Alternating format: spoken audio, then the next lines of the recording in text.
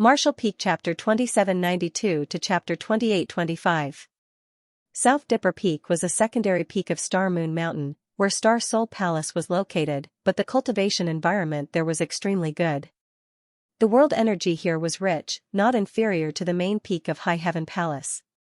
The place where Star Soul Palace was located was where hundreds of millions of cultivator source chi gathered in the Southern Territory. Not only was it closely related to the Southern Territory, but it also suppressed the earth veins of the entire Southern Territory, so it was natural for it to have such abundant world energy. After arranging for Xianxia's accommodation, Lan Sun left. For a time, South Dipper Peak was quiet, and Xianxia's state of mind seemed to be affected a little, becoming extremely calm. Since no one disturbed him, he closed his eyes and meditated, cultivating the dragon transformation secret technique that Zhu Qing had taught him before she left. Time flew by, and soon it was night time. Xianxia, who was cultivating, seemed to feel something and suddenly opened his eyes, his figure flickered, and he stood on South Dipper Peak. What he saw caused him to involuntarily open his mouth wide. The crescent moon hung high in the sky, and as far as the eye could see, there seemed to be a beautiful painting spread out in the sky above the Star Moon Mountain. Every star was emitting a dazzling light, as if they could touch it with their hands. What surprised Xianxia the most was that among the stars, there was a brilliant light that connected the heavens and the earth. The brilliance of the stars seemed to contain a magical power, making the world energy of the entire Star Moon Mountain more lively. The heavens and earth were filled with a kind of charm that could not be experienced during the day.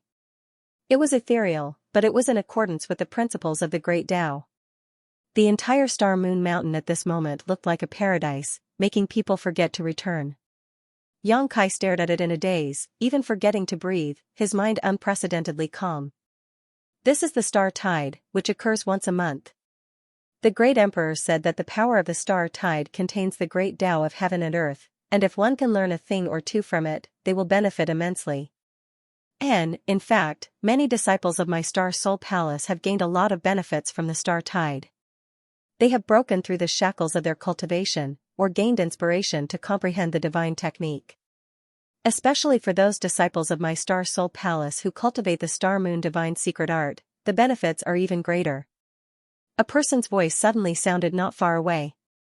I see. Xianxia was not surprised at all. He was immersed in this starlight, but he didn't know if it was because he wasn't a disciple of Star Soul Palace, but even though he felt that this star tide was quite mysterious and marvelous, he didn't get any benefits. After a short while, Xianxia turned his head and looked at a sturdy young man with his hands behind his back. What's your name? The young man turned around and grinned, revealing a row of white teeth. Thunder.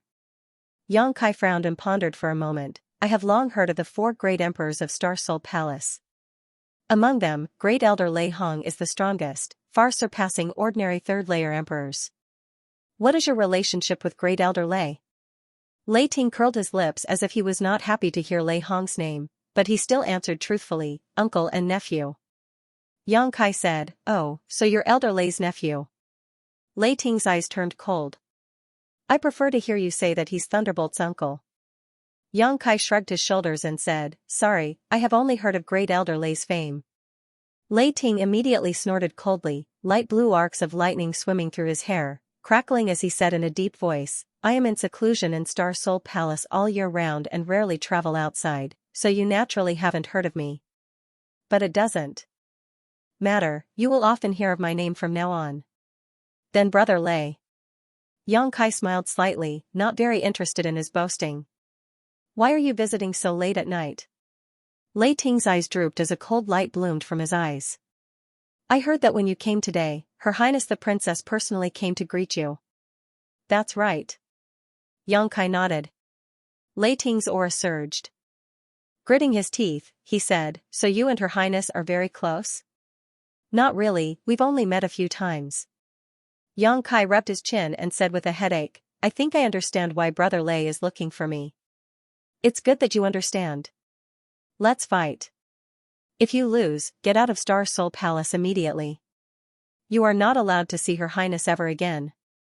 With a thunderous roar, the aura of a First-Order Emperor Realm Master surged, as if the person standing in front of him was not the Xianxia he had just met, but an enemy who had killed his father and stolen his wife.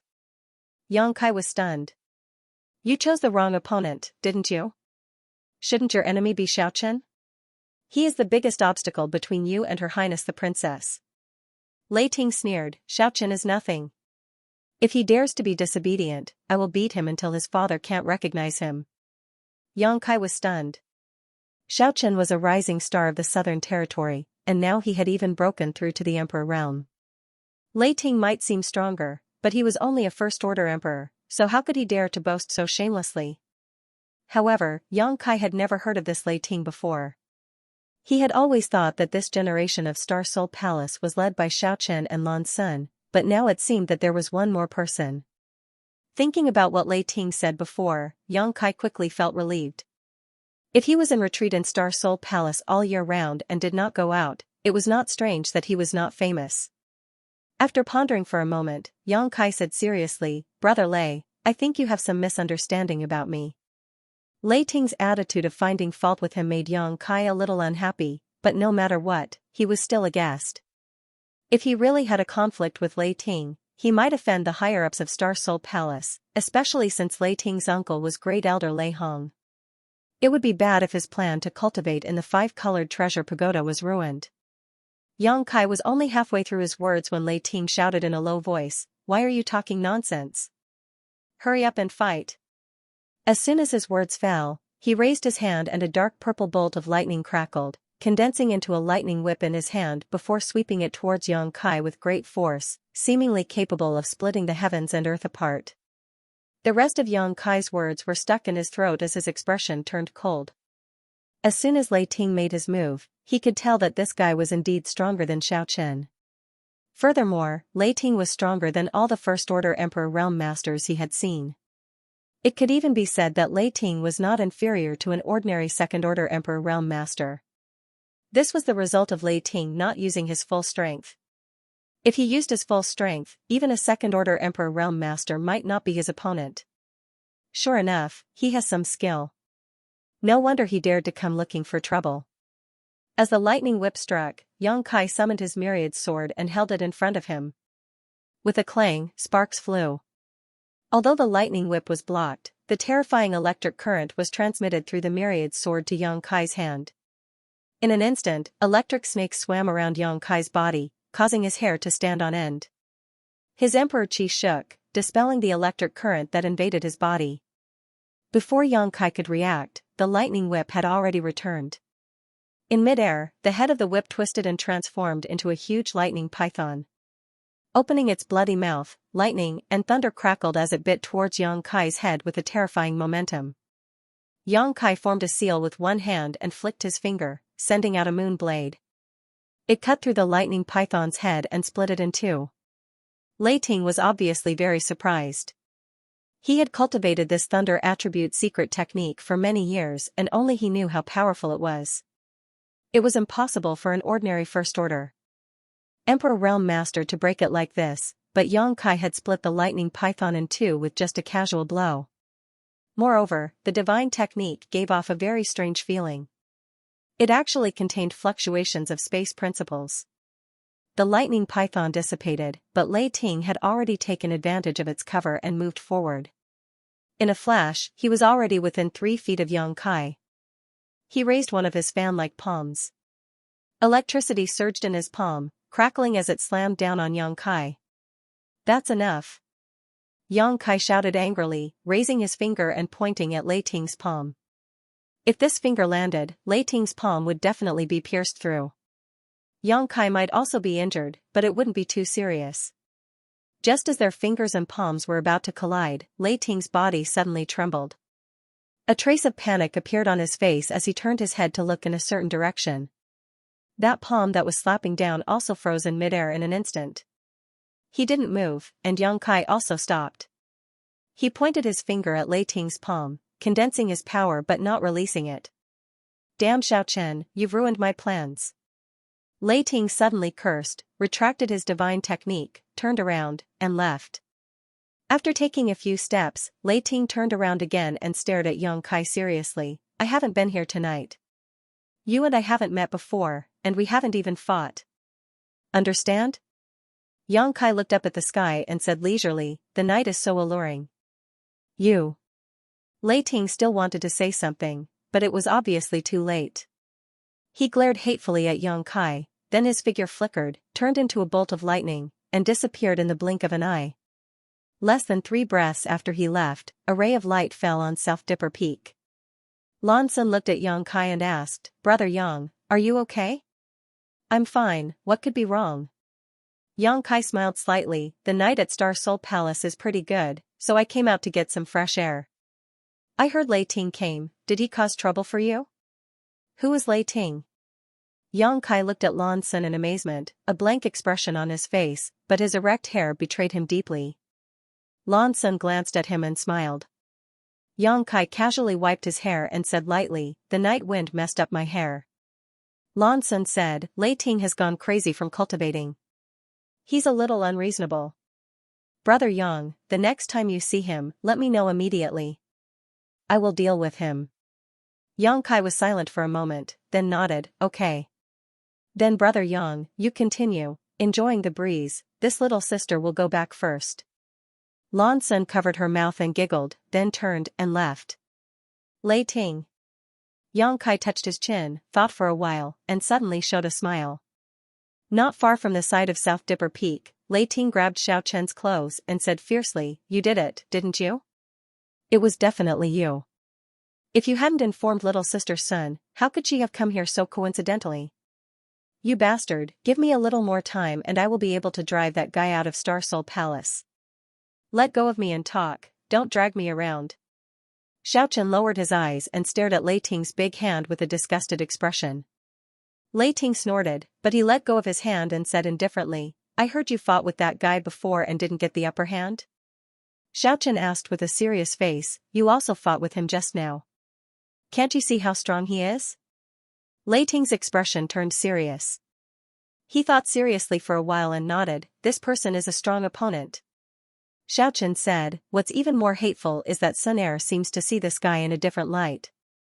So Lei Ting, let's put aside our differences for now and work together to drive this guy away from Sun Air." Lei Ting sneered, "Work together? Do I need to work together with you? What a joke."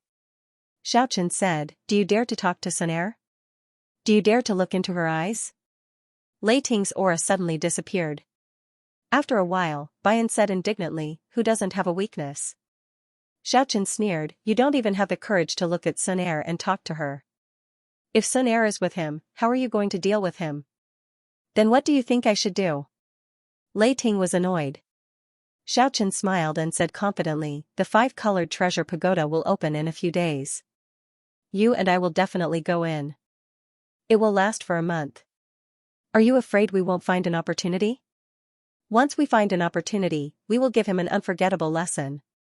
At that time, he will have no face left.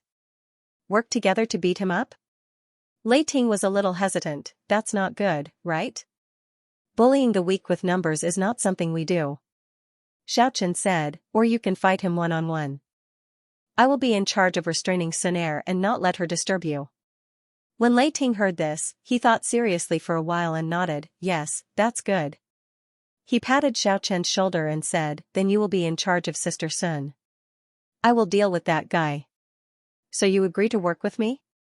Xiao Chen revealed a hidden smile. Work together, work together.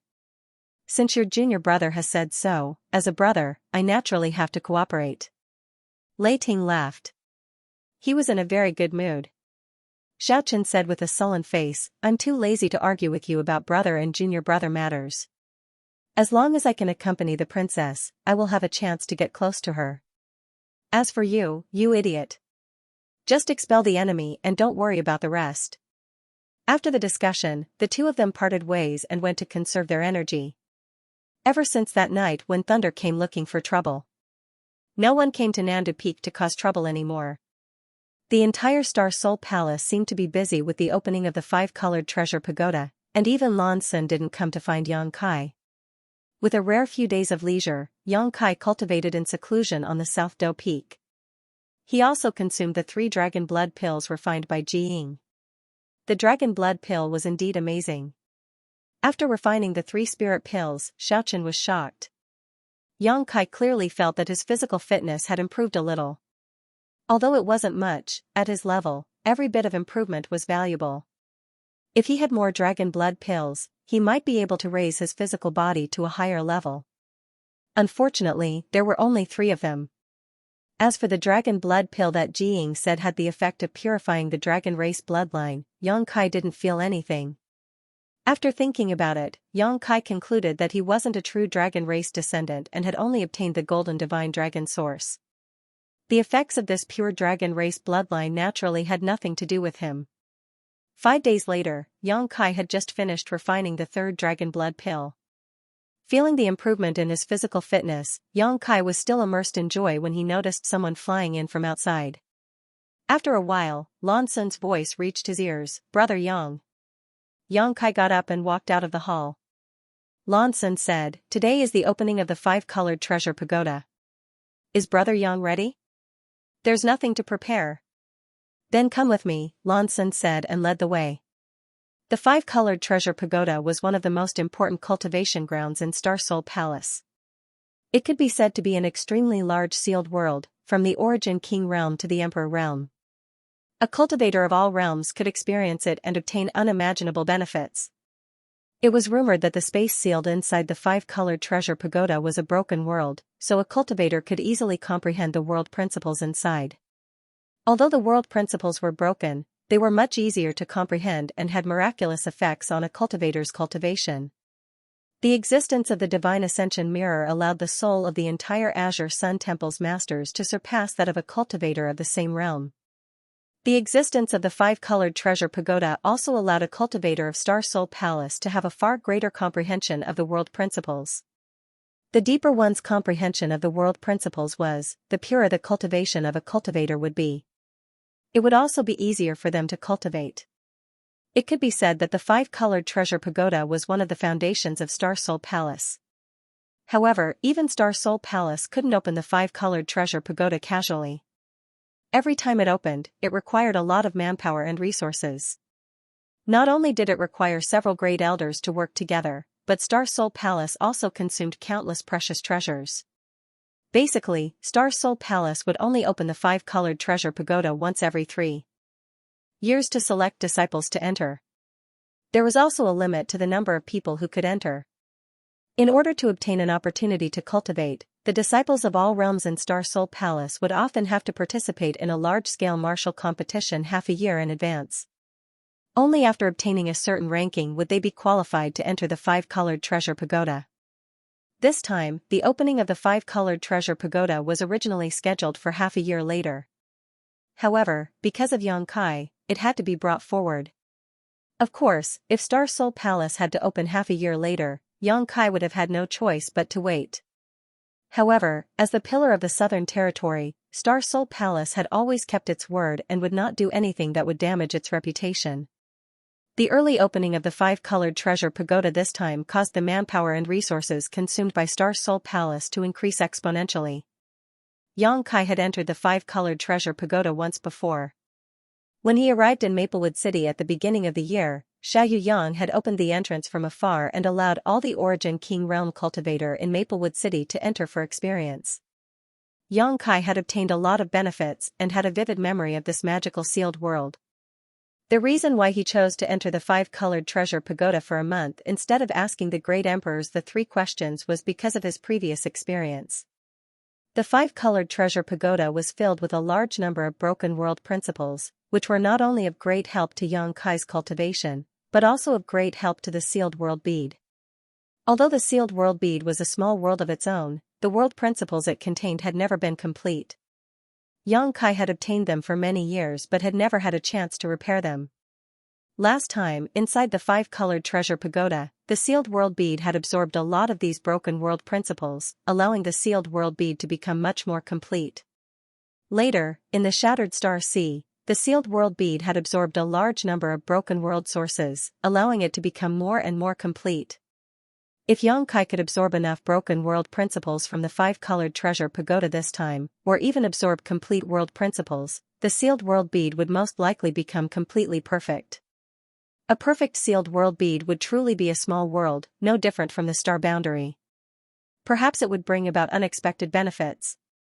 Compared to asking the great emperors the three questions, Yang Kai was more willing to let the sealed world bead have this opportunity. This would be of unimaginable significance to his future comprehension of the world principles and his aspiration to become one of the great emperors. Last time in Maplewood City, Xianxia had joined forces with several people from the Emperor realm to open an entrance to the five-colored treasure pagoda. Yang Kai had not seen the actual five-colored treasure pagoda. But this time, he was fortunate enough to witness it. The five-colored treasure pagoda was really a pagoda, towering into the clouds and exuding an extremely mysterious aura. When Lan Sun led Yang Kai to this place, he found that no less than 1,000 people had gathered around the five-colored treasure pagoda. Among these 1,000 people, there were cultivators from the origin returning realm to the Emperor realm, and no matter what their cultivation was, each of them had a calm aura. Obviously, they were all future pillars of Star Soul Palace. These 1,000 people were the disciples who would be entering the five-colored treasure pagoda for a life experience this time. When the two arrived, thousands of pairs of eyes stared at them. Every Star Soul Palace disciple, regardless of whether they were men or women, showed a look of infatuation, but when they turned to look at Yang Kai, their gazes were filled with envy, jealousy, and hatred, creating a stark contrast. Yang Kai didn't care about the gazes of these 1,000 people, but there were a few other sharp gazes that forced him to treat them seriously. In front of the five-colored treasure pagoda, 4 people stood side by side, their auras as deep as the sea, like 4 towering pillars. These 4 people were the current 4 great elders of Star Soul Palace. Xiao, Yu Yang and Shuijing Mao, whom Yang Kai knew, were among them. The other 2 were old men, one with a ruddy face and a burly figure, while the other had white hair and was hale and hearty. Xiao Yang nodded lightly to Yang Kai, but Shuijing Mao, who had suffered a loss at Yang Kai's hands, snorted lightly. "This boy is Yang Kai?" The ruddy, burly old man looked at Yang Kai and asked. Xiao Yang said, he is Yang Kai. He is a dragon among men, but he is only a first-order Emperor Realm Master. How did he manage to hurt junior brother Shui?"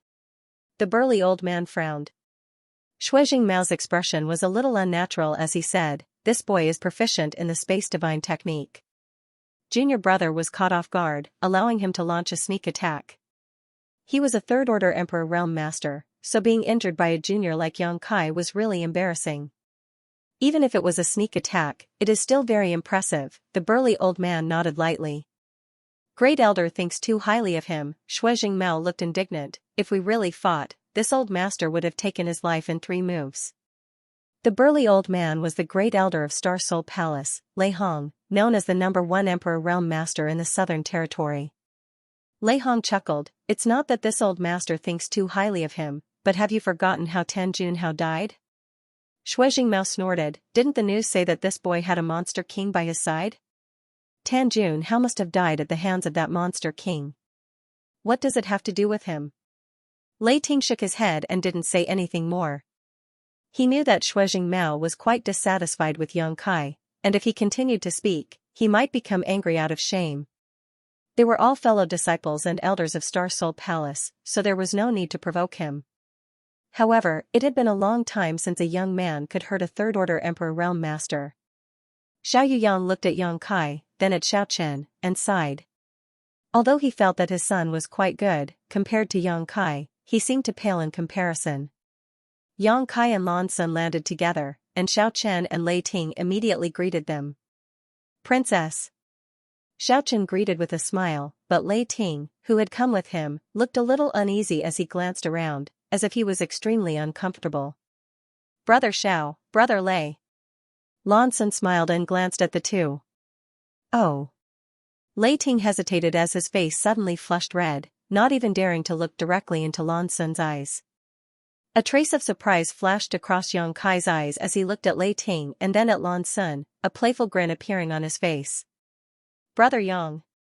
Xiao Chen cupped his fists to Yang Kai, his demeanor amiable and easygoing, completely different from his previous overbearing demeanor. It was as if he had become a completely different person. "Brother Xiao, Brother Lei, we meet again," Yang Kai returned the greeting. Lei Ting snorted softly and turned his head to the side. Yang Kai didn't mind and said, "Are there only 4 of us from the Emperor realm entering the five-colored treasure pagoda this time?" Although there were many cultivators gathered here, it seemed that there were only 4 of them from the Emperor realm. Although the 4 third-order Emperor realm elders were also here, they definitely wouldn't enter. Lanza nodded and said, there are only 4 of us. The Emperor realm cultivators from the Emperor realm have to pay a high price to enter the 5-colored treasure pagoda, and they will take up more spots, so there can't be too many people from the Emperor realm entering each time. Xianxia nodded. Lanza continued, Brother Yang, although you have entered the 5-colored treasure pagoda once for life experience, the situation at that time is different from this time. The 5-colored treasure pagoda has a total of 5 floors, and each floor has many broken spaces. Some of these broken spaces are connected to each other and can be entered and exited from, while others are completely sealed. The higher the floor, the more obvious this situation becomes. The first floor is suitable for Origin Returning Realm Cultivator, the second for Origin Kings, the third for Dao Source Realm Cultivators, and the fourth for the Emperor Realm. The top 5th floor can only be entered by the strongest masters from the Emperor Realm. Only then can you enter. Is there some kind of seal? Xianxia raised his eyebrows. Lanza nodded, if you're not strong enough, you can't enter the next layer. The higher the floor, the more dangerous it was. More than 10 years ago, when the 5-colored treasure pagoda opened, an ancient wood spirit appeared on the 2nd floor, killing many people in Maplewood City. Big Brother Yang personally experienced this matter, so it should still be fresh in your memory, right? Xianxia said seriously, how can I not remember? The wood spirit disaster had caused thousands of deaths in Maplewood City. Xianxia had experienced the whole process and naturally remembered it clearly. Lanza sternly said, although the experience inside the 5-colored treasure pagoda is of great help to a cultivator, it is also very dangerous. Every time the 5-colored treasure pagoda opens, some of my Star Soul Palace's disciples die inside. Can't guarantee their safety? Xianxia frowned. Lanza said, there's no other way.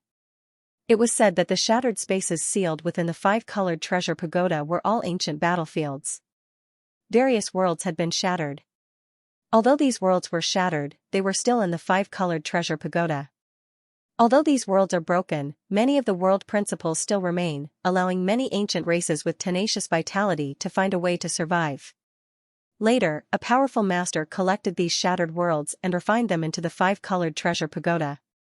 The 5-colored treasure pagoda experienced many vicissitudes and passed through many hands before it was obtained by my father. However, even my father cannot fully control the countless shattered spaces inside. After a pause, Lanza smiled, of course, even if he can control them. My father probably won't interfere. If there is no danger in this experience, what kind of experience is it? Xianxia deeply agreed and nodded, junior sister Lan is right.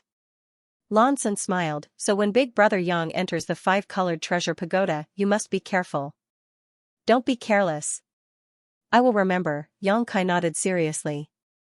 At the same time, almost all the Star Soul Palace disciples participating in the 5-colored treasure pagoda experience had arrived. Great Elder Lei Hong lightly coughed and the noisy crowd below instantly quieted down as thousands of pairs of eyes focused on him. The 5-colored treasure pagoda will open today. All of you are the elites of my divine palace, the future mainstays of the divine palace. This old master and the elders hope that you can gain something from the pagoda. Of course, the premise is that you must protect your own lives. As fellow sect members, you should help and support each other in the pagoda. Taking advantage of this opportunity, Lanza quietly sent a message to Xianxia, telling him about the 5-colored treasure pagoda. Xianxia committed everything to memory. Lei Hong did not speak much, only saying a few words before waving his hand and saying, if you remember, then get ready to go in. As soon as his words fell, he and the other 3 elders glanced at each other before moving to the 4 corners of the 5-colored treasure pagoda, urging their secret arts and forming hand seals. As their emperor chi surged, the 4 of them stretched out their hands and pointed downwards. With a rumble, the doors of the 5-colored treasure pagoda, which had been closed, suddenly opened. Although their movements were quick, the 4 great elders were sweating profusely at this moment. It was obvious that opening the pagoda was not a small burden for them.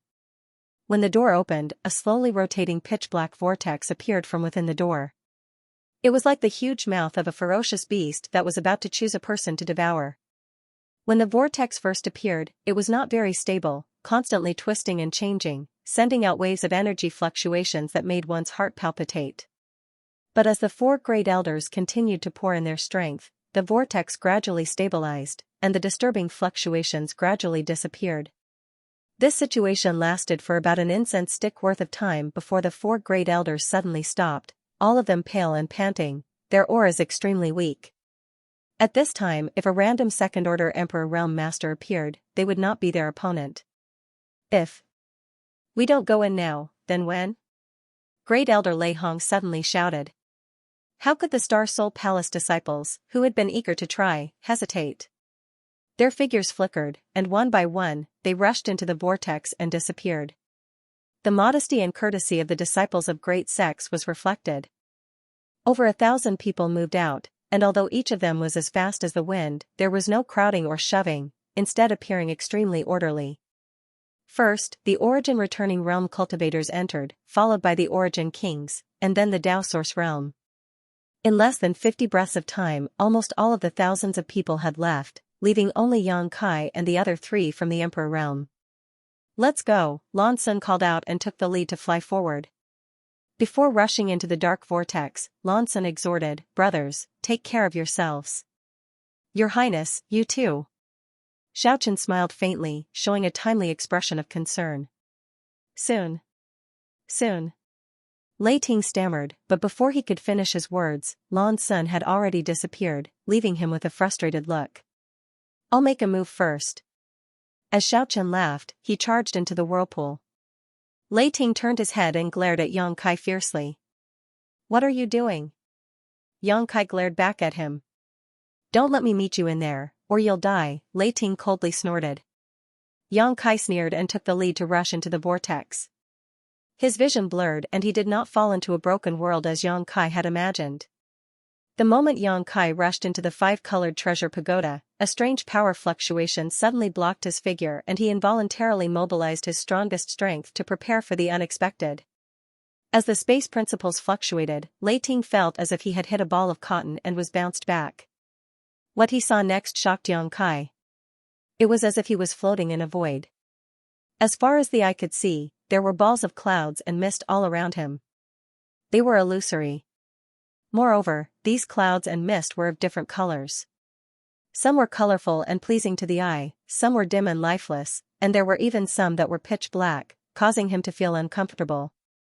Such existences were everywhere around Yang Kai, there were simply too many to count. What's going on? Yang Kai's head was a little dizzy. This was a little different from what Lan Sun had told him before. The five-colored treasure pagoda was divided into 5 layers, each of which contained many broken spaces. Some of these spaces were connected to each other, while others were completely closed off. The cultivator who entered the 5-colored treasure pagoda would be automatically placed into a suitable layer and space according to their cultivation. For example, an Origin Returning Realm cultivator would directly enter a broken space in the first layer through the gate of the pagoda. Another example would be an Origin King cultivator, who would enter a broken space in the second layer. A first-order Emperor Realm Master like Yang Kai would definitely enter the 4th layer. There was no way to enter the 5th layer directly through the gate of the pagoda, so one had to find an entrance from the 4th layer. Yang Kai thought he would definitely appear in a broken space in the 4th layer, as Lan Sun had also said, but now it seemed that something was wrong. This was definitely not a broken space in the 4th layer, because Yang Kai could not feel any principal strength here. What were those clouds and mist of different colors? Releasing his divine sense to investigate, Yang Kai was both shocked and horrified. Because he found that these clouds and mist were actually some kind of entrances to void corridors. After passing through these entrances, Yang Kai did not know where he would be sent to. Frowning, Yang Kai stood in place and thought for a while before suddenly waking up and looking behind him. What he saw was a huge dark vortex slowly rotating behind him. Isn't this the entrance to the 5-colored treasure pagoda? How could it appear behind me? If behind me is the entrance, then in front of me is the way out. Am I in a buffer zone inside the 5-colored treasure pagoda? Yang Kai's mind raced and suddenly had a flash of inspiration. Could it be that these cloud-like entrances to the void corridors Turning his head and looking around, Xianxia identified a cloud that exuded a dazzling golden light and his figure flickered as he rushed in. His vision turned upside down and the world spun as a strange principal strength lingered around him. By the time Xianxia came back to his senses, he had appeared on a vast plain. In this plain, there was not a single blade of grass and gravel, looking extremely desolate. There was no sun, moon, or stars, but it was as bright as day. What a rich metal attribute aura! Xianxia felt it for a moment and a look of shock appeared on his face. The world energy here was a bit strange and extremely rich, but it only had one attribute, not natural attribute, but metal attribute. If a cultivator who cultivated a metal attribute secret art or secret technique were to come here, they would likely be overjoyed by such a cultivation environment. In such a place, the efficiency of cultivation would definitely increase by 10 or even 100 times. Is this the shattered space of the fourth layer? Xianxia mused, sure enough, it's a bit distorted. Lan Sun had said before that because the spaces inside the five-colored treasure pagoda were fragmented and incomplete, even the world principles were broken. In some spaces, the world principles had become extremely distorted over the years. There might be situations where one or more world principles were extremely strong while the other world principles were weak or even missing. This was the case in this fragmented space. The metal attribute world principles had almost dominated the world, leaving no place for other world principles. This distortion was really fierce. Xianxia had chosen an entrance that exuded a golden light to enter this place. In other words, the color of the clouds and mist should represent the world principles inside the fragmented space. The clouds and mist were the entrances to the fragmented spaces. Through the clouds and mist that exuded different colors, one could enter a fragmented space. Why was this happening? Xianxia was sure that the other Star Soul Palace disciples had not encountered such a thing because if it had happened before, Lan Sun would have definitely mentioned it. Since Lan Sun did not mention this, Xianxia's experience was unique. This was good news because in such a buffer zone, Xianxia had the freedom to choose which fragmented space to enter, provided that Xianxia could return to the buffer zone. Thinking so in his heart, Xianxia immediately took action. The space principles fluctuated. Xianxia stretched out his hand and tore the void in front of him. Unexpectedly, it went smoothly. He did not encounter much resistance. After thinking about it for a moment, Xianxia was relieved. After all, this side of the world was fragmented and the world principles were not complete, so how much interference could it bring to Xianxia? A void crack appeared and Xianxia's figure flickered and entered it. When he reappeared, he was back in the buffer zone, just like last time. An inexplicable force came and bounced Xianxia back. Instinctively urging his space principles, he immediately stabilized himself in the magical buffer zone, surrounded by clouds and mist. So that's how it is. Xianxia laughed.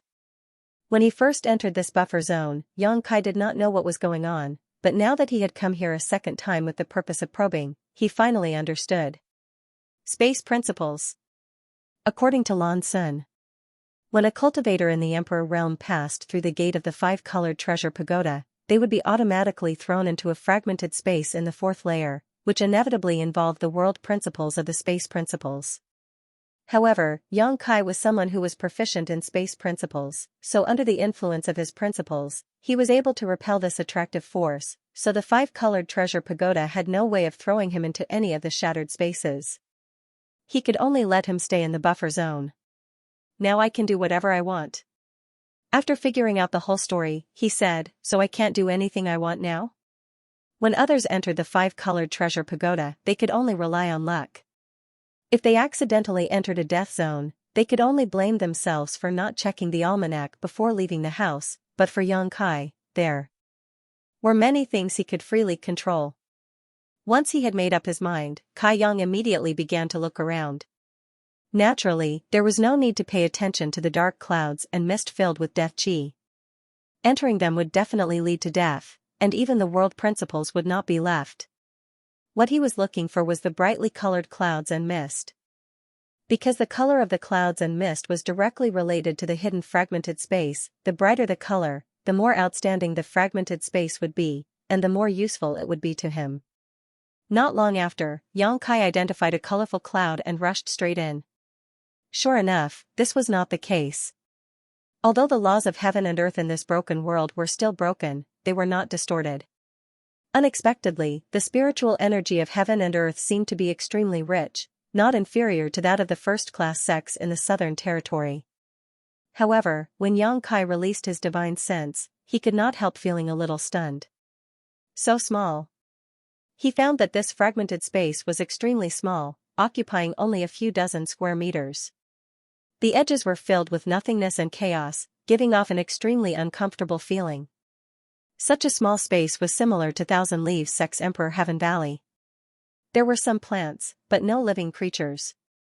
When Yang Kai's divine sense swept out, nothing in this world could hide. So what if it was small? It was better than nothing. Yang Kai also wanted to know what kind of changes would occur to the sealed world bead after refining and absorbing the world principles of this world. He would just treat this as an experiment. With this in mind, Yang Kai immediately summoned the sealed world bead, sat down cross-legged, and placed his palms together, placing the sealed world bead in his palms. With a thought, the sealed world bead's entrance opened. Yang Kai immersed his mind into it, silently circulating his secret art while controlling the sealed world bead to devour the world energy and fragmented world principles of this world. In an instant, the surrounding world energy was continuously devoured by the sealed world bead, like a sea of water. At the same time, mysterious and almost unfathomable world principles poured into the sealed world bead through the entrance, filling up the small sealed world. Suddenly, lightning flashed and thunder rumbled. Yang Kai opened his eyes abruptly, suddenly feeling a hostile aura enveloping him from all directions. Yang Kai was shocked. He thought that there was some danger here that he had not noticed, but upon closer inspection, he found that things were not as he thought. There were no living creatures in this world, but the hostility was clear and tangible, as if it was everywhere, wrapping around him. Yang Kai instantly felt like he had fallen into a sea full of hostility. World force. Yang Kai's expression froze as he immediately realized what this hostility was. Yang Kai had used the sealed world bead to refine and devour the world principles of this world, so naturally, it would cause this world to reject him. The heavenly way was constant, and the heavens were unpredictable. Even if this was a fragmented world, it was still a world of its own. Amidst the thunder and lightning, bolts of lightning struck down from above. Yang Kai was caught off guard and was immediately struck, twitching all over as he hurriedly circulated his emperor chi to resist. Only then did he feel a little better.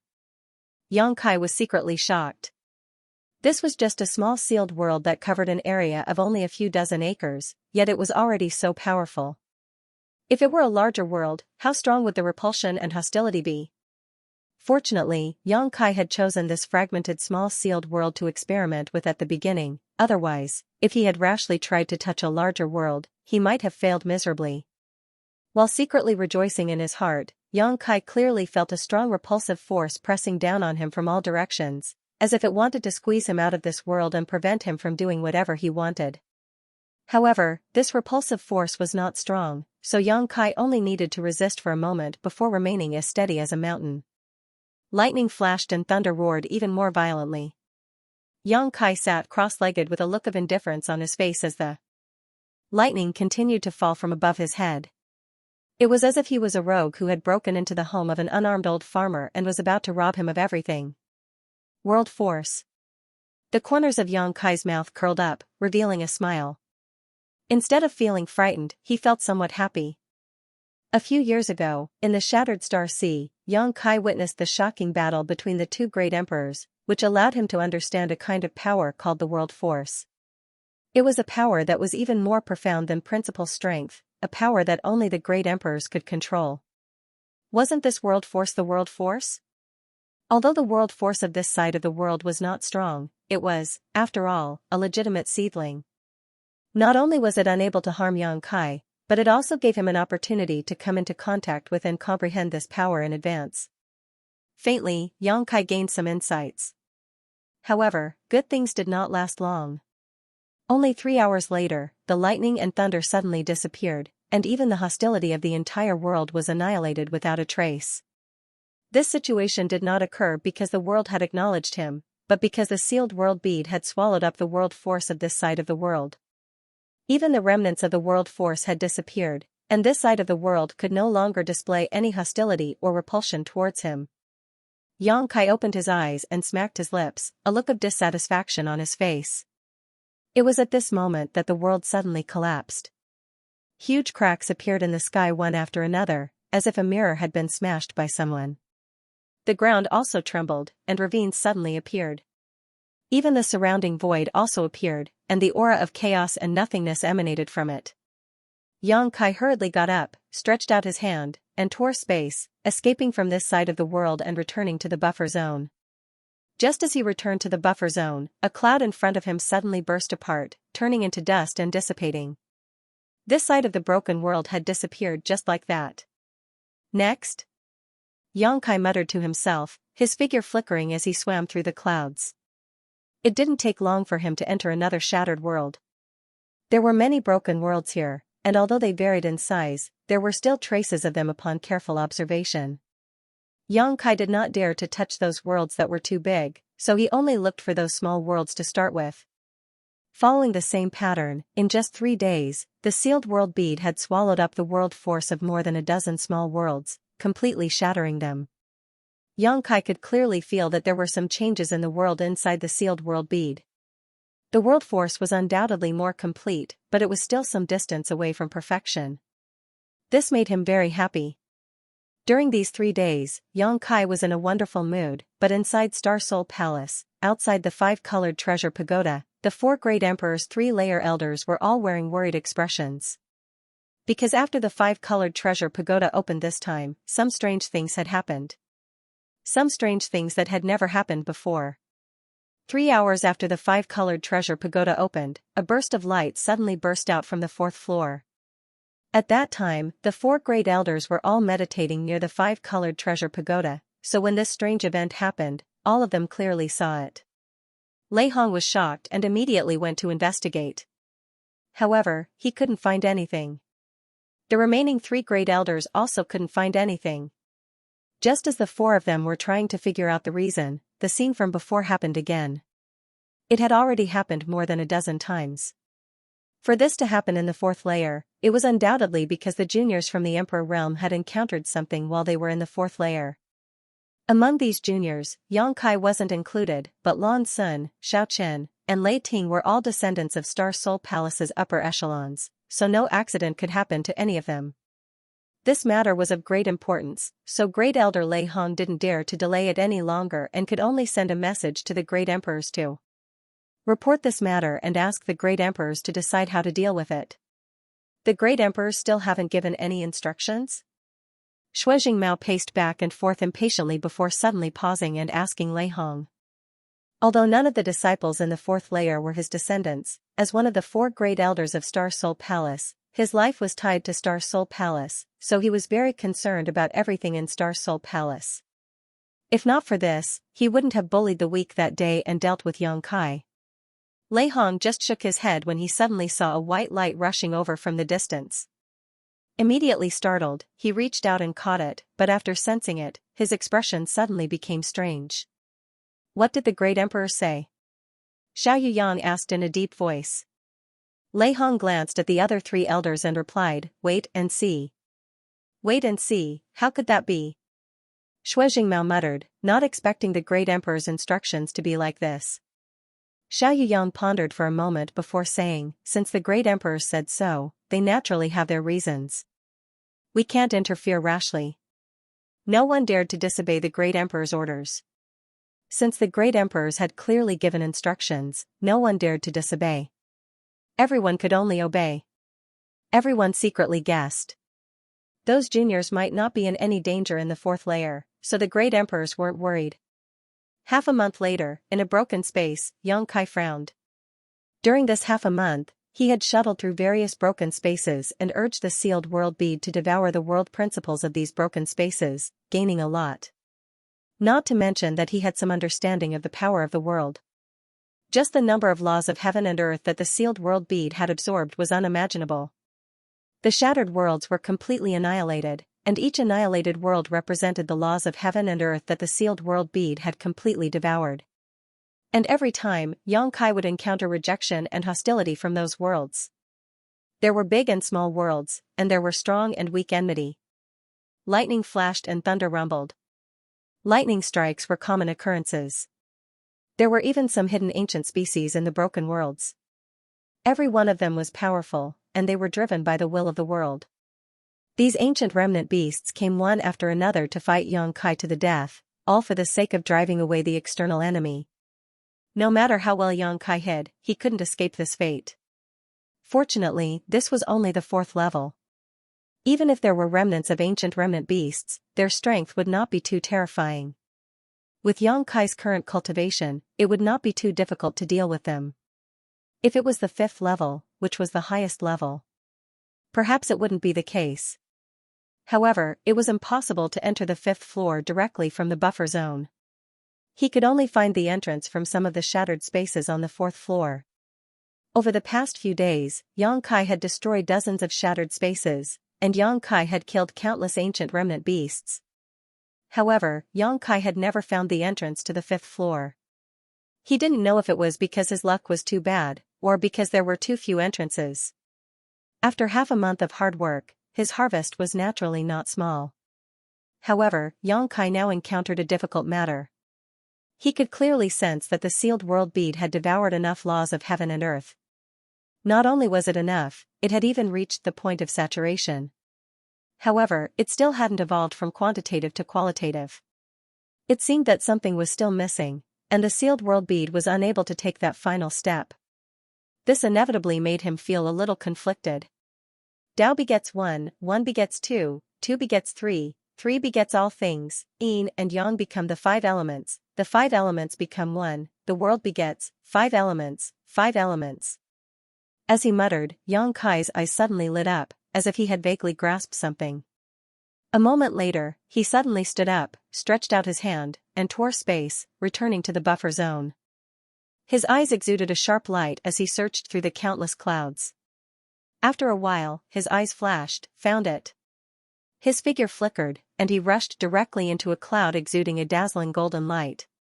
The next moment, his figure appeared in the world distorted by golden laws. This was the first shattered world Xianxia entered half a month ago. Since he lacked the 5 elements, he would make up for it. The 5-colored treasure pagoda didn't lack these things. Summoning the sealed world bead, Xianxia opened the entrance and devoured the laws and metal attribute aura here with all his strength. Xianxia divided a part of his mind to be vigilant of his surroundings. Having done this kind of thing many times, Xianxia also had the experience of dealing with it. In any case, this world would definitely not stand by and let him seize its laws. It would definitely interfere and reject him. It was just that depending on the world and its laws, the methods of interference and rejection would also be different. There were no signs of clouds gathering in the sky, allowing Xianxia to breathe a sigh of relief. During this time, he had been struck by lightning many times, and whenever he heard an explosion, he would tremble. Fortunately, the golden laws here were distorted and there was no place for other laws, so naturally, no lightning would appear. However, the hostility and rejection of this world was unprecedentedly fierce. If it weren't for Xianxia's solid foundation and strength, he would have been pushed out long ago. What could it be? Xianxia's expression was not nervous, but instead a little excited. This kind of experience of being an enemy of an entire world was not something that everyone could experience. Every time one resisted, one could grow. The worlds Xianxia had searched for before were all worlds with a mixture of different elemental laws. This was the first time he had encountered a world with a single elemental law, so he couldn't help but look forward to it. Xing, a clear cry suddenly sounded, like a sword being unsheathed. Xianxia looked towards the source of the sound and suddenly raised his brow. Not far away, a sharp blade exuding a golden radiance suddenly took shape and floated in the air. The long sword rotated slightly, its tip pointing towards where Xianxia was. Golden sword. Xianxia grinned, a bit interesting, ****, clear sounds rang out one after another, interrupting Xianxia's soliloquy. In the next moment, hundreds of golden swords suddenly appeared from all directions, each one seeming to have been carved from the same mold. Moreover, each of these golden swords exuded an extremely sharp aura, as if they could split mountains and sever seas. Gulp, Xianxia could not help but gulp, his expression becoming a little difficult. With so many golden swords appearing at the same time, each one filled with a strong hostility, Xianxia really could not be happy. Not only that, there were even more golden swords condensing. In the blink of an eye, Xianxia seemed to be wrapped in a sea of golden swords in the sky and on the ground. Being in such an ocean, he was like a lonely boat, in danger of capsizing at any time. After the countless golden swords appeared, they did not immediately attack Xianxia. Instead, they moved together and gave him a warning, gathering a shocking sword intent that seemed to want to shatter the sky and turn the universe upside down. Xianxia was unmoved, but his expression was solemn as he waited. After 3 breaths, the golden swords began to tremble and quickly rotated at high speed, leaving behind a series of afterimages. It was as if they were being controlled by an invisible hand, breaking through the barriers of space and instantly bombarding Xianxia. The myriad sword had already been summoned, and the supreme sword intent erupted. Xianxia waved the long sword and defended himself like an impregnable fortress. But this defense only lasted for a breath before it was broken.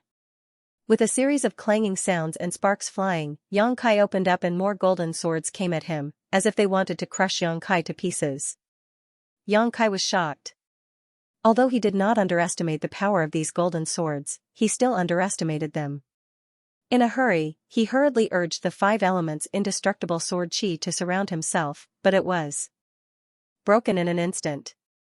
Asterisk chi chi chi chi, asterisk with a series of soft sounds, Xianxia was soon in rags and looked extremely embarrassed.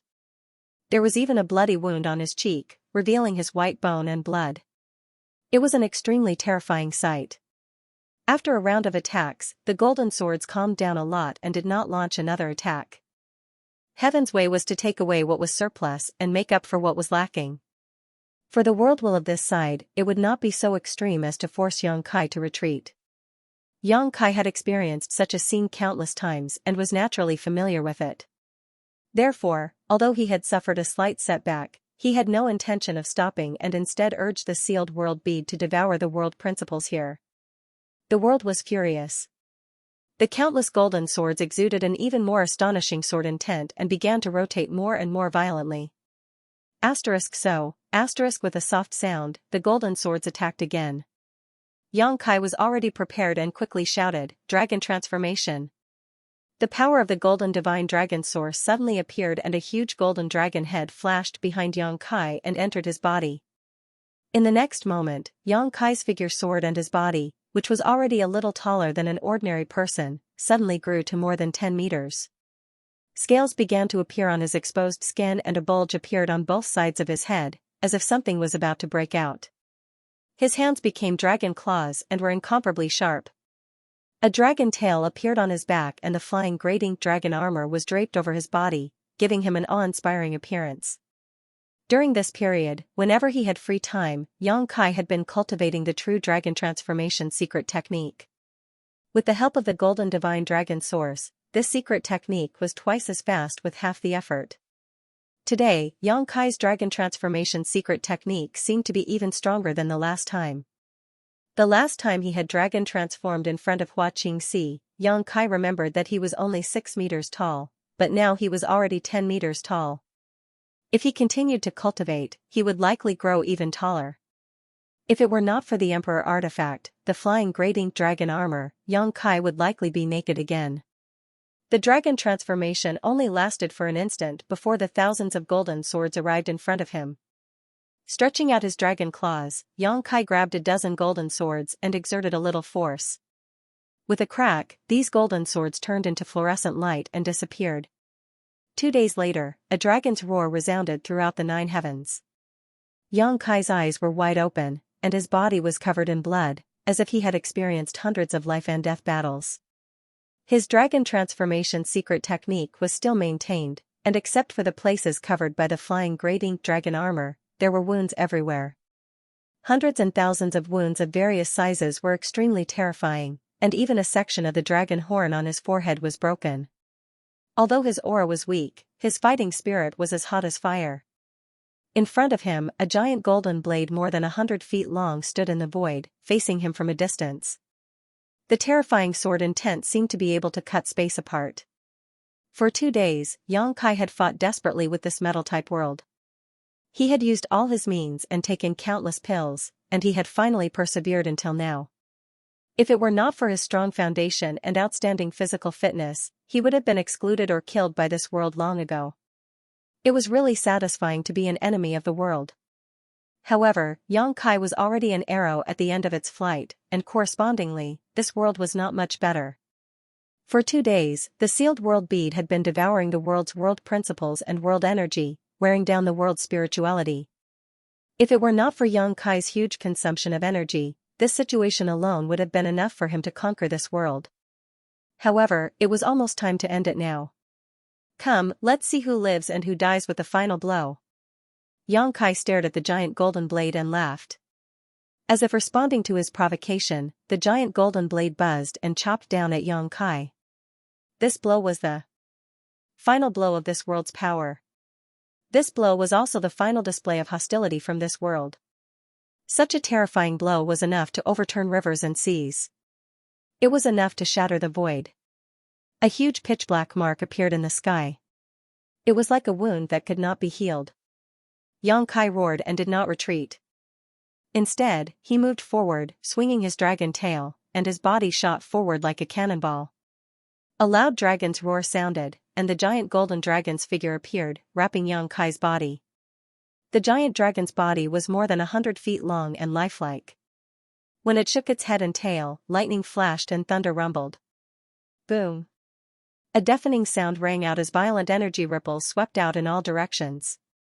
The space within a radius of 100 miles shattered inch by inch. 2 dazzling golden lights exploded in midair, so dazzling that people couldn't open their eyes. The whole world was filled with a golden ocean. Crack! At the same time, a crisp sound was heard. A huge crack appeared on the golden blade. Soon, with this crack as the origin, dense cracks covered the golden blade like a spider web. Crash! Like a broken mirror, the giant golden blade suddenly shattered and turned into specks of fluorescent light. It filled the world. Xianxia left quickly. His return was also quick. His entire body was like a meteorite falling from the sky, crashing straight into the ground. Even the giant dragon projection covering his body suddenly shattered. Xianxia fell heavily to the ground and bounced back up. He opened his mouth and spat out a mouthful of blood. His aura was so weak that he looked like a lamp that had run out of oil. He lay motionless on the ground. Only the sealed world bead continued to devour the nomological laws and spiritual energy in this place.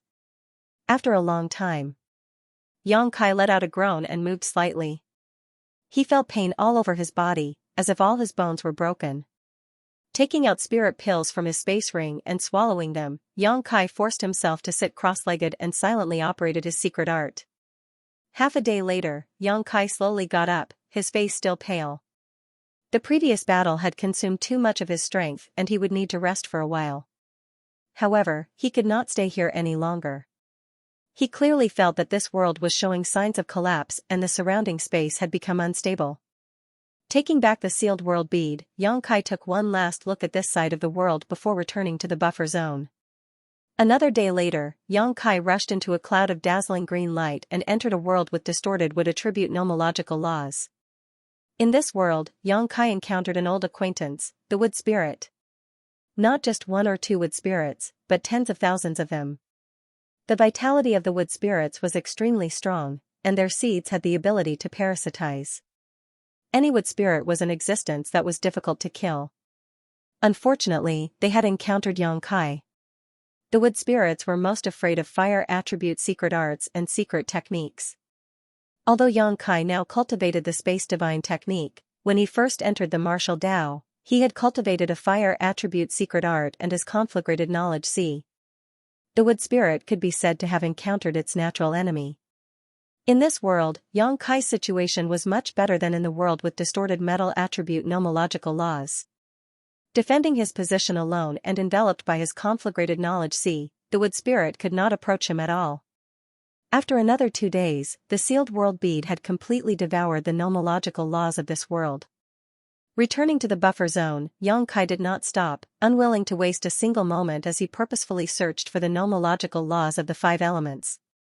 The monstrous waves of the water attribute world, the ocean cage, the Earthstone mongoose of the Earth attribute world, each of which had the power to destroy a country, were all cut down by Yang Kai's sword one by one. 25 days after entering the five-colored treasure pagoda, in the fire attribute world, Yang Kai's expression was solemn as he swung his myriad sword, pouring all of his emperor chi into it to break through the ancient flame demon's body.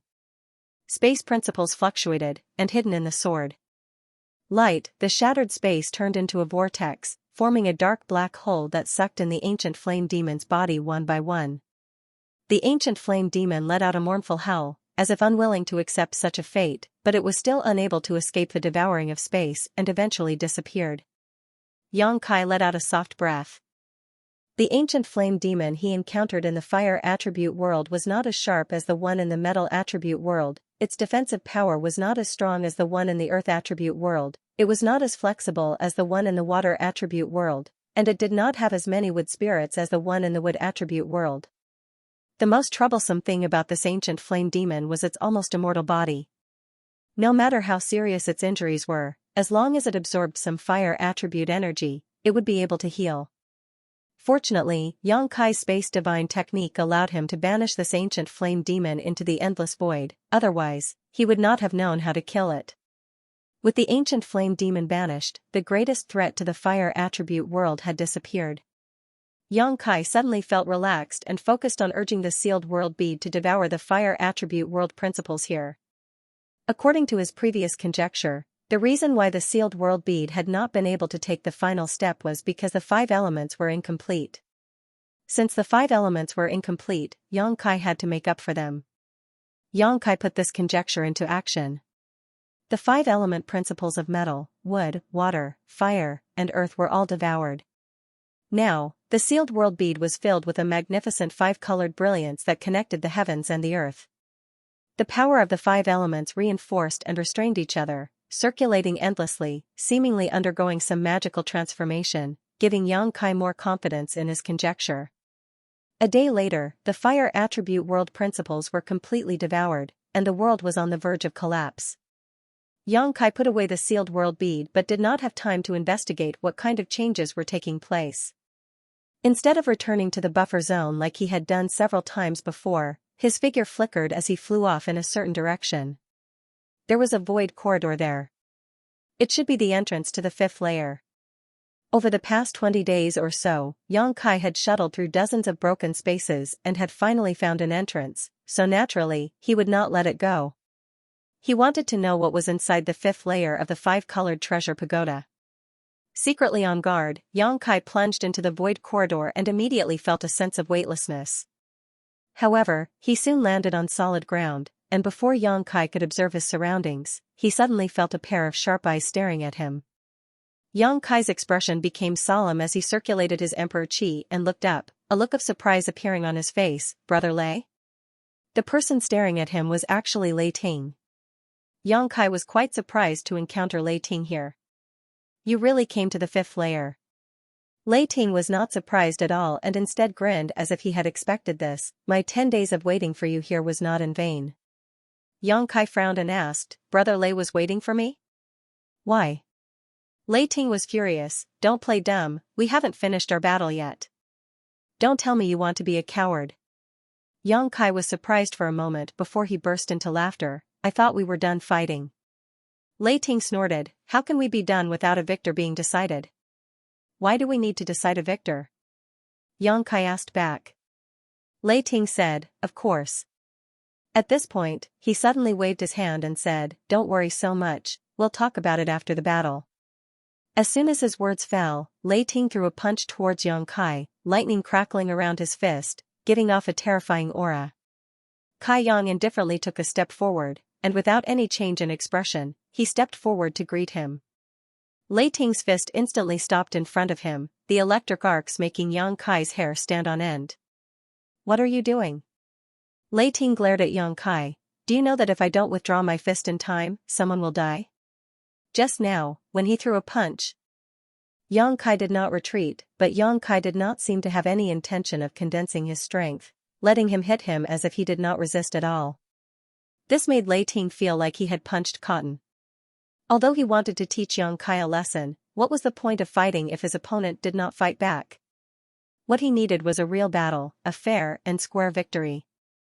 Yang Kai said lightly, Brother Lei's strength is profound, this one humbly admits defeat. The veins on Lei Ting's forehead throbbed, he felt like a volcano was brewing in his chest, as if it could erupt at any time. Yang Kai, however, turned a deaf ear to Lei Ting's words, glanced ahead a few times, then looked back and asked, what is this place? Why is there a corridor? It was not until this moment that he discovered that he was in a long corridor. The place where he appeared was a space array, and the end of the corridor was pitch black, like a beast with its mouth open. Lei Ting said in a muffled voice, between the fourth and fifth layers, after crossing this corridor, you will reach the fifth layer. As for what lies on the other side, it depends on your luck. Yang Kai rubbed his chin, thought for a moment, and muttered to himself, it's a bit similar to the fourth layer. The fourth layer also had a buffer zone, but not everyone could enter it. Only he, who cultivated the space divine technique, was able to repel the suction force, so he could stay in the buffer zone. The corridor in front of him was a buffer zone for the fifth layer and anyone could come in, provided that they could find the entrance to the fourth layer. No wonder Lei Ting had been waiting here, it turned out that he had already expected him to come to the fifth layer. Brother Lei doesn't want to go in and take a look? Yang Kai glanced at the dark entrance and asked. There's no hurry, Lei Ting replied lightly. Yang Kai counted on his fingers, if I remember correctly, this 5-colored treasure pagoda adventure will end in a few days, so if we don't seize the opportunity now, I'm afraid we won't have another chance. Lei Ting sneered, that's only for you. He was the nephew of Star Soul Palace's great elder and one of the leaders of Star Soul Palace's younger generation. The 5-colored treasure pagoda opened once every 3 years, so as long as he wanted to, he could enter almost every time. Of course, he wasn't in a hurry to explore the fifth layer. On the contrary, Yang Kai had obtained this opportunity by chance, so if he didn't seize it, he might not have another chance to come to the 5-colored treasure pagoda in the future.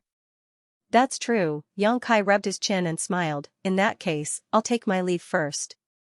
Where do you think you're going? Lei Ting roared, his aura firmly locked onto Yang Kai, as if he would teach him a lesson if he dared to move. Yang Kai frowned and said somewhat impatiently, Brother Lei, you and I have no grievances, so why be so aggressive? Lei Ting sneered, we do have no grievances, but you are a rare opponent, so I can't just let you go.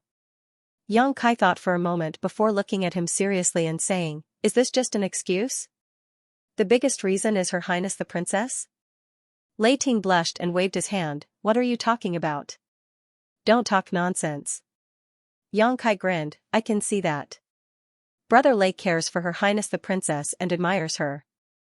Brother Lei is afraid that my appearance will arouse Her Highness' interest, so you want to use force to show off your strength and make Her Highness look at you differently? Lei Ting wore an embarrassed expression, is it that obvious? Yang Kai pointed at his eyes and said, I'm not blind. After being exposed by Yang Kai, Lei Ting seemed to be more at ease. He relaxed and said, you're right. Sonaire and I grew up together. I've never seen her treat any man so passionately before. You give off a very dangerous feeling, so I have to treat you seriously.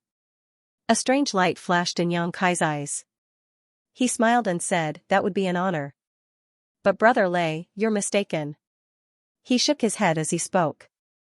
Lei Ting was startled. What's wrong? Yang Kai sternly said, Your Highness is indeed an outstanding beauty with an easygoing temperament. But with Your Highness's status and vision, how could you casually fall in love with a man? It was a matter between men and women. Not only do they have to be in love with each other, but they also have to be of equal social status. Lei Ting thought for a moment and nodded. Yes, you're right. Yang Kai continued, Brother Lei and Your Highness are childhood sweethearts. You should understand her temperament the best. Moreover, you and Great Elder Lei are uncle and nephew. Great Elder Lei is the Great Elder of the Divine Palace. Under the Great Emperors. With Brother Lei's status, you're barely worthy of Your Highness. Being of equal social status is naturally not a problem. As long as Brother Lei can capture the heart of Your Highness, you'll naturally achieve good things. Lei Ting laughed and said, I didn't expect you to be so interesting. His face suddenly turned cold. He suddenly changed the topic. Do you think I'm a fool? Do you think I'll believe you just because you said a few words? Yang Kai was stunned. He sighed and said, Brother Lei, oh Brother Lei, I just want to tell you. I'm not your enemy. Your enemy is someone else. Lei Ting snorted. Who? Yang Kai blinked and said, who else could it be? Xiaochen. Brother Lei, don't you know that the pavilion closest to the water enjoys the moonlight first? When you and I are confronting each other here, I'm afraid Brother Xiao is accompanying Her Highness the Princess. Moreover, Xiaochen's cultivation and background are not below yours. I have seen Xiaochen accompanying Her Highness the Princess several times, taking care of her every need. Men and women are different. After interacting with each other for a long time, love will naturally develop. Let me ask Brother Lei, are you afraid? Lei Ting sneered. Xiaochen? With just him? Who does he think he is? I, Lei Ting, can kill him casually. But you? Well, Sun Er's attitude towards you is very unsettling. While speaking, he clenched his fists, making crackling sounds. He approached Yang Kai with a grim smile. Don't worry, I won't take your life. At most, I'll cripple you. As long as I get rid of you, you won't have the face to appear in front of Sun Er. Then, Sun Er will be mine. Oh? Yang Kai raised his eyebrows and asked seriously, Brother Lei, do you know that trouble comes from the mouth? Is it really okay to say such irresponsible words? Lei Ting curled his lips and said, there's no need to say anything more. Hurry up and fight. Oh, it turns out that to Brother Lei, I'm actually in your bag. A clear and melodious voice suddenly came from behind Lei Ting. Lei Ting's ferocious face instantly stiffened and his hair stood on end. His fighting spirit seemed to have been drenched from head to toe by a basin of cold water. Swallowing hard, Lei Ting's forehead was covered in cold sweat. He mechanically turned his head and saw Lan Sun and Xiaochen standing side by side on the space array. The former looked at him indifferently while the latter had a look of ridicule and schadenfreude on his face. W.H. When? Lei Ting was horrified and felt his heart sink, as if he would fall into the depths of purgatory and never be able to turn over again. He kept wailing in the depths of his heart. It's over, it's completely over. Sun Er heard what I said. I'm afraid she won't give me any face in this life. What was most unbelievable to him was that he didn't notice when two people appeared behind him. If not, he wouldn't have been so embarrassed. It's Yang Kai.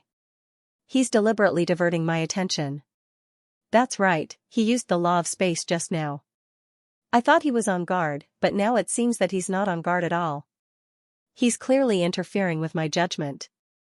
Lei Ting. How can you say that? Quickly apologize to Her Royal Highness. Xiaochen was suddenly filled with righteous indignation and shouted angrily. Lei Ting's face instantly flushed red and he said helplessly, I. Lan Sun slightly raised her chin and stared at him, as if waiting for him to explain. Lei Ting couldn't say a word at all. After hesitating for a long time, he finally gritted his teeth, stamped his foot, and rushed directly to the entrance in front of him, disappearing in the blink of an eye. Lei Ting, come back here. You want to leave without explaining clearly? Xiaochen was furious. Knowing that Lei Ting couldn't come back, he still kept shouting, but the corners of his mouth hooked up in a subtle arc. Ha ha ha ha. Lei Ting was completely out of the game. He was not good with words in front of Her Royal Highness, and now that he was cheated by Yang Kai, he probably wouldn't have the face to appear in front of Her Royal Highness in the future. His love rival had been eliminated. Xiaochen was very happy in his heart as he slowly glanced at Yang Kai. He was different from Lei Ting. Although Yang Kai was a bit of a threat to him, he didn't put him in his eyes. Yang Kai's words were right, the pavilion closest to the water could catch the moon first. After this experience in the five-colored treasure pagoda, Yang Kai would leave Star Soul Palace. He didn't know if he would have a chance to meet Her Royal Highness again in the future, so how could he be a threat? Only an idiot like Lei Ting would believe his bewitchment. Isn't it a bit cruel? Yang Kai looked in the direction Lei Ting left and rubbed his chin as he asked himself. Lan Sun said, it's Brother Lei who is pestering you. Brother Yang, you don't have to worry too much about it. Yang Kai smiled and said, well, if he can understand the word love, his future achievements will be higher. Just treat it as a test. Lan Sun pursed her lips and smiled, looking at him with her beautiful eyes. Brother Yang, you seem to be speaking from the bottom of your heart. Yang Kai coughed lightly. My life experience is a bit richer. Xiaochen watched coldly from the side. Seeing the two fighting fiercely, he knew something was wrong and quickly jumped out. Brother Yang also found the entrance. Congratulations. It's just a coincidence. Smiling faintly, Kai Yang looked at them suspiciously and asked, but you two, why are you together? Xiaochen smiled faintly. Fate. After entering the 4th floor of the 5-colored treasure pagoda, he had been looking for Lan Sun. During this period, he had gone through more than a dozen broken spaces and finally found her a few days ago, taking on the role of a flower guardian. Lan Sun said, there are only a few days left before the 1-month deadline. The 5th floor is right in front of us. Brother Yang, do you want to take a look? Of course, Yang Kai nodded and said, but what is the difference between the 5th floor and the 4th floor? Lan Sun said, of course there is a difference. Answer me. Yang Kai humbly asked for guidance. Xiaochen interrupted, the space of the 4th floor is a shattered world. The laws of the world are imperfect. Although there are many spaces in the 5th floor, they are not like the 4th floor. They are independent secret realms. Secret realms. Yang Kai raised his eyebrows. Xiaochen said, yes. Those secret realms were born from the broken worlds of the first few floors. When the ancient Almighty refined the 5-colored treasure pagoda, they merged the many broken worlds together to form the first 4 floors of the 5-colored treasure pagoda. As for the secret realms left behind in these broken worlds, they were extracted and placed in the 5th floor. Yang Kai pondered for a moment before saying, so, the secret realms in the 5th floor may be related to one of the broken worlds in the first 4 floors? Exactly, but the connection is not big. The many secret realms in the 5th floor are all different, just like the countless broken worlds in the first few floors. Which secret realm to enter is based on luck and cannot be freely chosen. Yang Kai was stunned for a long time before he sighed. The 5-colored treasure pagoda is really amazing. Before understanding the truth of the 5-colored treasure pagoda, Yang Kai only felt that its existence was of great significance to Star Soul Palace, but now that he understood all aspects, he realized that it was simply a treasure. Millions of cultivators in the star boundary cultivated, and what they sought was opportunities. And where did opportunities come from? Secret realms were the biggest source. It was as difficult as ascending to the heavens for an ordinary person to find a sealed world. Many cultivators would never have the opportunity to enter a sealed world for life experience and treasure hunting, but on the side of Star Soul Palace, there were countless sealed worlds waiting to be explored. Did the sect of the Great Emperors have such a terrifying heritage? Lan Sun smiled lightly and said, Brother Yang, do you remember the golden armored heavenly book? Yang Kai laughed and said, I'm not old yet. This thing was taken away by Lan Sun not long ago, so how could Yang Kai forget? It was also because Lan Sun took away the golden armored heavenly book that Yang Kai had the opportunity to enter the 5-colored treasure pagoda for a life experience. Something that happened not long ago was naturally fresh in Yang Kai's memory. However, when she mentioned the golden armored heavenly book at this time, it was obviously not a casual remark, but Yang Kai's expression changed and he asked, is the golden armored heavenly book related to the 5-colored treasure pagoda? Lan Sun nodded and said, yes. The golden armored heavenly book was taken out by Martial Uncle Tan Junhao from the sealed world in the 5th layer of the 5-colored treasure pagoda. Not only is it a powerful emperor artifact, but it is also the key to opening that sealed world. Yang Kai was shocked. In other words, that sealed world was originally in the 5th layer of the 5-colored treasure pagoda, but because Tan Junhao took out the golden armored heavenly book, Star Soul Palace's disciples can enter that sealed world without needing to go through the 5-colored treasure pagoda? Exactly.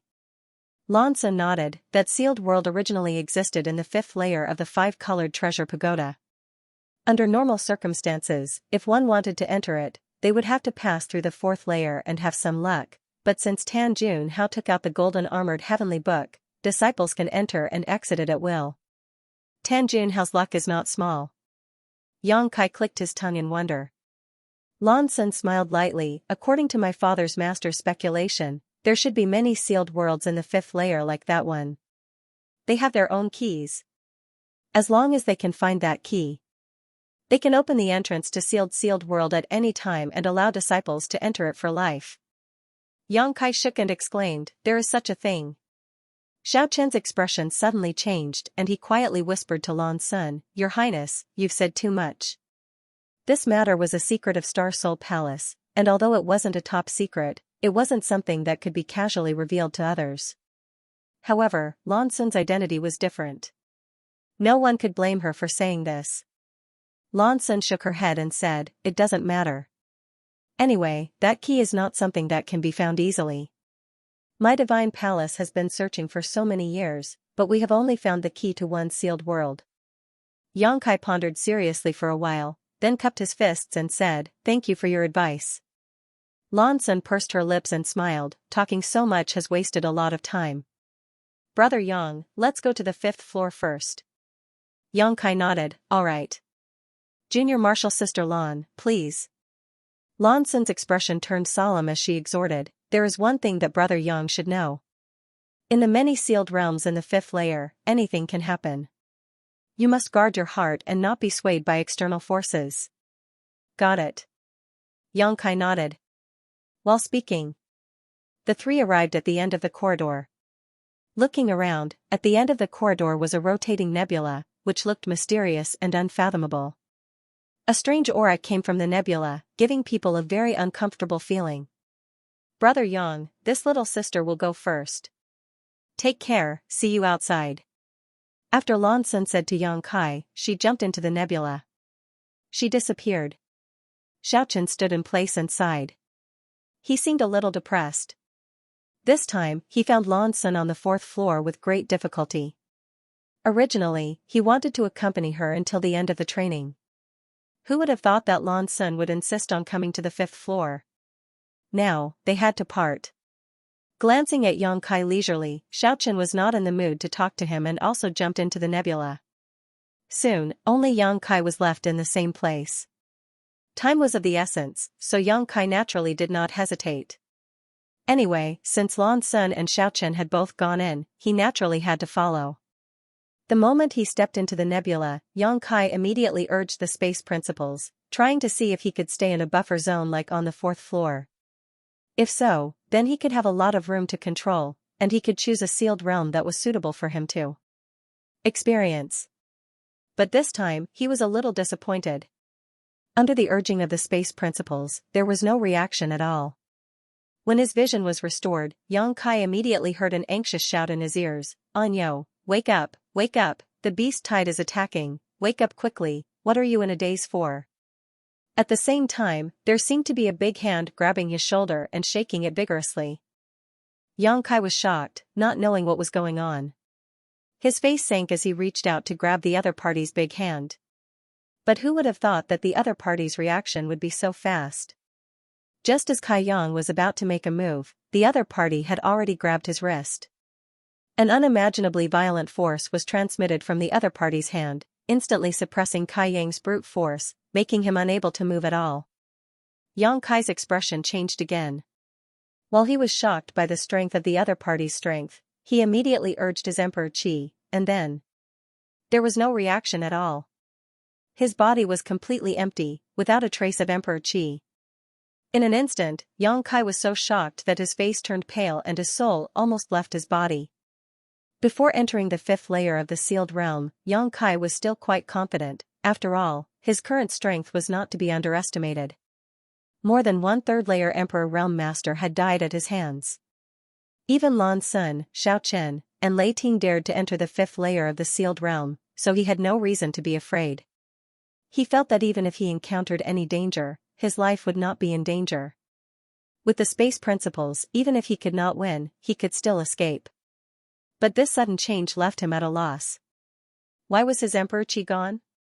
Without his Emperor Qi, was this still the Emperor realm? He was not even a beginner cultivator. What was going on? While he was still in shock, Lan Sun's words echoed in his ears, in the many sealed realms in the 5th layer, anything can happen. Big brother, you must guard your heart and not be swayed by external forces.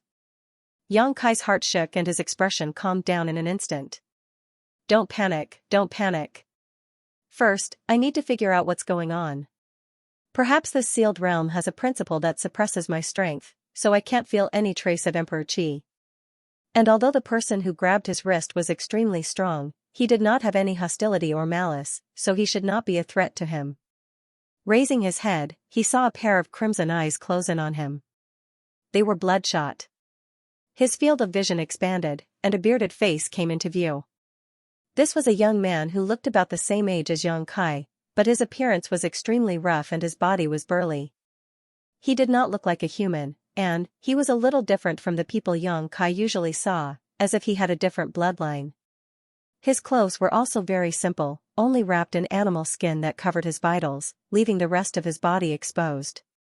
His muscles were as hard as iron, and at a glance, Yang Kai could tell that he was full of explosive power. Yang Kai looked at himself again. Compared to this young man, his arms and legs were as thin as heaven and earth. Having said that, although Yang Kai's body was not burly, it was still quite strong. It was just that this young man was too strong. But, why was there a living person here? Was this a dream or an illusion from a sealed realm? It couldn't be a dream, but if it was an illusion, then it was too realistic. Kai Yang couldn't feel the slightest trace of falsehood from the bearded young man in front of him, as if he was a real person with flesh and blood. And the environment here was very simple. It seemed to be just a shabby wooden house. There were no furnishings in the wooden house, only a simple stool made of tree roots, a few wooden planks made of a table, and there were pots and pans on the side. There were a few pieces of unknown beast meat hanging on the wall, which were blackened by smoke. There were some wild vegetables in the wooden basket, and there was a stone bowl with some cold leftovers. What was this place? Just as Yang Kai was thinking, the bearded young man shouted at Yang Kai, "Are you stupid? I told you that the beast tide is coming, did you hear me?" His voice was full of anxiety, and it was deafening. Yang Kai nodded blankly, "I heard you. If you heard me, then hurry up and help. There are not enough people in the village, and the defense is about to be broken."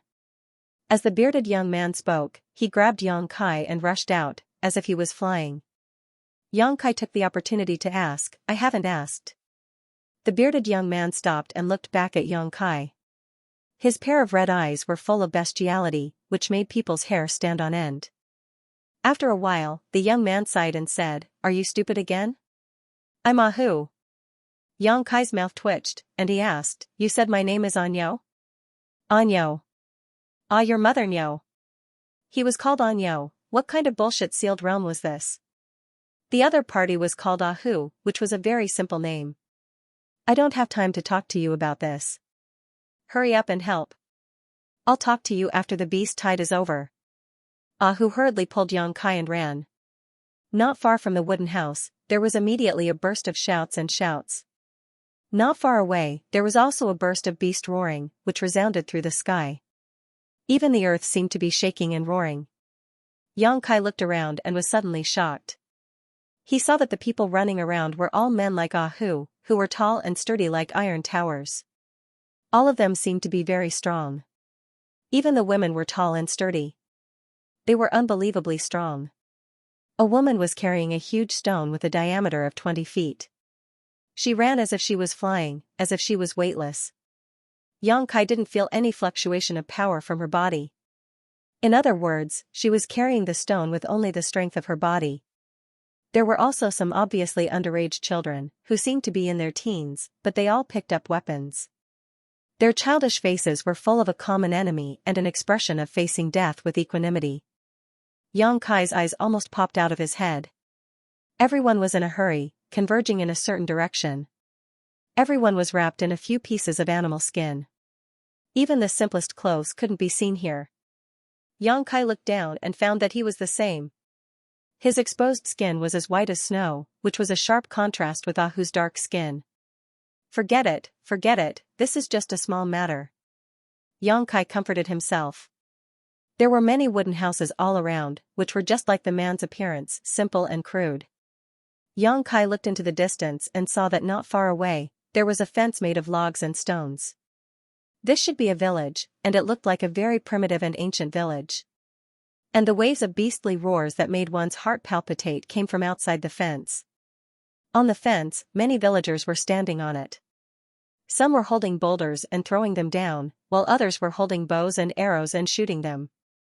The flames of war were swirling, and the air was filled with the smell of blood, which made people feel nauseous. Suddenly, Xianxia's eyes narrowed. From a corner of the fence, a 30 feet long, incomparably muscular leopard rushed up like a whirlwind. It opened its bloody mouth and bit down on the head of a villager. Although the villager was also tall and sturdy like an iron tower and struggled with all his might, how could he fight against such an existence? He only struggled for a moment before his head was bitten off by the leopard. Blood spurted out from his neck like a fountain, which was extremely dazzling under the scorching sun. The villagers around the fence were shocked and angry. They roared and rushed toward the leopard. At the same time, dozens of sharp arrows flew and stabbed into the leopard's body. Under the pain, the leopard roared and was a little unstable. It was pushed down the fence by a villager, and the villager also fell down. No one knew what happened to him. This unforeseen event caused a corner of the fence to lose its defense. The rest of the villagers were quite flustered, and all of them roared continuously. Quick, quick, quick. Ahu pulled Xianxia all the way to the bottom of the fence, and stretched out his hand. He threw Xianxia up the fence. He said to a strong woman standing on the fence, "Ahua, I'll leave Anyo to you." The woman called Ahua glanced at Anyo. Her thick eyebrows slightly wrinkled, as if she was a little disgusted. When she was about to say something, she saw that Ahu had already rushed toward the village gate. "Forget it, it's better than nothing," Ahua muttered impatiently. He stretched out his hand toward Xianxia and said concisely, "Arrow." Xianxia was slightly stunned.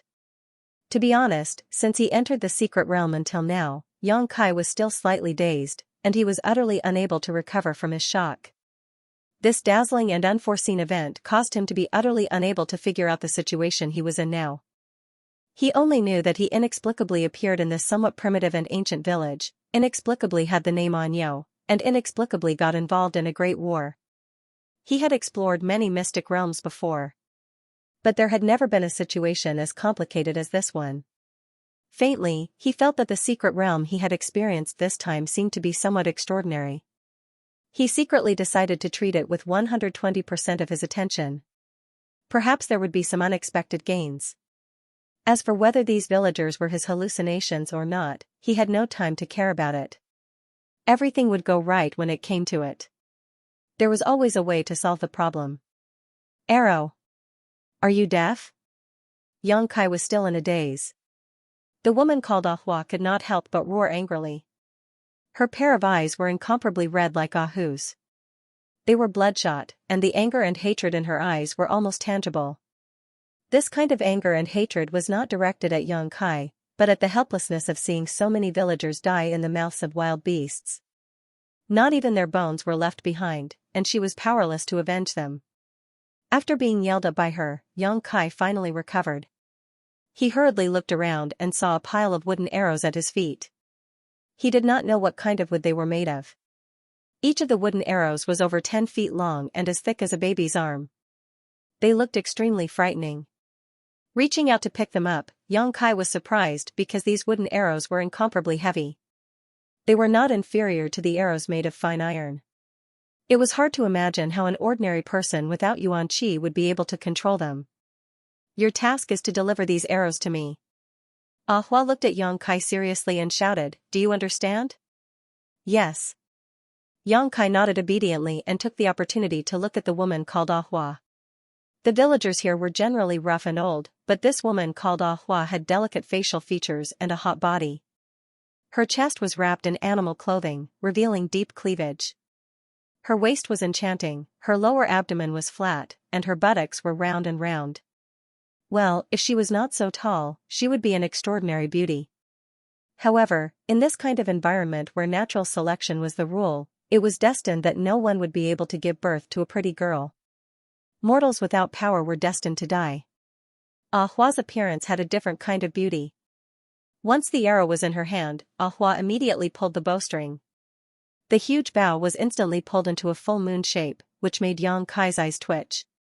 This huge bow was able to shoot an arrow that was 10 feet long and as thick as a baby's arm. One could imagine how big the bow was, but in Ah Hua's hands, it was as light as a feather. Buzz. At the same time, the arrow spun and rushed forward. Yang Kai could clearly see that in front of the arrowhead, there was a burst of air. The power of this arrow was terrifying. A huge beast that was flying in the air was nailed into its eye socket by the arrow. The 10-feet-long arrow pierced through the beast's skull, bringing with it a spray of blood. The huge beast fell heavily to the ground and struggled for a few moments before it stopped moving. Amazing! Yang Kai praised sincerely. Ah Hua looked at him coldly and stretched out her hand. Yang Kai quickly picked up an arrow from the ground and handed it to her. Ah Hua pulled the bowstring again and the arrow flew out. Every arrow could kill a huge beast. Ah Hua's archery was extremely accurate. Almost all of the arrows were shot at the eyes of the beasts and directly pierced through their skulls. It could be said that none of the arrows missed their targets. On the fence, there were more than 10 archers like Ah Hua. Each of them was excellent at archery, which made Yang Kai gasp in amazement. In such a harsh environment, if the villagers did not have such rare skills, they would not have been able to survive. The battle on the fence wall was relatively peaceful. Ah Hua and a dozen other archers drew their bows and arrows in an orderly manner. There was no need for them to fight the giant beasts head-on. However, outside the village, there were hundreds of villagers holding all kinds of weapons, fighting the giant beasts to the death. The roars of the beasts and the angry voices of the people were intertwined. Blood splattered everywhere, and flesh was torn apart. One by one, the beasts fell, and one by one, the villagers died. In front of this nameless village, there was a fierce battle of life and death. It seemed that there was an irreconcilable hatred between the two sides. Only when one side was destroyed would the other side be satisfied. On the battlefield, there was an old voice playing an ancient melody. A stooped old man, holding a walking stick, strolled on the ground covered in blood and flesh. Accompanied by his rhythmic shouts, the walking stick flickered with an inexplicable brilliance, as if it had a mind of its own, and flowed into the bodies of the villagers who were fighting. Every villager who was shrouded in the brilliance suddenly became very brave and powerful. It was as if they had been injected with chicken blood. Their skin suddenly turned red, and there was a layer of dark red light on the surface of their bodies. In the midst of their angry roars, they knocked the beasts to the ground. The strange thing was that although the hunchbacked old man looked weak, he was walking on the battlefield defenseless. The giant beasts ignored him as if they couldn't see him at all. Yang Kai's eyes widened and he cried out, "Barbarian technique! Barbarian tribe? Ancient barbarian tribe?" He did not know what this primitive and ancient village was, but after seeing the old man's magical skills, he suddenly had a flash of inspiration and vaguely realized something. It was said that in ancient times, before the cultivator was popular, natural and man-made disasters were endless. In order to survive, humans fought against the heavens. Barbarian technique was born because of this. The ancient barbarian tribe focused on the cultivation of the physical body. It was said that when the physical body was cultivated to the extreme, one could almost become a saint. They were immortal and were not inferior to today's great emperors. In that era, there were no endless secret techniques, no dazzling secret treasures. The only thing people could rely on was their own strength and their own flesh and blood. The humans of that era were called the ancient barbarian tribe. They were the ancestors of today's human race. Among the barbarian techniques, the most famous and the most practical one was the bloodthirsty technique. Just like what the old man was using now, it stimulated the power of the human body with an inexplicable force, and burned the essence of blood to obtain a leap in power. However, the bloodthirsty technique had a lot of hidden dangers. Once it was used, not only would it cause a long period of weakness, it would also affect one's lifespan. If it was used too many times, it might even cause death. This was because the bloodthirsty technique burned the innate essence of the human body. No wonder the villagers here looked so rough and old. It seemed that this was not the first time they used the bloodthirsty technique. When the innate essence of blood was consumed, the person would undoubtedly age faster. In the ancient barbarian tribe, only a small number of people had the opportunity to master the barbarian techniques. Most of them could only cultivate their physical body. Those who could practice the barbarian techniques were called wizard. The barbarian techniques were also called wizard techniques. the old man was undoubtedly a wizard. However, Xianxia did not know what level of wizard he was. After all, these things were from a long time ago. Xianxia had only occasionally heard about them after wandering in the astral world for a long time. How would he know the division of power in ancient times? It was actually the ancient barbarian tribe, it was actually the wizard technique. In other words, where he was now was the ancient era? How was this possible? The ancient era was far too long ago. It had long been annihilated in the long river of history. However, in this secret territory, there was a complete ancient style. Was this place real or fake? Was his name really Anyo? Then what was the matter with Xianxia? Was he dreaming? The village chief is a wizard. You only found out today? What have you been doing all these years? After hearing Xianxia's words, Ahua could not help but scold him. Her spittle flew towards his face. You better remember that the village does not raise useless people. If Ahu had not been giving you food, you would have starved to death. Today, you must prove your worth to me. Don't embarrass Ahu. After a short pause, Hua's face turned cold and she said, if you can't prove it, then jump off the wall yourself. As soon as he finished speaking, he shot out an arrow. The huge force behind the arrow directly killed the giant beast in midair, but the cold and disdainful eyes were still staring straight at Kai Yang's face, not shifting from beginning to end. Trash. Xianxia murmured. He looked down at his own body and then looked at the bodies of the villagers on the fence. Well, this body type was indeed trash in this era. However, the old man with the crooked body was the village chief, which surprised Xianxia. Although he didn't know what kind of witchcraft the village chief used to make those giant beasts ignore him, it was definitely not because of his good luck. As for the wizard, from the name, it should be the lowest level of existence, right? It seemed that in this ancient era, there were very few wizards. On the fence, Xianxia and Hua worked together. After experiencing the initial discomfort, Xianxia also calmed down and was no longer at a loss. No matter what, he had to get through this hurdle first. Maybe this was a test of this mysterious land. One by one, Xianxia passed the arrows to Ahua, and the pile of arrows at their feet decreased at an extremely fast speed. But soon, a brute race youth came over with spare arrows to replace them. This boy looked to be around 13 or 14 years old and was obviously underage, so he couldn't go into battle with the giant beasts and could only do some logistics work. However, even if he was only 13 or 14 years old, he was still more burly and majestic than most of the people Xianxia had come into contact with. His bulging muscles were simply not something a person his age should have. In the village, there were many underage barbarians like this boy who were busy working. Time passed slowly. With the village chief's bloodthirsty spell, the attacks of the beasts were greatly suppressed. The villagers paid a very small price to kill the beasts, and there were many casualties. Every villager was extremely excited, as if they saw the hope of victory. Hua's bow was drawn again and again. There was a burst of sound in the air. Kai Yang's brow furrowed. Unlike the optimism of these ignorant villagers, Xianxia felt that the situation was very unfavorable for the village. On the surface, the giant beasts seemed to be suppressed, and there were many casualties. However, in reality, the villagers had consumed too much energy. After a long and high-intensity battle, it was difficult for the villagers to continue. Just look at Ahua. In the beginning, her arrows were like the wind, one after another, almost without stopping. Every arrow could kill a giant beast. But now, she was unable to fully draw the bowstring, and her hands were trembling slightly. There were several times when she needed 2 arrows to kill a giant beast, and the interval between each arrow was getting longer and longer. Ahua was like that, and so were the other shooters.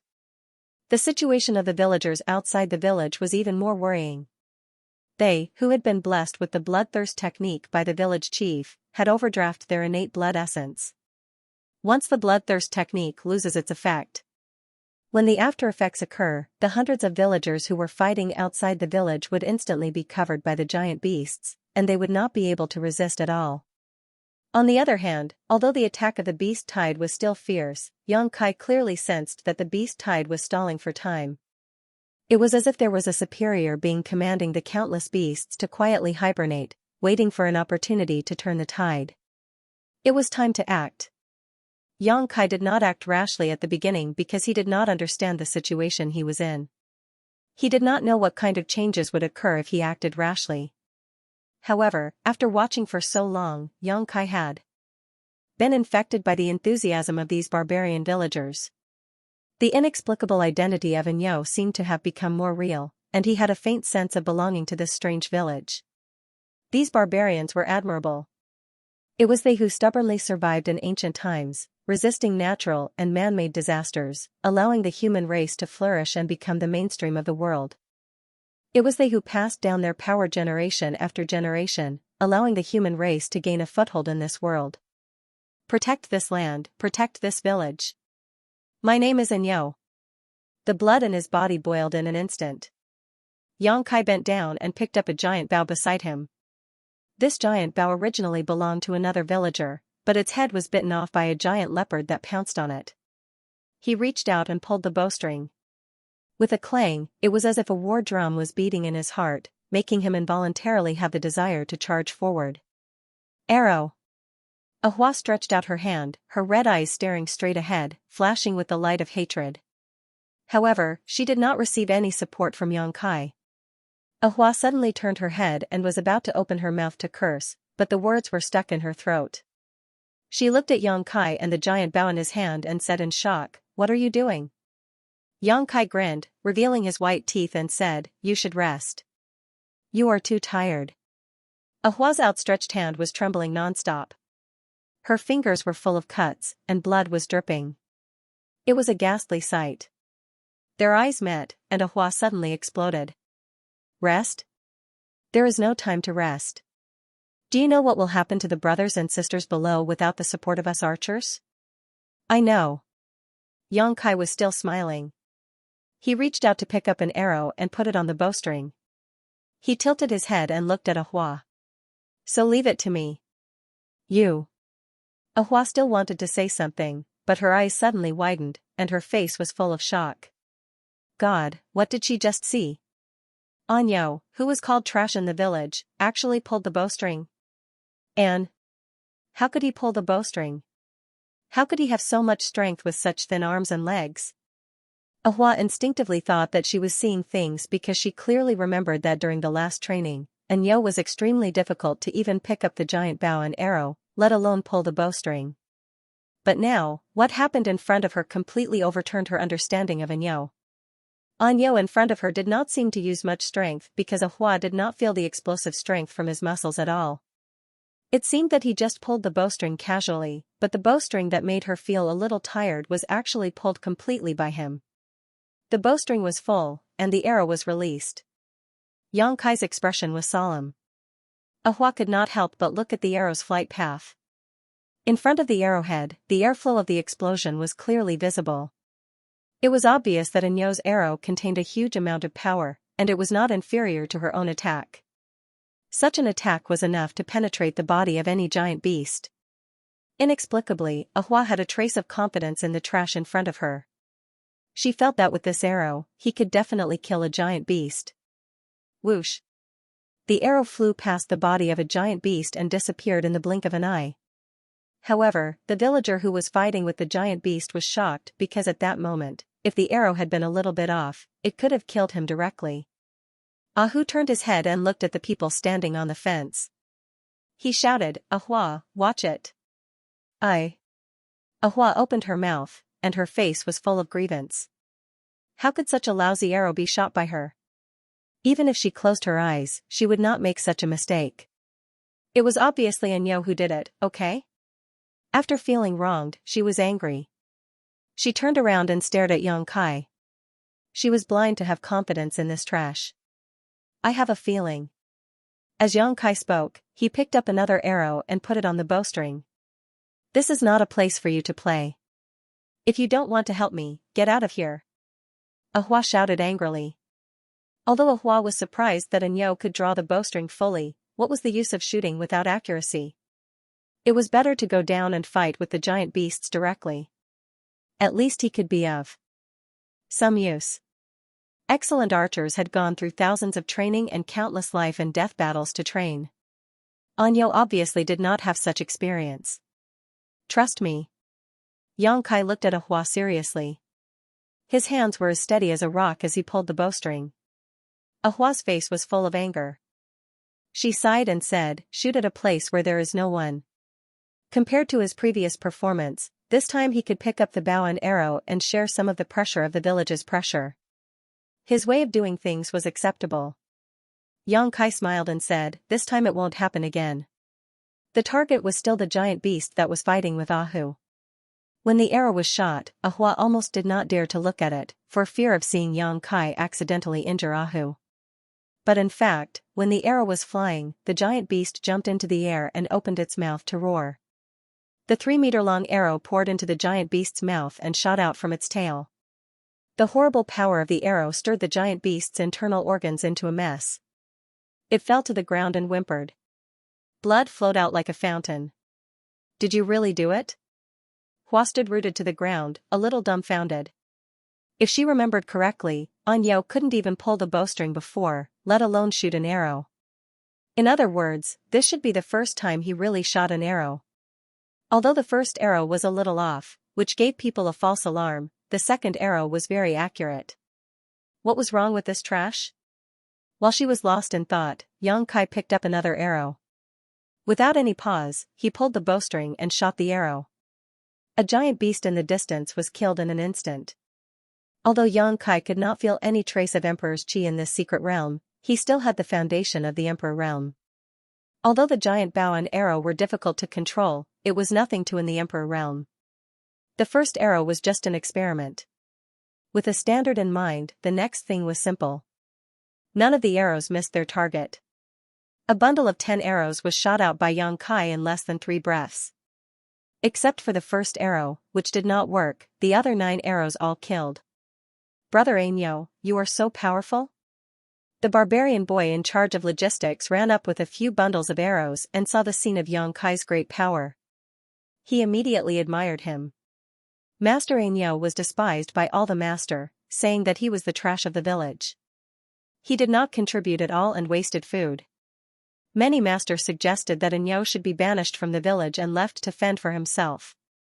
If it were not for the kindness of the village chief, Ahu would have given his food to Ainyo, and Ainyo would have starved to death. Ainyo, who was called trash, was actually so powerful. He was not inferior to Sister Ahua, who was the best archer in the village. The boy was confused. It was snowing heavily. No one knew when the snow started to fall in this ancient and primitive world. The sight was dyed white, and the red blood on the ground was even more shocking. Despite the extremely cold environment, the villagers seemed to be unaware of it. Everyone's exposed skin was steaming hot. Outside the village, hundreds of villagers were holding stone axes, stone spears, and other primitive weapons to fight the beasts. On the fence, more than a dozen archers were providing strong support with their exquisite skills. The hunchbacked village chief was still running in the battlefield. His black walking stick would burst out 1 or 2 weak lights from time to time. He was using his poor wizard skills to resist the invasion of the beasts. The blood on the villagers who had been affected by the bloodthirsty spell were getting dimmer and dimmer. That was a sign that the bloodthirsty spell was about to lose its effect. Once the bloodthirsty spell lost its effect, these villagers would fall into a long period of weakness and would no longer have the power to fight. If the beasts were not defeated before then, there was only one fate waiting for the village: destruction. Hundreds of the strongest warriors would become food for the beasts during the winter, and the old, weak, women, and children in the village would not be able to escape the fate. At that time, the beasts' iron hooves would trample the earth, and the earth would groan. If the beasts did not retreat, the villagers would fight to the death. Behind them was their home, and no one would retreat. Whoosh! Yang Kai's arrows missed 3 times, and the 3 giant beasts were instantly killed. Ahua was dumbfounded by his miraculous skill. If the fact that Kai Yan had pulled the bowstring and not missed his target had shocked her, then the scene that she had just witnessed had left her speechless. Her mind was completely blank. Bow and arrow could be used like this. As the best archer in the village, she had her own pride. Competing in archery skills. No one in the whole tribe could compete with her, but Yang Kai's archery skills of missing 3 times in one shot was something she had never heard of or seen before. They could win. They could definitely win. Anyo's sudden outburst made Hua see the hope of victory. As long as he could maintain his current state, the beasts were nothing to worry about. Sister Hua, brother Anyo. Oh no, we don't have many bows and arrows left. These are the last 5 bundles. Antli asked me to tell you to use them sparingly. The young man who was in charge of logistics ran up with a few bundles of arrows in his arms. With a shout, Hua felt as if she had fallen into an ice cellar. A bundle of arrows meant 10 arrows were lost, and 5 bundles meant 50 arrows. Taking everything into account, he could only kill 50 giant beasts. However, how could the beast tied below be calculated by a mere 50? Hua's face turned pale. If they did not have the support of the archers, Tiger and the others who were fighting below would definitely die. She turned around and glared at the young man. How can there not be many left? Where are the arrows in the storehouse? Didn't you take it out? The youth said with a sullen face, I've taken them all out. But you're using up too much energy. Auntie Lee and the others are working on it now, but they still don't have enough time to replenish it. Fast consumption? It wasn't that it was fast, but that it had taken too long. There had never been a beast tied that lasted so long. The giant beasts had paid such a heavy price, but they still didn't back down. This was completely different from the beast tides they had encountered before. Looking up at the sky, the snow was falling like goose feathers. The biting cold wind carried the sound of the wind horn, echoing in the forest. It was winter, and the beasts had to stock up on food to survive the winter. Otherwise, the cold environment would make them starve to death in the cave. What should I do? What should I do? Hua was shocked by this despairing news. She was on the verge of collapsing. She bit her pale lips so hard that they almost bled, but she didn't seem to feel it. She turned her head and looked out of the village. Looking at the villagers who trusted their backs to her, Hua felt as if a knife was being twisted in her heart. I'll leave this place to you. Hua was stunned when she heard that. She turned her head to look at Anyo and asked, what? Yang Kai took a deep breath and put down the giant bow in his hand. He tilted his head and smiled at Hua. I'll be right back. As soon as he finished speaking, he jumped off the fence and rushed toward the battlefield that was full of blood and internal organs. Hua's eyes widened. She opened her mouth to shout, but her shout was drowned out by the whistling cold wind. She didn't know if Anyo hurt her or not. He was courting death. Although Anyo's performance was not bad since he was able to pull the bowstring to kill the beasts, long-distance shooting and close combat were 2 different things. Fighting with the beasts that were 30 to 40 feet long required extraordinary physical fitness and courage to face death with equanimity. Regardless of Anyo's courage, his physical fitness was obvious. His body was even smaller than that of the underage children in the village. Even if such a person went to the battlefield, what could he do? He was probably not enough to fill the gaps between the teeth of the beasts. Getting off the fence, Kai Yang picked up a stone axe. Braving the biting cold wind, he stepped on the strange monsters that were a mixture of flesh and blood. In the blink of an eye, he had rushed into the crowd of beasts. He was like a sheep that had just been born and rushed into a group of tigers. His body was drowned in a moment. Hua couldn't bear to see it anymore. She reached out and picked up a bow and arrow. She secretly decided to avenge Anyo. Sister Hua, look. The young man hadn't left yet. He suddenly pointed his finger and said excitedly. Hua looked in the direction he was pointing at. She saw that the giant beasts were sent flying into the air one after another. They flailed their arms and legs in midair before falling to the ground, bleeding profusely. They had all died in an instant. Even more giant beasts exploded in midair. Some were even split in 2. In the blink of an eye, more than a dozen beasts gathered in one place were swept away. A figure that was not very tall and strong stood there like a javelin. The stone axe in his hand was full of blood and pieces of internal organs. How could it be? Hua was dumbfounded. More than a dozen excellent archers on the fence were also dumbfounded. They even forgot to continue to support with their bows and arrows.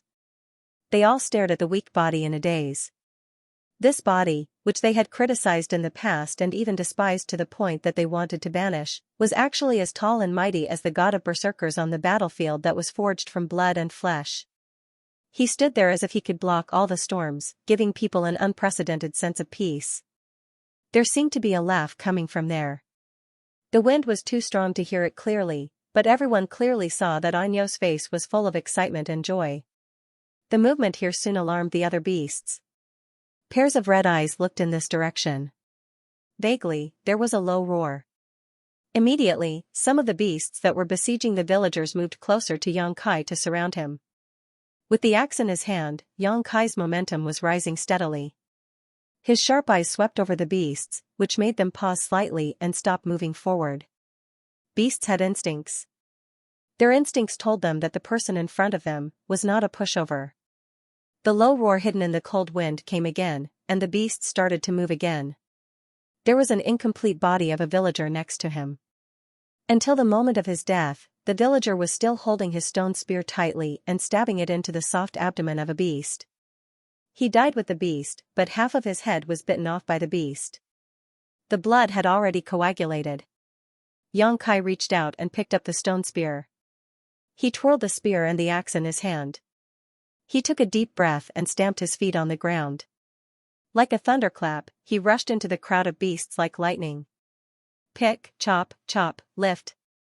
Like an ordinary person who had never cultivated before, Xianxia's movements were simple and boring. The weapons he used were also the simplest stone spear and stone axe. But in the hands of the Emperor realm, whose power was suppressed, these two simple weapons had the ability to turn something rotten into something magical. Wherever it passed, it destroyed everything in its path. Not a single giant beast could withstand its attack. One by one, the giant beasts were flipped over and slashed to the ground. Each of the giant beasts had shocking wounds on its body. Those wounds were enough to kill. Whimpering sounds rang out continuously as the giant beasts were forced to retreat again and again. The encirclement formed by hundreds of giant beasts was directly torn apart by Xianxia. By the time Xianxia rushed out, 1/3 of the beasts had already fallen. In front of him, a hunchbacked old man who had used countless methods to hide his presence and figure looked like he had seen a ghost. His turbid eyes stared at Xianxia as if he had seen him for the first time. Because his mind was too unstable, a flaw appeared in his wizard spell. His hidden figure was exposed, and the beasts next to him opened their mouths to bite him. If there was an accident, this old man would definitely die in the beasts' mouths. Whoosh! A sharp arrow pierced through the air and shot the beasts to the ground. The hunchbacked old man turned his head and saw Ahua nodding slightly at him from the other side of the fence. "Village chief, give me one." Xianxia was covered in blood, and the internal organs of the beasts were still hanging on his body. His entire body was filled with murderous intent, but he grinned at the old man. The old man inexplicably shuddered, but he still raised his crutch as he was told, and an obscure voice came out of his mouth. With a wave of the crutch, a ray of light hit Xianxia's body right in the middle. In the next moment, Xianxia felt the blood in his body boil as if it was on fire. A thick layer of golden light appeared on the surface of his body, making him look solemn and dignified. The shock in the old man's heart grew even stronger, as if a stormy sea had been set off. His turbid eyes suddenly burst out with a bright light. "This is the bloodthirst spell." Xianxia took a light breath and clearly felt the increase in his strength. However, this bloodthirst spell seemed to have some drawbacks. While it strengthened his strength, it also weakened the senses of the people's 5 senses. Only Xianxia, who had the foundation of the Emperor realm, could ignore this kind of weakening. Ordinary people like who would definitely not be able to resist. It was no wonder that these villagers who were affected by the bloodthirst spell were not afraid of death when they fought. Of course, their courage played a part, but it should also be the bloodthirst spell's credit.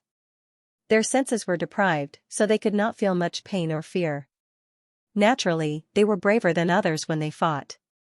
However, the layer of golden light on Xianxia's body was a bit of a crane in a flock of chickens. When the others were affected by the bloodthirst spell, their bodies were glowing red, but he was the only one who was golden. It could not be helped.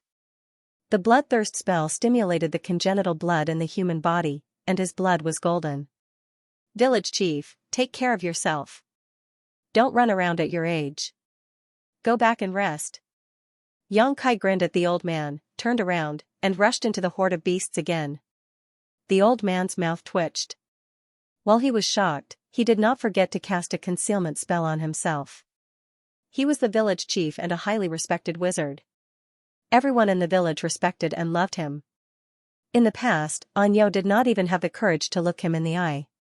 Why did he dare to talk to him like that today? Anyo did not contribute anything to the village in the past. He even took away food and shelter. He had thought of doing what the villagers said and banishing Anyo, leaving him to fend for himself.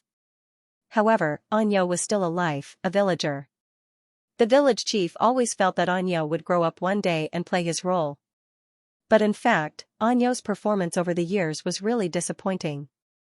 Until today, Anyo was shining so brightly that no one could look at him directly. God of barbarians bless us. God of barbarians bless us.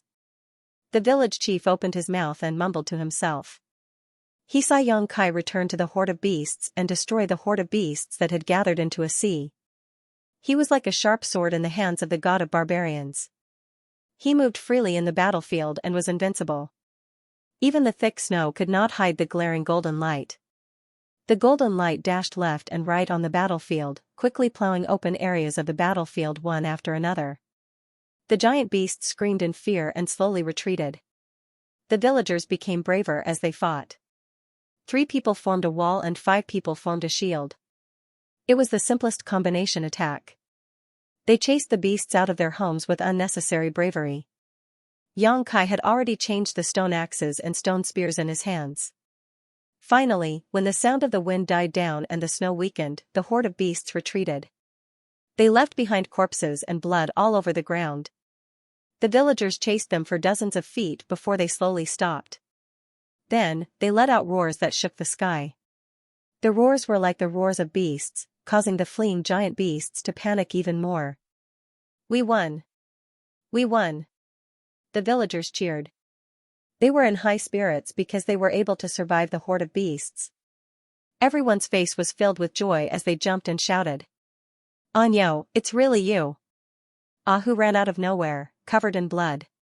It could be seen that he was not seriously injured, but his abdomen seemed to have been bitten. He stared at Xianxia with wide eyes and patted him heavily on the shoulder. I thought I was seeing things. How could he be mistaken? In the entire village, only Anyo had such a physique. Although Ahu had noticed the existence of Xianxia before, he couldn't believe it until he saw him face to face. Only then did he confirm it. The surviving villagers also looked at Xianxia curiously. Everyone's eyes were filled with gratitude and admiration. At the last moment, if Xianxia had not rushed into the horde of beasts and turned the tide, the fate of the village would have been obvious. The world of the barbarian race was very simple. The strong were the kings. This rule had lasted until today, but it lacked the simplicity of the ancient barbarians. This is a gift from the barbarian god. The old village chief trembled as he walked up, holding the black walking stick in his hand. Xianxia said in his heart that this was his contribution, and it had nothing to do with the barbarian god. However, he definitely could not say this out loud. Otherwise, no matter how much he had contributed to the village, he was bound to become the enemy of the entire barbarian race. Blasphemy against the barbarian god. It was the biggest sin in the ancient barbarian race.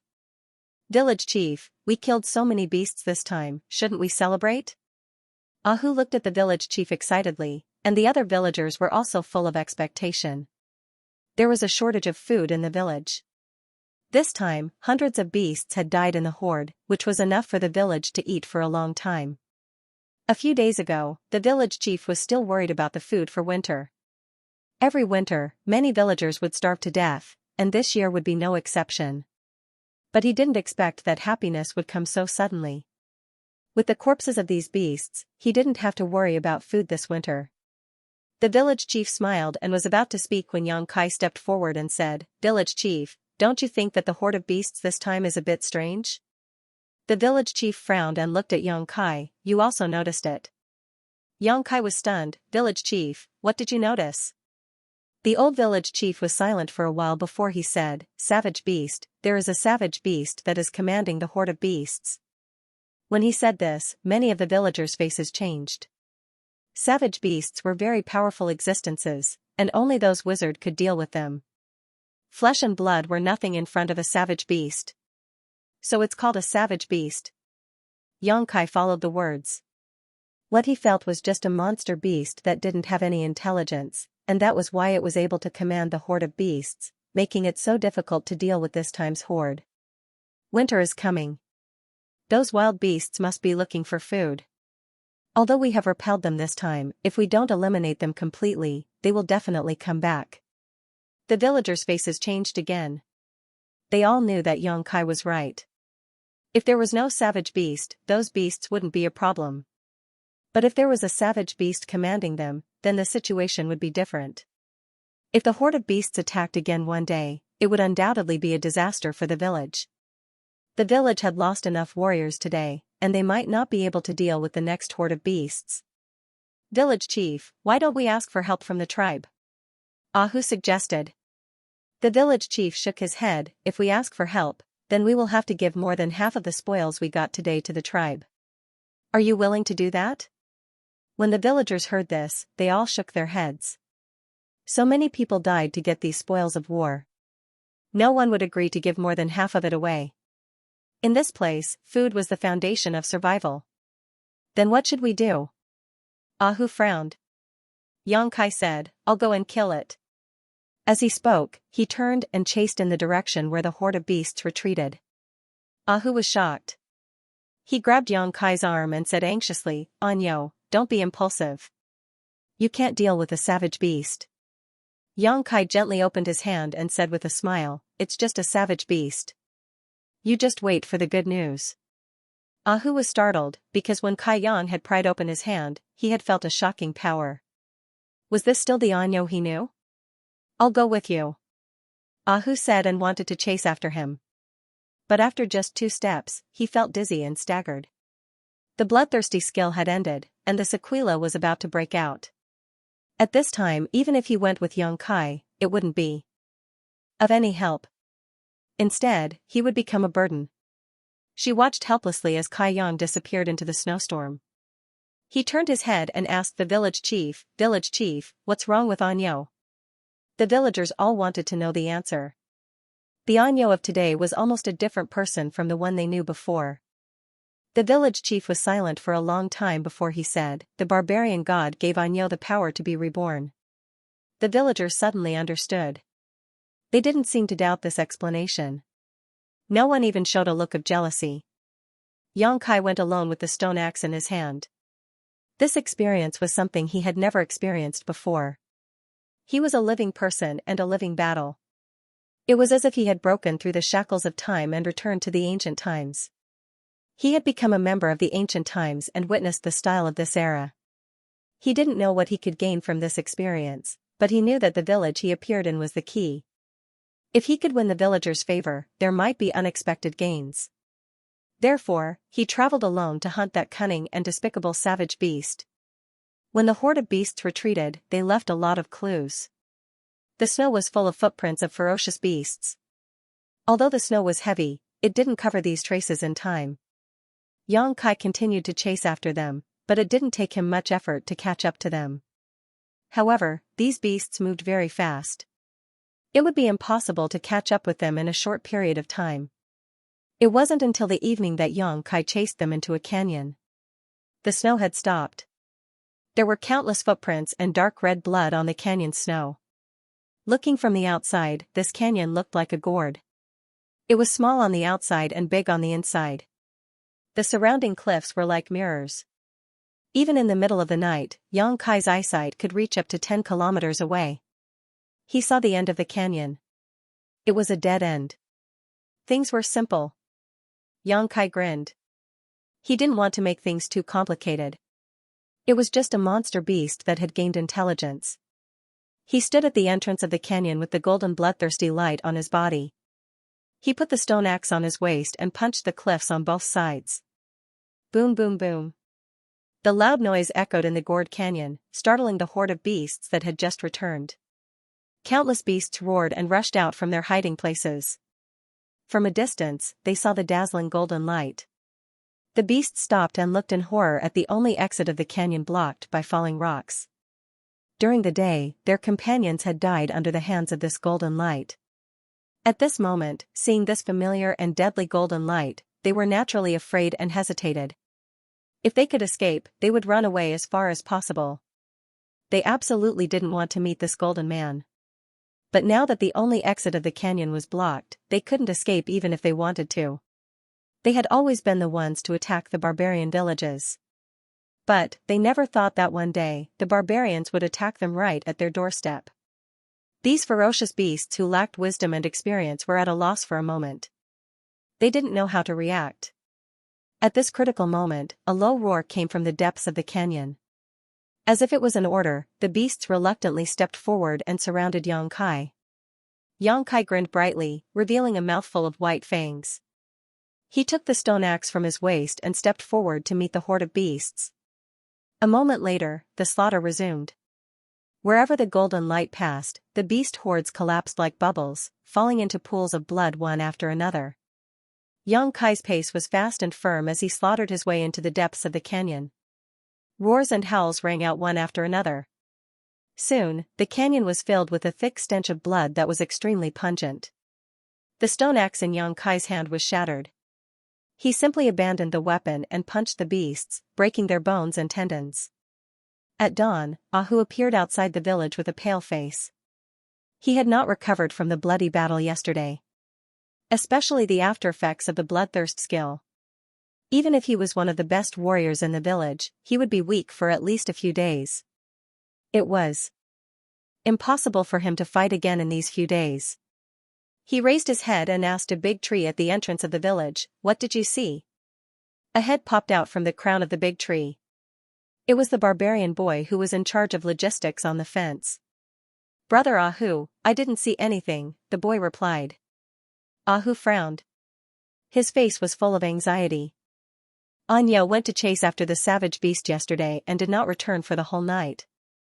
Everyone in the village was worried about him. The boy hid in the crown of the tree for two reasons. First, he was on guard. Second, he wanted to investigate Xianxia's whereabouts. But the boy's answer disappointed Ahu. Didn't the village chief say that Xianxia is protected by the barbarian god? What are you worried about? Ahua appeared behind Ahu with a longbow on her back. Ahu said, "Xianxia was blessed with the bloodthirst skill. Now that a night has passed, the bloodthirst skill must have disappeared. You know what the consequences will be. Even if the barbarian god gave Xianxia the power to be reborn, no barbarian could ignore the after-effects of the bloodthirst skill. Once he was surrounded by a herd of beasts in a weak state, he would only end up as food for the beasts. It's useless to worry. Believe in the barbarian god and Xianxia." Ahua patted Ahu's shoulder and turned to enter the village. Although the battle yesterday did not affect the village, there were still many things to be done. "Brother Ahu, I saw a person." At this moment, the barbarian boy suddenly shouted. "Who?" Ahu raised his head. He asked nervously. "I can't see clearly," the barbarian boy replied. "Open your eyes wider," Ahu roared. The boy was speechless. He thought that it was not something that could be seen clearly by opening his eyes wide. But soon, he exclaimed, "It's a savage beast." In his field of vision, he could clearly see the body of the savage beast approaching them at an extremely fast speed. "What?" Ahu and Ahua turned pale with fright.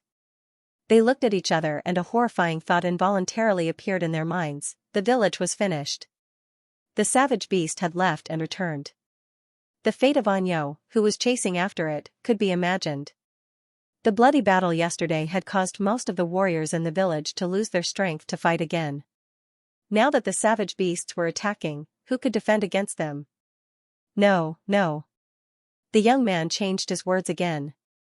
His voice trembled with surprise. "It's brother Xianxia, it's brother Xianxia." Ahu did not know how to scold him anymore. He said weakly, "Did you see clearly? Was it Xianxia or a savage beast?" One was a human and the other was a beast. How bad would one's eyesight have to be to confuse them? Ahua did not say a word. In a flash, he dashed out and used both his hands and feet to quickly climb up the big tree. He stood on the crown of the tree and looked into the distance. As a sharpshooter, her eyesight was unquestionable. Just because the young man couldn't see clearly didn't mean that she couldn't see clearly. Ahu stood there uneasily, craning his neck and waiting. A short while later, Ahua lowered her head and smiled. It's Anyo. Anyo is back with his beast. Ahu was stunned. Anyo, killed a savage beast? Ahua had already come down from the tree. She swung her long braids behind her back and nodded. Yes, Anyo killed the savage beast. Ahu smiled as if a burden had been lifted from his shoulders. He immediately laughed out loud and then laughed wildly. He turned around and shouted to the village, "Come out, everyone. Anyo killed the savage beast and came back. Anyo killed the savage beast." The villagers who were busy were all stunned. They could hardly believe what they had heard and quickly put down their work. They all gathered at the entrance of the village and asked each other, "Did Anyo really kill the savage beast? Who saw it?" "Ahu, you're not lying to us, are you? How can a good-for-nothing Anyo be so capable? He is not a good-for-nothing now. Thanks to him yesterday, the beast tide was defeated. He couldn't even pull a bow before. Why did he suddenly become a different person?" The village chief said that the barbarian god gave him the power. Xianxia carried the useless monster beast. Before he reached the entrance of the village, he saw a large group of people gathering there. They were all pointing in his direction. In front of the crowd, a pale Ahu waved and shouted at him with a smile on his face. Ahua said that it was Ahu who had always given him food in the past so that he would not starve to death. Although Xianxia did not personally experience this kind of thing, this body of his in this era had received Ahu's kindness. Xianxia could also feel the care that this young barbarian had for him. He replied and lifted the savage beast from his shoulder. He raised it high and showed it to the villagers from afar. The next moment, the villagers shouted and rushed over to welcome the return of the hero. In the blink of an eye, Xianxia was surrounded by hundreds of villagers. Every one of them patted his shoulder warmly. Their eyes were full of worship and gratitude. Then, they made way for Xianxia to move forward. Xianxia did not understand if this was some kind of etiquette, but every time they patted his shoulder, Xianxia could feel the respect of these villagers. At the entrance of the village, the old village chief leisurely appeared with his walking stick. His hunched body was trembling, and he was about to die. Xianxia walked in front of the village chief with countless villagers behind him. He put the monster beast on the ground and said with a grin, "Chief, I killed the savage beast." The village chief looked at the savage beast seriously and nodded, "Well done." There was not much praise, but it seemed more simple and friendly. Xianxia was still grinning. At this time, many young barbarian boys and girls gathered around and looked at the savage beast on the ground. It was as if it was the first time they saw such a savage beast. Their eyes were full of curiosity. There were a few bold ones who wanted to touch it, but they were pulled back by their parents. At this time, a young girl walked out from the crowd with a bowl of turbid liquid in her hand. A faint wine fragrance filled the air. The young girl walked in front of Xianxia and looked at him shyly. Her cheeks were slightly red, but she did not look away. Her burning gaze made Xianxia somewhat at a loss. Strictly speaking, barbarian girls did not meet Xianxia's aesthetic standards. However, this young girl was somewhat different from other girls. Although she was also very tall, Xianxia was somewhat stunned by her beauty. Xianxia tilted his head and looked at the village chief curiously. The village chief said, "Only the most outstanding warriors in the village are qualified to drink this bowl of barbarian god wine. You can drink it." This was really wine. Although he smelled the wine fragrance, if the village chief did not say so, Xianxia would not be sure that this bowl of turbid liquid was wine. Xianxia took the stone bowl from the young girl and drank it in one gulp. A burning sensation spread from his throat to his abdomen. A strange power spread from his stomach and slightly shook his meridians. Xianxia raised his eyebrows, but before he could carefully feel it, he was grabbed by the surrounding villagers and lifted up high. The villagers shouted Anyo's name, threw him up and caught him, then threw him up and caught him again. God knows how many women's hands took advantage of Xianxia, touching his exposed muscles and vital parts. Barbarian girls had always been so unrestrained and direct, making Yang Kai's face turn red. It was fine if those young girls took advantage of him, but there were also some old women. Why did they come to join in the fun? The whole village was in high spirits, as if it was the new year. After a long time, the villagers put down the dizzy Yang Kai. Yang Kai staggered for a while, only feeling that the after-effects of the bloodthirsty technique were not so strong. The village chief smiled and stretched out his hand to the side. The boy who was on the lookout immediately took off the stone dagger from his waist and handed it to the village chief. The village chief bent down and dissected the barbarian beast. It could be seen that the village chief was proficient in this field. After a while, he took out a rolling, fingernail-sized thing from the barbarian beast and handed it to Yang Kai. Soak it in wine and you will become stronger. Countless villagers showed an envious expression as they stared at the blood-stained ball. Isn't this an inner core? Moreover, it is a low-level inner core. Yang Kai reached out and took it. It turned out that the ancient barbarians directly consumed inner cores. Thinking about it, in this era, martial arts were not popular. The art of alchemy must be in a state of ignorance. How could they refine spiritual pills? Directly consuming a monster beast's inner core could increase one's strength, but there would also be hidden dangers. The inner core was the essence of a monster beast. Not only did it store the monster beast's source of strength, it also contained the monster beast's bestial nature. If a human consumed it, it could affect one's temperament. This barbarian beast is your spoils of war. Take it back too. Consuming it for a long time will also make you stronger. The village chief pointed at the barbarian beast that Yang Kai brought back and said, "Okay." Yang Kai did not refuse. Although he had only been here for a day and did not have time to carefully appreciate the ancient scenery, Yang Kai could feel that these villagers were a very sincere and simple group of people from their straightforward way of doing things. After pausing for a moment, Yang Kai said, "By the way, village chief, in the valley where I killed the barbarian beast, there are more than 300 corpses of wild beasts. Should I ask someone to bring them back? If necessary, I can lead the way." Hearing this, many villagers were overjoyed. The village chief said, "Of course we can't give up on precious food. But let's wait for a few days. Everyone is too tired." Ahu smiled and said, "Village chief, Anyo is back now. We also have food for the winter. Shouldn't we celebrate today?" As he spoke, his saliva almost flowed out. Although the other villagers did not say anything, their eyes were filled with anticipation as they looked at the village chief. "You only know how to eat." The village chief raised his walking stick and lightly knocked Ahu's head. Ahu did not dodge.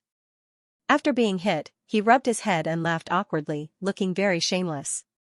The village chief said, "Okay, today we will let everyone eat until they are full." The villagers immediately cheered. Food was the most important thing for the people. This was an unchanging truth. In ancient times, being able to eat until one was full was definitely the most extravagant enjoyment. The barbarians' cooking method was extremely simple, and that was roasting. Large chunks of beast meat were skewered on wooden sticks. Bonfires were lit all over the village. The villagers roasted the beast meat on the fire. The golden color and the crackling oil made people's mouths water. Although they had gotten the beast meat yesterday, the entire village, including the village chief, did not eat a single bite. Because everyone was waiting for the hero's return. Now that Anyo was back, it was naturally time to celebrate. The aroma of barbecued meat soon filled the village. There were no complicated seasonings, so they directly grabbed the meat and tore it into their stomachs. Some of the meat even had traces of blood on it, indicating that it wasn't completely cooked, but the villagers still enjoyed it and ate it with relish. In front of Kai Yang was the fattest part of a wild beast's body. This treatment was something that even the most respected village chief didn't get to enjoy, because he was the one who repelled the beast horde and killed all the wild beasts. Naturally, he received the best treatment. Yang Kai planned to just casually deal with it. After all, at his level of cultivation, it would not matter much even if he did not eat. But when the smell of roasted meat floated to the tip of his nose, there was a rumbling sound coming from his stomach. At that time, Kai Yang was stunned. He actually felt hungry. How could this happen? He was in the Emperor realm and had long passed the time to eat. Normally, he could absorb the spiritual energy of heaven and earth to replenish his body's needs. But in this strange place, he actually felt hungry. And a trace of fatigue. This world was so real. He did not think too much. Influenced by the villagers, he also reached out to grab the roasted beast meat and ate it in big bites. The village women took out the preserved dried fruits, and the village chief also ordered people to bring out the sealed fruit wine. The entire village was filled with an extremely lively and celebratory atmosphere. Even so, the security was not lowered. There were still villagers standing guard outside the village to prevent the smell of roasted meat in the village from attracting the attention of the wild beasts. There was a whole day of celebration. Xianxia didn't know how much food he had eaten and how much fruit wine he had drunk. In the end, he actually felt a little tipsy. He staggered back to his cabin and fell asleep immediately. Vaguely, he felt that someone had entered his wooden house. Although he was tired, although he was drunk. However, Xianxia still had the foundation of the Emperor realm. He opened his eyes in an instant and shouted, "Who is it?" Just as he finished speaking, he felt a burning hot body burrowing into his animal skin quilt, reaching out to hug his waist, and burying a head into his chest. A delicate fragrance instantly lingered at the tip of his nose. His cheeks were tickled by her messy hair. There was no hostility. On the contrary, the breathing of the person in his arms seemed to be rapid and nervous, and she was trembling slightly. Xianxia suddenly woke up and leaned his head back. With the help of the hazy moonlight coming through the window, he saw the face of the person in his arms. "How come it's you?" Xianxia looked at the girl in astonishment. It was actually the tall girl who had toasted him during the day. Xianxia could more and more feel the amazing elasticity of the girl's body in his arms. "Brother Anyo." The girl murmured and looked up at Xianxia. There was a hint of boldness in her shyness. Her red lips squirmed. It was extremely seductive. Xianxia couldn't help but be a little confused. He subconsciously said, "What are you doing here?" As soon as he said that, he knew that he was being stupid. She had made it so obvious. What else could she do? Sure enough, the girl whispered, "Brother Anyo, I'm 15 years old today." There was not much explanation, but Xianxia vaguely guessed what 15 years old meant to the barbarian girl. It should mean that she had become an adult, which meant that she had become a woman. On her 15th birthday, there should be a good gift. And it was the girl's decision to give herself to the most outstanding warrior in the village. After realizing this, Xianxia suddenly had a bad feeling. If this was the real world, it would be fine. The barbarians should be very open about this kind of thing. They were not as rigid and conservative as the women in the mortal world. At most, it was just a brief love affair. No one would feel that they had lost out. But the problem was that this was a secret place. Even now, Kaiyang couldn't tell if this was real or if he had fallen into an illusion. If it was the latter, then what was the meaning of all this? At most, it was just a dream. Just as Xianxia's mind was spinning, the young girl once again snuggled into his arms. Her hot body pressed against him, as if wanting to melt him. She whispered softly, "Brother Anyo, do you like Anai?" Xianxia braced himself and said, "Yes, I do." Everyone loved beauty, not to mention such a pure and beautiful girl full of ancient charm. Anai smiled brightly. She turned around and sat on him.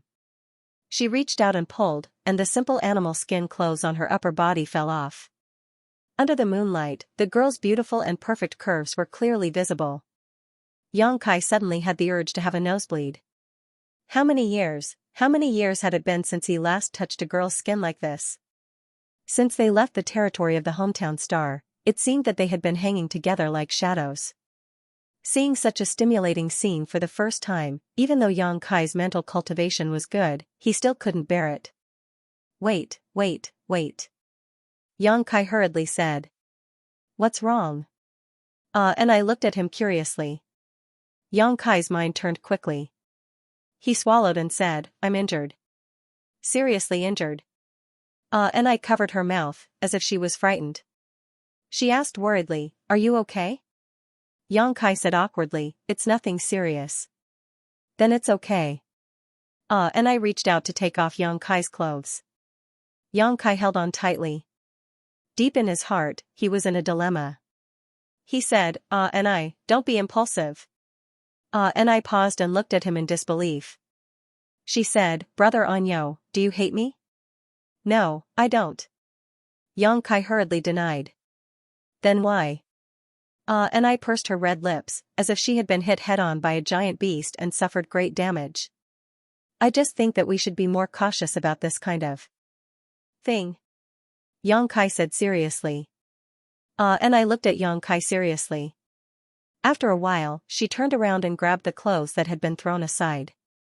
She turned over and jumped off Yang Kai's body. With tears in her eyes, she rushed out of the door. And I. Yang Kai called out, but there was no response. Yang Kai suddenly felt a little lost. After being disturbed by the girl, Yang Kai's sleepiness was completely gone. He simply got up and sat cross-legged on the bed. His mind was a mess.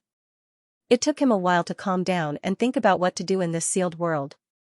This strange place had completely suppressed and sealed his emperor chi, so he could only rely on his physical strength.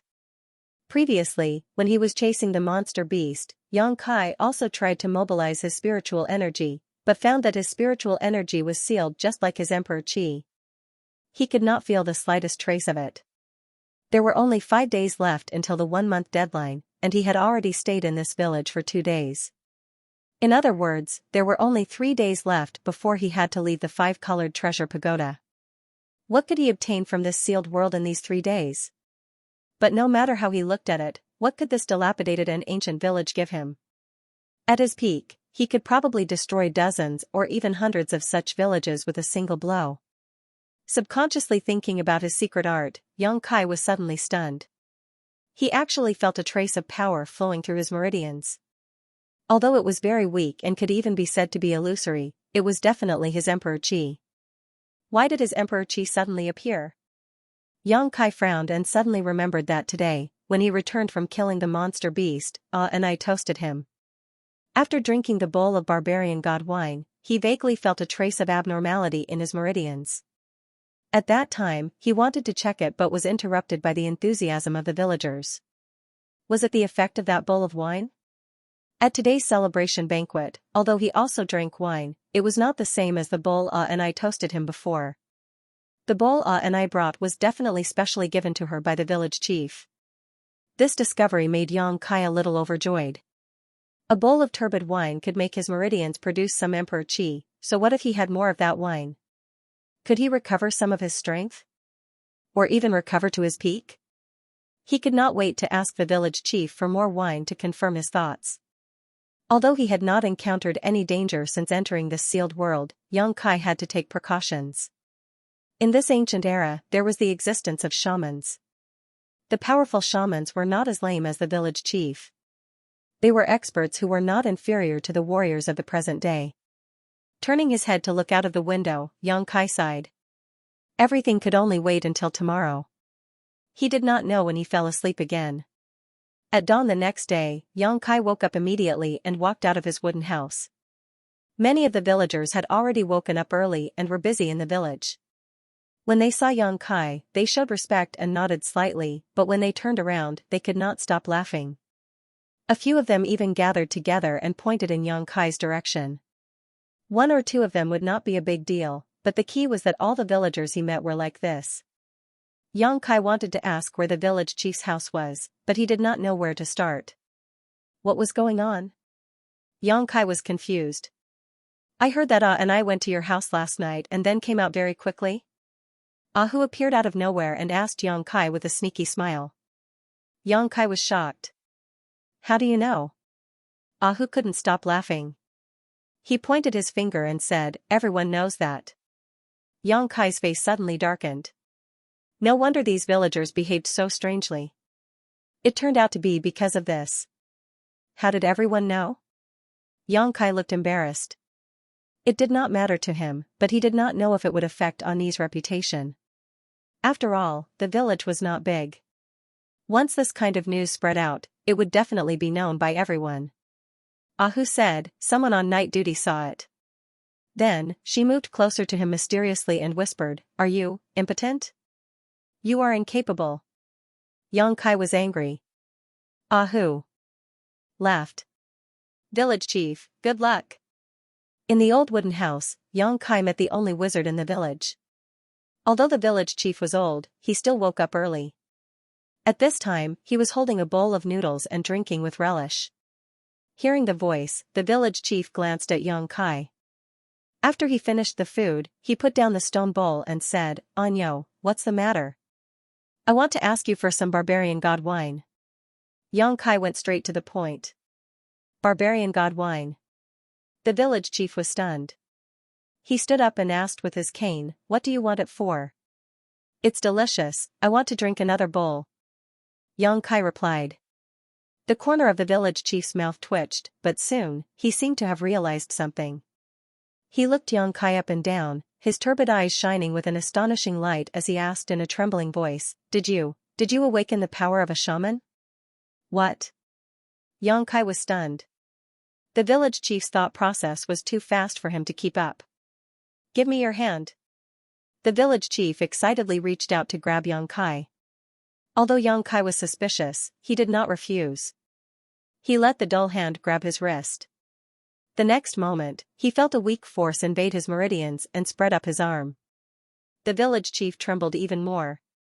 His old face was red as if he had aged a few decades.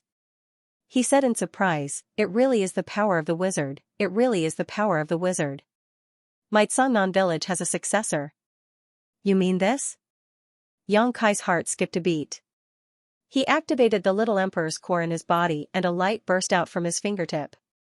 The village chief stared at it and nodded repeatedly, "This is the power of the wizard. This is the power of the shaman." As he spoke, the shaman's voice rang out. As he spoke, he walked out of the wooden house and knelt on the ground. His face was full of sincerity. He put his hands together and said, "Thank you, barbarian god, for your blessing." Yang Kai frowned slightly and walked forward to help the village chief up. He did not want the village chief to die from being too excited. The village head took a deep breath. He patted Yang Kai's shoulder and said, "Anyo, you are now a member of the wizard." "I am very happy." Yang Kai said, "But I'm very confused." Village chief chuckled, "There's no need to be lost, the barbarian god will guide you in the right direction. You came to find me because you felt this power, right? Is that why you came looking for my barbarian god wine?" "Yes." Yang Kai nodded and stuck his head into the house to take a look. Although he was the village chief, there were only 4 bare walls in the wooden house.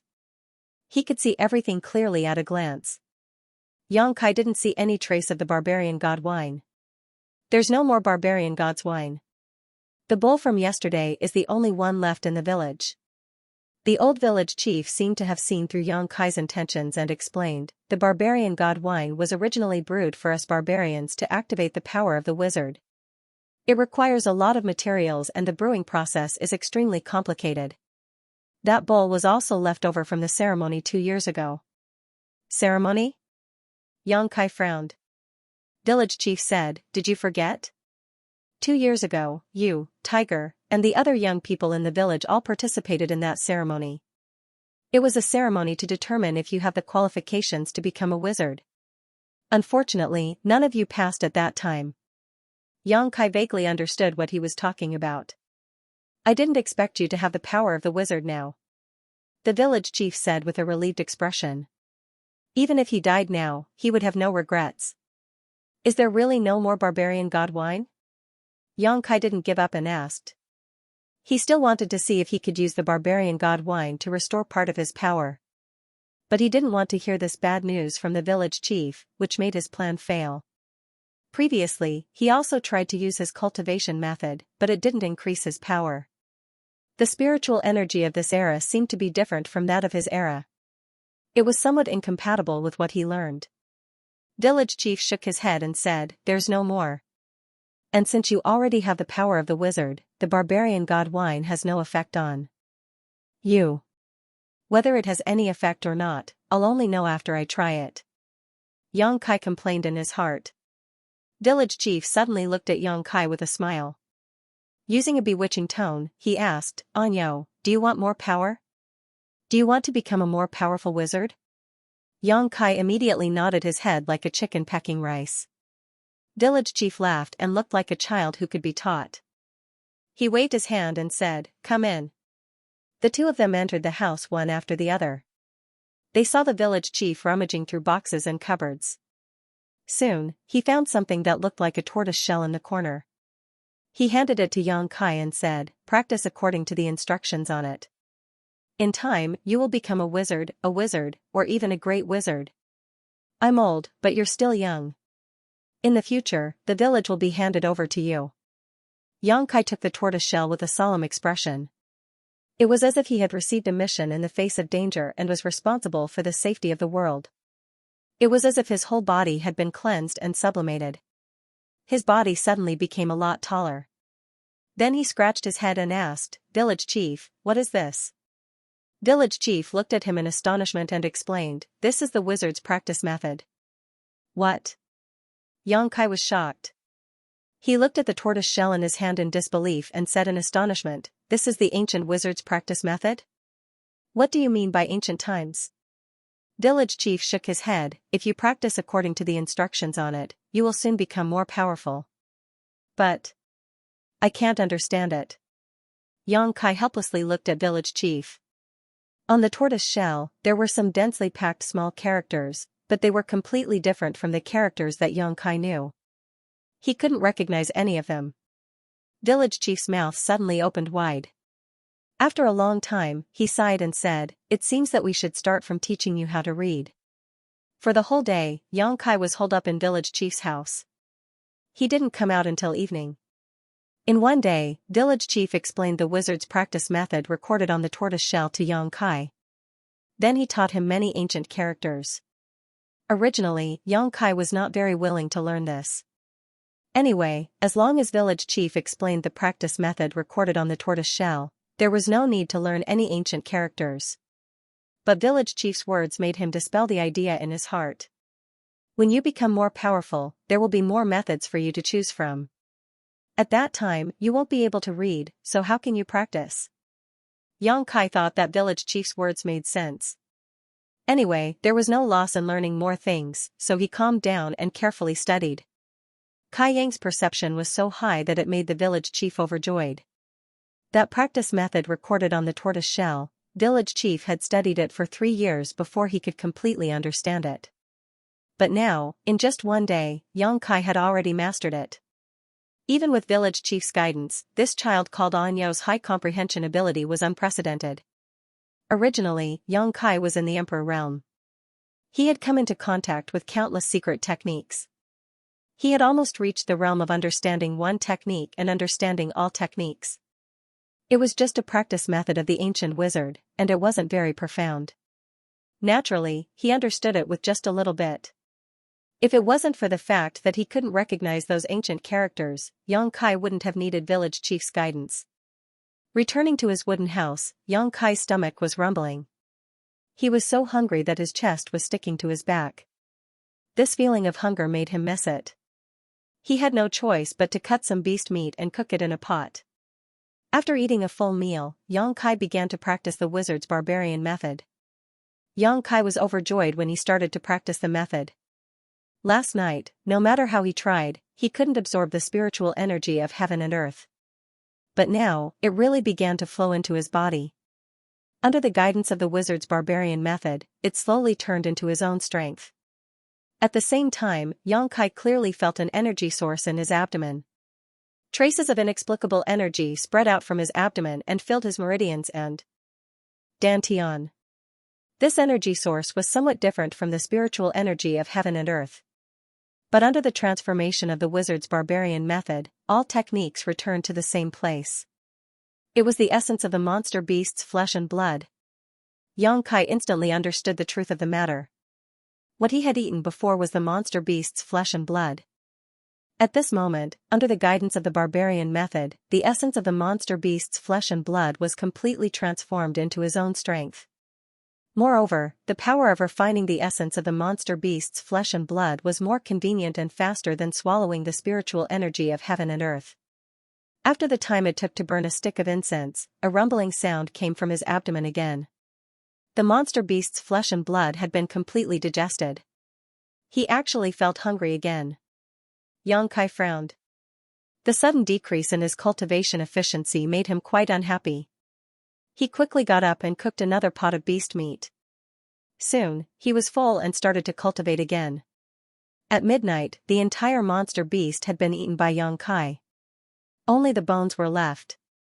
If the other villagers knew about this terrifying way of eating, their eyeballs would probably pop out. How could the flesh and blood of the monster beast be eaten so easily? If there wasn't a strong power to suppress it, the demonic chi hidden in the flesh and blood would definitely affect one's mind. However, Xianxia's strong foundation was there. Not to mention an insignificant monster beast, even if a level 12 monster beast came, he would still eat it without hesitation. After a while of cultivation, Xianxia deeply understood the simple and violent way of the ancient barbarian wizard's cultivation. Just like demonic beasts didn't have any cultivation methods. The biggest way for them to become stronger was to devour their own kind, using food to become stronger. The more they ate, the stronger they would become. From a certain point of view, the ancient barbarian wizard's cultivation method coincided with the monster beast's way of survival. Then, after countless generations of improvement and evolution, it created the current state of many cultivation methods in the world. After the monster beast's flesh had been eaten, Xianxia had a flash of inspiration. He took out a round and rolling monster beast's inner core from his bedside. Since the flesh and blood could be eaten, the monster beast's inner core should also be eaten, right? It was just an insignificant monster beast's inner core. With Xianxia's current body, he could safely digest it. If it was someone else, they might have to think twice. Otherwise, the village chief wouldn't have told Xianxia to drink the inner core with wine. However, Xianxia just opened his mouth and swallowed the inner core into his stomach. Circulating his cultivation method, Xianxia quickly felt a burst of energy in his lower abdomen. It was more than 100 times fiercer than before. The monster beast's inner core was the essence of its body. It was the most valuable part of the monster beast. Even if a wizard like the village chief directly swallowed it, he would most likely explode and die. However, for Xianxia, at most, he would feel a little hot in his abdomen. Then. There was no then. You. In front of the shabby wooden house, the village chief stared at Xianxia in shock. His mouth opened and closed, and his eyes were filled with shock. He couldn't even speak properly. After a night, he found out that Anyo had become a real wizard's disciple. A wizard's disciple. He had worked hard all his life to become a wizard's disciple, but he didn't expect Anyo to achieve it in just one night. In comparison, he felt like he had lived a dog's life. He could feel that Xianxia's blood was extremely vigorous. The wizard's power lingered around his body, and it seemed that he was more than twice as strong as a wizard's disciple. Village chief, time is of the essence. Let's not talk nonsense. If you have any special skills, quickly teach me. Xianxia walked straight into the village chief's wooden house. He had been in the village for 3 days, and there were only 2 days left. Naturally, he had to hurry up. The village chief was stunned for a moment, but he followed him in. The two of them spent the whole morning teaching. In addition to teaching Xianxia a few wizard skills, the village chief also explained to him the division of wizard's power. Yesterday, Xianxia had just activated the power of a wizard and received the recognition of the barbarian god. Strictly speaking, he wasn't a real wizard. But today, he was a real wizard's disciple, and also a wizard's beginner. Above the wizard's disciple, there was the wizard, then the wizard, the great wizard, the wizard king, the wizard saint, and the highest realm was the wizard god. Every realm was further divided into upper, middle, and lower ranks. For example, the village chief was a mid-rank wizard's disciple. But today, Xianxia was a real high-rank wizard's disciple. He was 1 rank higher than the village chief. He was only 1 step away from becoming a wizard. After becoming a wizard, he could learn more powerful wizard skills. Unfortunately, the village chief didn't know how to teach him, so naturally, he couldn't teach him. According to the village chief, the most powerful wizard god was only a legend among the many realms. It had not appeared for many years. There were a few wizard saints, but they were all in the most powerful tribes. Songnan village belonged to the southern barbarian tribe. The most powerful wizard in the tribe was only a wizard king, which was one realm lower than the wizard saint. After a whole morning of teaching, Xianxia not only learned more ancient characters, but also gained a deeper understanding of the ancient world. This was not the most important thing. The most important thing was that Xianxia had learned bloodthirst. This was Xianxia's first harvest in this secret realm. The wizard training method that he had learned yesterday was of no value. It only allowed him to cultivate in this world. Once he left this secret realm, the cultivation method would become useless. Sometimes, the bloodthirsty technique could be used. However, the village chief had also said that the bloodthirst technique he had grasped was only the lowest level of bloodthirst technique. Not to mention the short duration.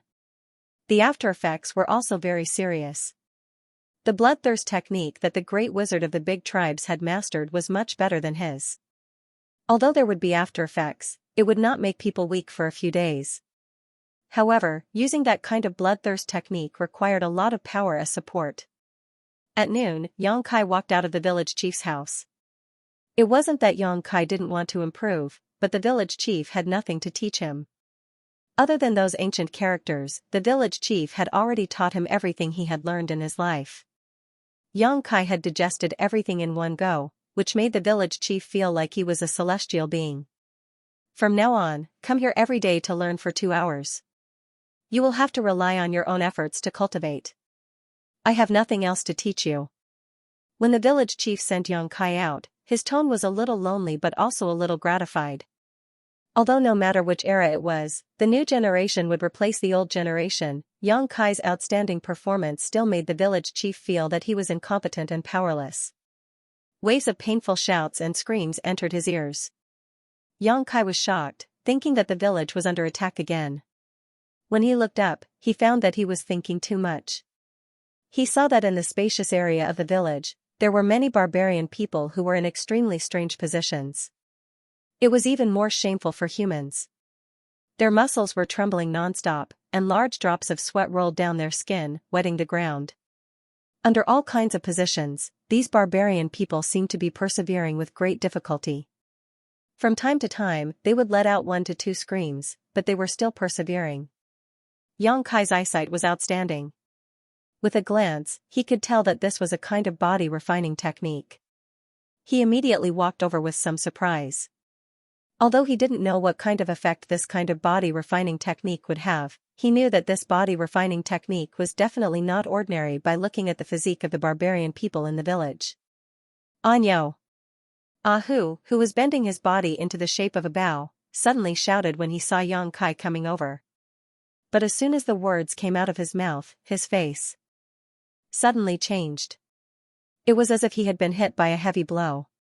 His bent body suddenly bounced up and flew more than 10 feet away. He heavily hit a big tree and spat out blood. Xianxia was shocked. He quickly walked over and helped Ahu up. Are you okay? I'm fine, I'm fine. Ahu grinned and wiped the blood from the corner of his mouth.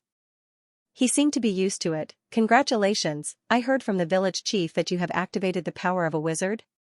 It was just a fluke. Xianxia responded with a smile.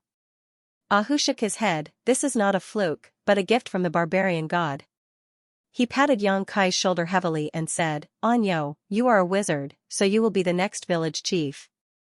Practice hard, the future of the village depends on you. Xianxia responded with a few words with a wry smile, thinking that he was going to leave in 2 days. How could he have a future? But Xianxia did not say much in front of the characters in the illusion. He changed the topic and said, I see that you are practicing. Ahu said, yes, do you want to practice with us? Xianxia nodded and said, okay, but I don't know how to do it. Come on, I will teach you. Ahu was very enthusiastic. He pulled Xianxia to join the practice army, laughing very happily. Anyo was really different. After receiving the favor of the barbarian god, he really changed. In the past, Ahu wanted to ask him to practice with him, but he was rejected every time. It seemed that he would rather hide in his house than communicate with the villagers. But today, Anyo took the initiative to practice, so Ahu was naturally overjoyed. Although Anyo was a wizard, a strong body was still the foundation. Then, Ahu began to teach Xianxia how to practice. These barbarians were not wizards, so they did not have the power of a wizard. Their practice was naturally aimed at the physical body. In other words, they were practicing the physical body. Ahu explained to Xianxia the various postures of this body-tempering secret art to the surrounding barbarians who were using all kinds of strange postures. Xianxia naturally memorized everything. The role of the physical body was not only important in the ancient barbarians, but also in today's world. Most of the cultivator today only focused on the improvement of their cultivation, but they ignored the refinement of their physical body. They did not know that the physical body was the carrier of all power. Only when the physical body was strong could they exert more power. Xianxia himself benefited from a strong physical body, so he naturally had a deep understanding of this. In less than half an hour, Kai Yang had completely mastered the barbarian body secrets. He was shocked. Although he did not practice it himself, the body refining technique was undoubtedly a very advanced body refining technique. Did the ancient barbarians use this kind of technique to refine their bodies? No wonder they were all as strong as dragons and tigers. It did not matter whether this place was an illusion or not, or whether the people and things he met were illusions. The body refining technique alone was enough to make Xianxia's trip worthwhile. Xianxia's physical body was indeed strong. The body refining technique did not give him much room for improvement, but what about the disciples of the High Heaven Palace? What about his friends and family who were still in the territory of the hometown star? If they practiced the body refining technique, their physical attributes would definitely improve by a few levels. It would also be easier for them to improve their cultivation. After testing it himself, Xianxia was even more certain of his guess. The body refining technique was really not to be underestimated. Even with his current physical body, he still felt a little tired when he practiced it. While his whole body was aching, his body seemed to have become more condensed. He spent the whole afternoon practicing. When night fell, many of the barbarians returned home exhausted. Ahu warmly invited Xianxia to his house. Xianxia thought that since he did not have any food at home, he might as well go to Ahu's house to eat and drink. He immediately nodded and agreed. For the next 2 days, Xianxia repeated the same life. In the morning, he would go to the village chief's house to learn the ancient language. After that, he would train his body with Ahu and the others. At night, he would return to his wooden house to meditate and train. Without the supplement of the monster beast's flesh and blood essence and inner core, Xianxia's training speed slowed down. After 2 whole days, he still could not cross the threshold of wizard. However, it did not matter. It was already the 5th day, and the 1-month deadline was almost up. It was time to say goodbye to this world. He sat in his wooden house and did not want to see anyone, waiting to be expelled from this world. 3 days later, Ahu came to knock on the door.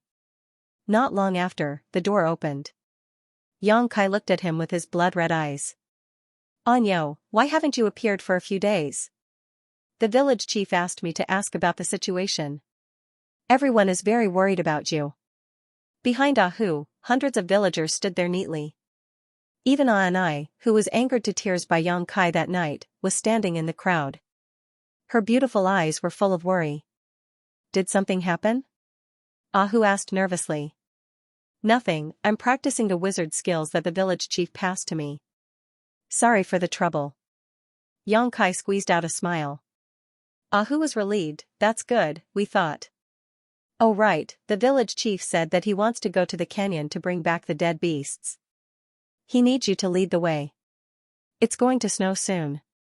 If we don't go now, we won't be able to leave the village." "Okay, you go first. I'll follow you later." Xianxia replied and closed the door. What the hell is going on? Xianxia roared in his heart. A month had passed, but he was still here. This was impossible. Lan Sun had said before that the 5-colored treasure pagoda could only be opened for a month. Once the time limit was up, the entrance would close and the entire 5-colored treasure pagoda would produce an irresistible repulsive force, repelling any cultivator who entered. In other words, as long as the time limit was up, no matter where Xianxia and the others were, they would return to Star Soul Palace. But in fact, 3 days had passed, and Xianxia didn't feel the repulsive force of this world at all. Over the past 3 days, Xianxia had tried various methods in the house, but he couldn't leave. After thinking about it, he felt that either there was a problem with the five-colored treasure pagoda, or he was trapped in this sealed world. The five-colored treasure pagoda was the foundation of Star Soul Palace and had been passed down for tens of thousands of years. If there was a problem with it, it would have happened long ago. So, the latter was more likely. Was there something special about this sealed world? Why had he been intercepted and left behind? However, after 3 days of thinking, Xianxia gradually calmed down. The five-colored treasure pagoda was the wealth of Star Soul Palace, and now that he had fallen into it, Star Soul Palace would definitely make some efforts. If the elders were powerless, the great emperors would definitely take action themselves, so it was useless to worry about his situation now. It was better to wait for outside help while looking for a way out. After packing up, Xianxia followed Ahu and the others out of the village.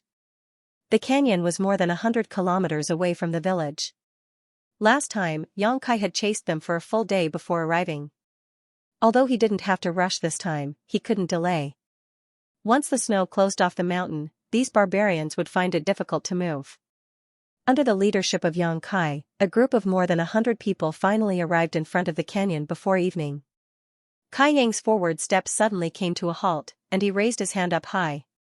The hundreds of villagers following behind him stopped in their tracks, like a well-trained army. For a moment, there was silence, but after such a long journey, they were all out of breath. Ahu came up and quietly asked, "What's wrong?" "There's someone."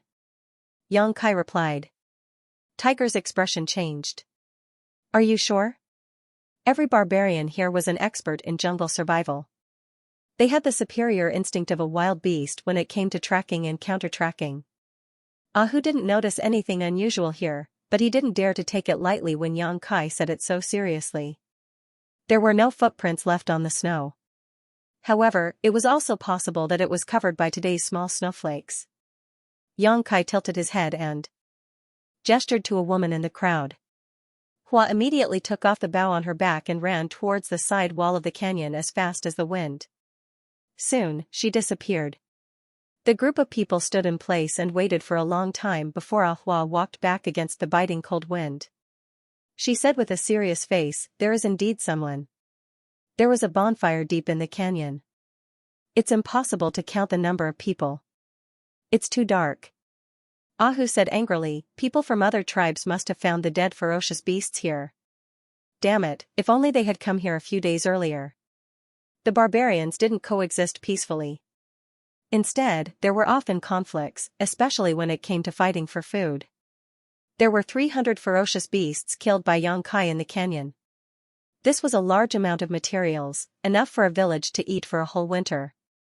I hope they are also from the southern barbarian tribe. We can negotiate with them. You wait here. I'll go and see what's going on. Saying this, Ahu was about to walk into the canyon. Songnan village belonged to the southern barbarian tribe. If they were all from the southern barbarian tribe, it would be easy to negotiate. Wait a minute. Xianxia stopped him. Don't trouble yourself. Ahu looked at him curiously. Xianxia gently took a breath and slightly raised his hand. There was an ancient and rough language in his mouth, and there was a weak power fluctuating in his body. In the next moment, the air in front of Xianxia suddenly rippled, as if a stone had been thrown into a calm lake. As the ripple spread out, a translucent image suddenly appeared in front of everyone's eyes. The image seemed to be facing the entrance of the canyon. Under the control of Xianxia, the image kept moving inwards. Eagle Eye Skill. Ahu's eyes lit up. This was the village head's Eagle Eye Skill.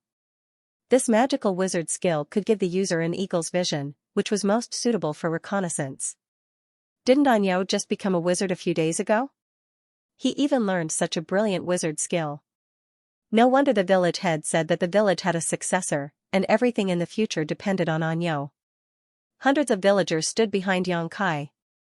All of them were inexplicably excited, and their eyes were full of worship.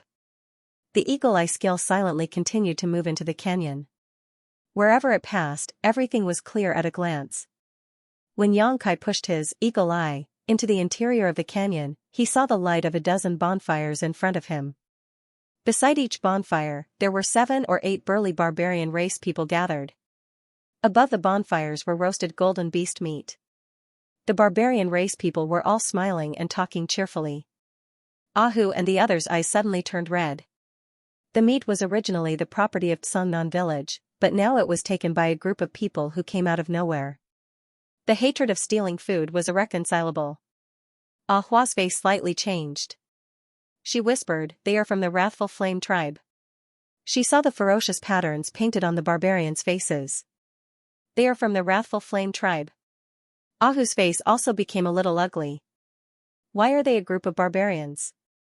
Xianxia leisurely glanced at him. In his heart, he thought, "In my eyes, you are no different. How dare you call others barbarians?"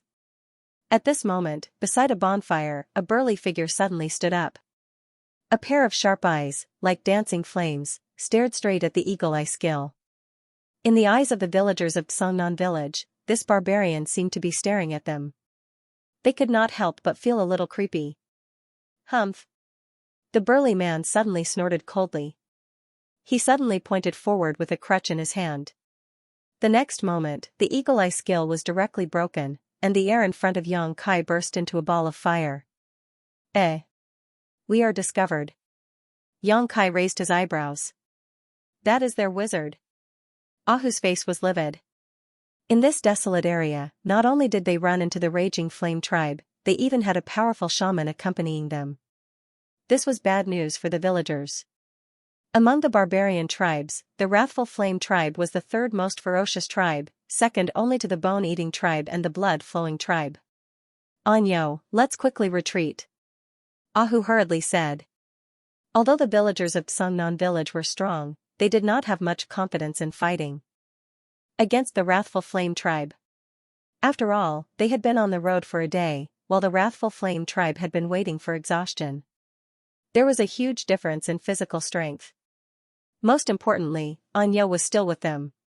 He was the future hope of the village, and they could not afford to lose him. Therefore, the smartest thing to do now was to quickly leave. As long as they could protect Anyo, what did it matter if they gave up the food? "It's too late." Xianxia shrugged and raised his head to look at both sides of the canyon. A group of villagers followed his line of sight and looked up. Their hearts immediately sank. On the cliffs on both sides of the canyon, there were suddenly more than a dozen figures, all of them holding bows and arrows, aiming in their direction. However, the other side did not immediately shoot, presumably to let the villagers of Xianxia village know the difficulties and retreat. Although the wrathful flame tribe was aggressive, they were not as ferocious as the bone-eating tribe. If they had encountered the bone-eating tribe this time, they would have already been rained down with arrows. The bone-eating tribe was a tribe that even barbarians were treated as food. They were an anomaly among the barbarians. If they did not have a powerful wizard saint holding the fort, they would have long been annihilated by the other barbarians. Ahu and the other archers reacted quickly. When they sensed that they had been targeted from afar, they immediately spread out and drew their bows, preparing to counterattack. However, whether it was in terms of numbers or the location of their counterattack, there was a huge gap between them and the other side. If they really fought this battle, Xianxia village would definitely suffer heavy casualties. Since the other side is so enthusiastic, let's go meet them. Xianxia grinned and suddenly raised a finger. A white light jumped out from his fingertip. "Wizard!" Someone on the cliffs on one side of the canyon exclaimed in surprise. In ancient times, there were very few wizards. Any wizard was a valuable asset to the barbarians, so when they saw Xianxia use the wizard's abilities, the archers of the wrathful flame tribe frowned. Killing a few ordinary villagers because of disputes was not a big deal. Countless barbarians died because of internal strife every year, but if a wizard died at their hands, then the situation was different. It was very likely that it would incur the wrath of the wizard king or wizard saint. The only ones who could kill a wizard were fellow wizards. "I want to see your leader," Xianxia shouted, his voice echoing at the entrance of the canyon. The wrathful flame tribe did not dare to ignore a wizard's request. Immediately, someone rushed down from the cliffs and went deep into the canyon. It seemed that he was asking for instructions. Soon, the archers on both sides of the cliff withdrew. Instead, a tall figure came out from the entrance of the canyon. He was alone, but there was no fear on his face. He went straight to Xianxia and the other barbarians. A fierce aura suddenly hit them in the face. Tiger snorted and stood beside Xianxia. He and the barbarian warrior stared at each other like two big bastards. Neither of them was willing to show weakness. Xianxia patted Tiger's shoulder and signaled him to calm down. He smiled at the barbarian warrior and said, "Hello, friend from the Wrathful Flame tribe. I want to see your leader." The barbarian warrior moved his eyes away from Tiger and looked down at Xianxia standing in front of him. He was somewhat surprised. "Are you their wizard?" "It's the real deal." The barbarian warrior frowned. "How can you be so weak?" Even if he was a wizard, he shouldn't be so weak. The young man in front of him looked like a child. His arms and legs were thin, and his body was crooked. He could probably kill him with a single finger. "Anyo's strength is not something you can understand," Tiger sneered. Many villagers also looked at the barbarian warrior with sarcasm. They used to think that Anyo was too weak to stand up to a gust of wind. He was even weaker than those 13 or 14-year-old children. However, the invasion of the beast tide a few days ago made them change their view of Anyo. Anyo's terrifying fighting power and invincible bravery made them unable to look up to him. If they hadn't seen it with their own eyes, it would have been hard to imagine that such strength could be hidden under such a body. The barbarian warrior of the Furious Flame tribe sneered. Apparently, he didn't think that Tiger's words had any deterrence. He just turned around and said, "Master Ye is waiting for you inside. Come with me." As he spoke, he led the way. Xianxia stepped forward to keep up with him. Hundreds of villagers also followed closely behind. Tiger and the others entered the canyon and looked around. They saw that the archers of the Furious Flame tribe were still on both sides of the cliff. They were like shadows following them. The archers never put down their bows. Apparently, they were warning everyone. However, if they acted rashly, they would be met with a strong attack. Not long after, a group of people walked into the deepest part of the canyon. Under the illumination of the fire, hundreds of people of the Furious Flame tribe looked particularly ferocious and terrifying. The barbarian warrior who led the way came to a bonfire and whispered something to a burly barbarian who was sitting cross-legged on the ground. The barbarian raised his eyes slightly and looked at Xianxia and the villagers behind him. This was the wizard of the other side. Xianxia had seen him in the Eagle Eye before, so he naturally recognized him at a glance. Ye quietly looked at Xianxia. His eyes flashed with an unconcealable look of amazement. Obviously, like the previous barbarian, he felt that Xianxia looked too weak. The wizard of the Furious Flame tribe didn't pay much attention to the cultivation of physical strength. They spent most of their time in meditation. Therefore, their physical quality was certainly inferior to the other tribes. However, it was the first time that Ye had seen someone as delicate as Xianxia. "How should I address you?" Ye looked at him seriously for a while and asked. "Anyo." Xianxia smiled. His expression was neither servile nor overbearing. "So, Wizard Awesome. May I ask what brings you here?" Xianxia replied, "I'm here to retrieve my loot." Fong frowned. "Your loot?" Xianxia pointed with his hand. "The ones you're roasting over the bonfire and the ones over there are my spoils of war." Many of the Raging Flame tribe's tribesmen who were looking at Xianxia with ridicule on their faces suddenly stood up and glared at Xianxia, as if they wanted to beat him to death right here and now. Ye frowned, then laughed. "Are you saying that these dead beasts are your spoils of war? What evidence do you have?" Xianxia shrugged. "There probably isn't any special evidence." He paused for a moment before continuing. "A few days ago, our village was attacked by a beast tide. The villagers managed to repel the beast tide with great difficulty, so I chased them to this valley and killed them all. Unfortunately, I couldn't take the food with me, so I could only go back to ask for help. I didn't expect that you would be one step ahead of me." Ye's expression suddenly became very interesting. He looked at Xianxia in amazement. "You just said that you chased them here alone. And then kill all these beasts?" "Yes." Xianxia nodded and added, "Yes, there was also a savage beast."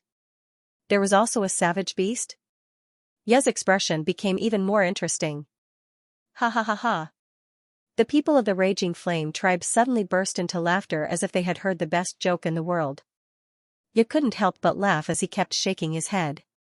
If Xianxia and the other villagers had defeated the beasts in this valley, it was still reasonable. But he actually said that he had killed more than 300 beasts and a savage beast alone. Even the slightest rational people wouldn't believe such words. The barbarian warrior who had led Xianxia and the others in suddenly looked at Ah Hu sarcastically. Is your wizard a fool? What did you say? Say it again. Ah Hu suddenly became angry. The wizard was the leader of the village. Any wizard was the supreme symbol of the village. Insulting a wizard was equal to insulting the village and the tribe that the wizard belonged to. How could Ah Hu and the others bear this? Ah Hu! Xianxia shouted and shook his head at him. Ah Hu clenched his teeth and swallowed his anger. Well, I probably know why you came here. Ye smiled calmly. Apparently, he had met many young people who didn't know the immensity of heaven and earth like Xianxia. Well, since you are fellow tribesmen and have come from afar, I won't embarrass you. He turned to the barbarian warrior of the Raging Flame tribe and said, give them 10 beasts and let them go. Although the barbarian warrior was very reluctant, since the wizard had spoken, he had no right to refuse. He could only do as he was told. 10. Master Ye is very generous. Xianxia smiled but didn't appreciate it. Young man, don't challenge my patience. Ye's expression suddenly became serious. You should be familiar with the name of the Raging Flame tribe. If I was young, you would be lying on the ground now. So, quit while you're ahead. Xianxia nodded and said, Master Ye's teachings, Anya will always remember them. But I insist that Master Ye should return all my trophies. These things don't belong to you. When he finished, he looked at Ye with burning eyes. Ye stood up and cast a shadow on Xianxia. He looked down at him and said, You're asking for trouble. The two wizards suddenly started to fight. Naturally, the villagers also reacted. The sound of arrows clanging was heard. All the archers pulled their bowstrings and aimed at the strongest warriors of the other side. Tiger and the others also took out the stone axes and stone spears from their waists. Hot air was coming out of their nostrils. They were ready to fight. A war was about to break out.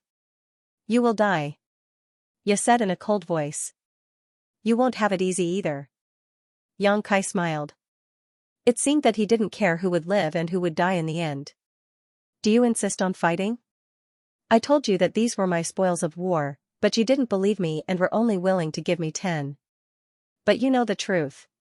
When you came here, these beasts had already been dead for a few days, so they don't belong to you. Ye said angrily, they are ownerless. They belong to whoever finds them. Master is here. Evidence. Xianxia said, I can't prove it. Ye sneered. Before he could say anything, Xianxia said again, then there is only one way in front of us. That is to solve this dispute in the wizard's way under the witness of the barbarian god. Ye narrowed his eyes and looked at Xianxia in disbelief. Are you challenging me? Xianxia smiled and said, this is the only solution. Do you want to see both sides' clansmen fight to the death? Winter is coming. If our people are hurt, I'm afraid that this winter will not be good. Ye thought for a while and nodded, it's as you said, but... He grinned, do you think you can win? We haven't fought yet, who knows? Xianxia chuckled. Well, since you insist, I, the wizard Ye, accept your challenge in the name of the barbarian god. Then he waved his hand and shouted, back off. Hearing this, many barbarians of the Furious Flame tribe put away their weapons and stepped back. Xianxia turned back and said, you guys step back too. Tiger and others looked at Xianxia worriedly. Although they were confronting Xianxia just now, they heard clearly what he said. Although they had never seen the wizard's duel, they were not unfamiliar with it. It was a sacred battle under the witness of the barbarian god. One's life and reputation were at stake. The winner could take all the fruits of victory, and the loser usually had a miserable ending. No. Tiger opened his mouth. He wanted to persuade Xianxia, but he knew that it was useless now. Since the wizard Ye had accepted Xianxia's challenge, this battle was inevitable. Once he flinched, it would be a blasphemy to the barbarian god. No one could tolerate such behavior. Thousands of words turned into one sentence, "Be careful." Xianxia nodded and gave him a look that said, "Don't worry." Tiger and others were worried. How could they not be worried? Just a few days ago, Xianxia was still a useless wizard. Although his performance during the Beast Tide was extremely amazing, and later he became a noble wizard, after all, it was just a short time. On the other hand, the wizard was not as old as the village chief, but he was in the prime of his life. Moreover, his aura was much stronger than that of the village chief. Did Niu have a chance of winning? Unlike the villagers of Xianxia village who were worried, the villagers of the Furious Flame tribe were relaxed. They gathered in groups of 3 to 5 and pointed at Xianxia. Their faces were full of sarcasm, as if they were laughing at Xianxia for overestimating himself. People with discerning eyes could see that this wizard Niu could not be the opponent of Master Yi. He would definitely have a miserable ending. Soon, the field was cleared. In the depths of the canyon, only Xianxia and Yi were standing face to face, about 10 feet apart. This distance was often used by wizard duels. The biting cold wind was blocked by the two sides of the canyon, but it was accompanied by the sound of a horn. The bonfires around them were crackling. Yi smiled and said, "Wizard Niu, I am an intermediate wizard. Judging from your aura, you should be just an apprentice wizard, right?" Xianxia replied, "Master Yi, you have a good eye. The village chief said that I am now an advanced wizard apprentice." Yi nodded, "Your courage is commendable, and you are still very young. If you practice hard, you may have a better future. Unfortunately, you are too arrogant." Xianxia said, "Master Yi, if you want to lecture me, we will have time later. If you don't, then I will." Yi sneered. Obviously, he did not want to bully the weak. Clearly, he wanted to let Xianxia make the first move. Since this was the case, Xianxia had no reason to hesitate. He moved his feet and rushed toward Yi like a whirlwind. Yi's sarcastic expression immediately froze on his face. What the hell? Why did he rush over? The barbarians' battle had always been known to be simple and violent. Bravely moving forward was their instinct, but that was only limited to ordinary barbarians. The battle between wizards was not a battle of brute force, but a battle of one's own cultivation and the wizard's skills. When he agreed to this wizard's challenge, Yi had already thought of several ways to defeat him in an instant. He was just an upper-level wizard, and he couldn't do anything to him. Whether it was in terms of level or combat experience, this wizard couldn't be compared to him at all. So when Yi saw Xianxia rushing straight at him, he couldn't help but feel a little confused. Wasn't he a wizard? Why didn't he use wizard skills? Why was he acting like an ordinary barbarian? The sudden shock made him hesitate for a moment, but in the end, he was an experienced mid-level wizard. Yi quickly came back to his senses. His mouth spoke an ancient and rough language, and the wooden staff in his hand gently waved forward. The air in front of him suddenly rippled and turned into a solid and transparent shield in front of him. Then he didn't stop and pointed his staff forward. A fireball the size of a wash basin burst out and rushed toward Xianxia. He won. The two simplest wizard skills, one for defense and one for attack, perfectly demonstrated Yi's super ability as a wizard. That fireball was impossible to resist even for a low-level wizard, so this upper-level wizard could only regret. Yi stood there calmly with a mocking expression in his eyes. He was quietly enjoying the scene of Wu Niu being defeated by him. When the fireball shot out, the villagers of Xianxia village all cried out in alarm. Everyone's face was filled with worry and dread. Ahu opened his mouth to shout out a warning, but Kai Yang turned a deaf ear to him and went straight to meet the fireball. There was a loud bang. When the fireball burst out, the valley was illuminated, and everyone couldn't open their eyes. The hearts of the hundreds of villagers of Xianxia village suddenly sank to the bottom. It's over, it's over. Anyo is over. How could he survive being hit by such a big fireball? The future hope of Xianxia village had fallen just like that. Tiger clenched his fists. He blamed himself in his heart. He should have stopped the duel between Anyo and the wizard Yi. Even if he had to take the risk of blaspheming the barbarian god, at least it was better than him losing his life. A moment later, Ahu and the others regained their vision. When they looked at Ye angrily, their eyes suddenly widened as if they had seen a ghost. A few of the villagers rubbed their eyes hard, trying to see more clearly. As for the originally gloating Raging Flame Tribe's members, their expressions suddenly changed as they were startled. He saw Ye standing stiffly in the same place. Wu Niu, who should have died under the huge fireball, actually rushed in front of him and looked at him with a smile. Anyo didn't have any serious injuries on his body, only his hair seemed to be burned a little. Master Feng. I think I won, what do you say? Yang Kai looked up at Feng with a smile. Feng's face slightly twitched a few times. He couldn't understand how such a scene could happen. His fireball should have hit the other side, how did he dodge? But if he were to admit defeat? The battle has just begun. Feng growled, his mouth once again echoing with the ancient and rough language. He lifted his crutch and pointed it at Yang Kai. But this time he didn't have the chance to release the wizard spell. Just as he lifted his crutch, Yang Kai threw a punch. The magical shield in front of Fang's began to distort. It was like a squashed balloon. The terrible power quickly exceeded the limit of the wizard's shield and it shattered.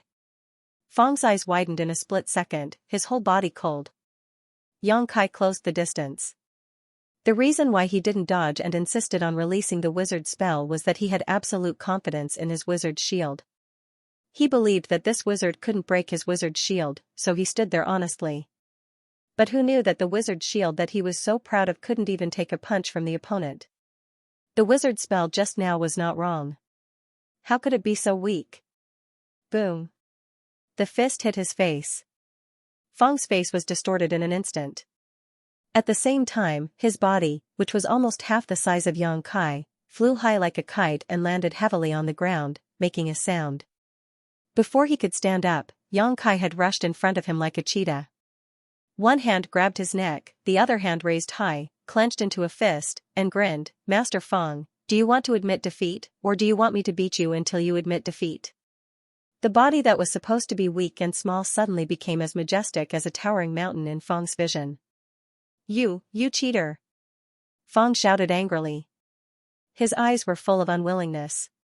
If it wasn't for this wizard's tricks that caught him off guard, he might not have lost this battle. He was an intermediate wizard, and this wizard was only an advanced wizard. There was a difference of 2 ranks between them. Yang Kai sneered, next time when you meet a savage beast, do you expect it to compete with you in wizard spell and not get close to you? Feng was stunned and suddenly stopped talking. Let go of Master Feng. Quickly let go.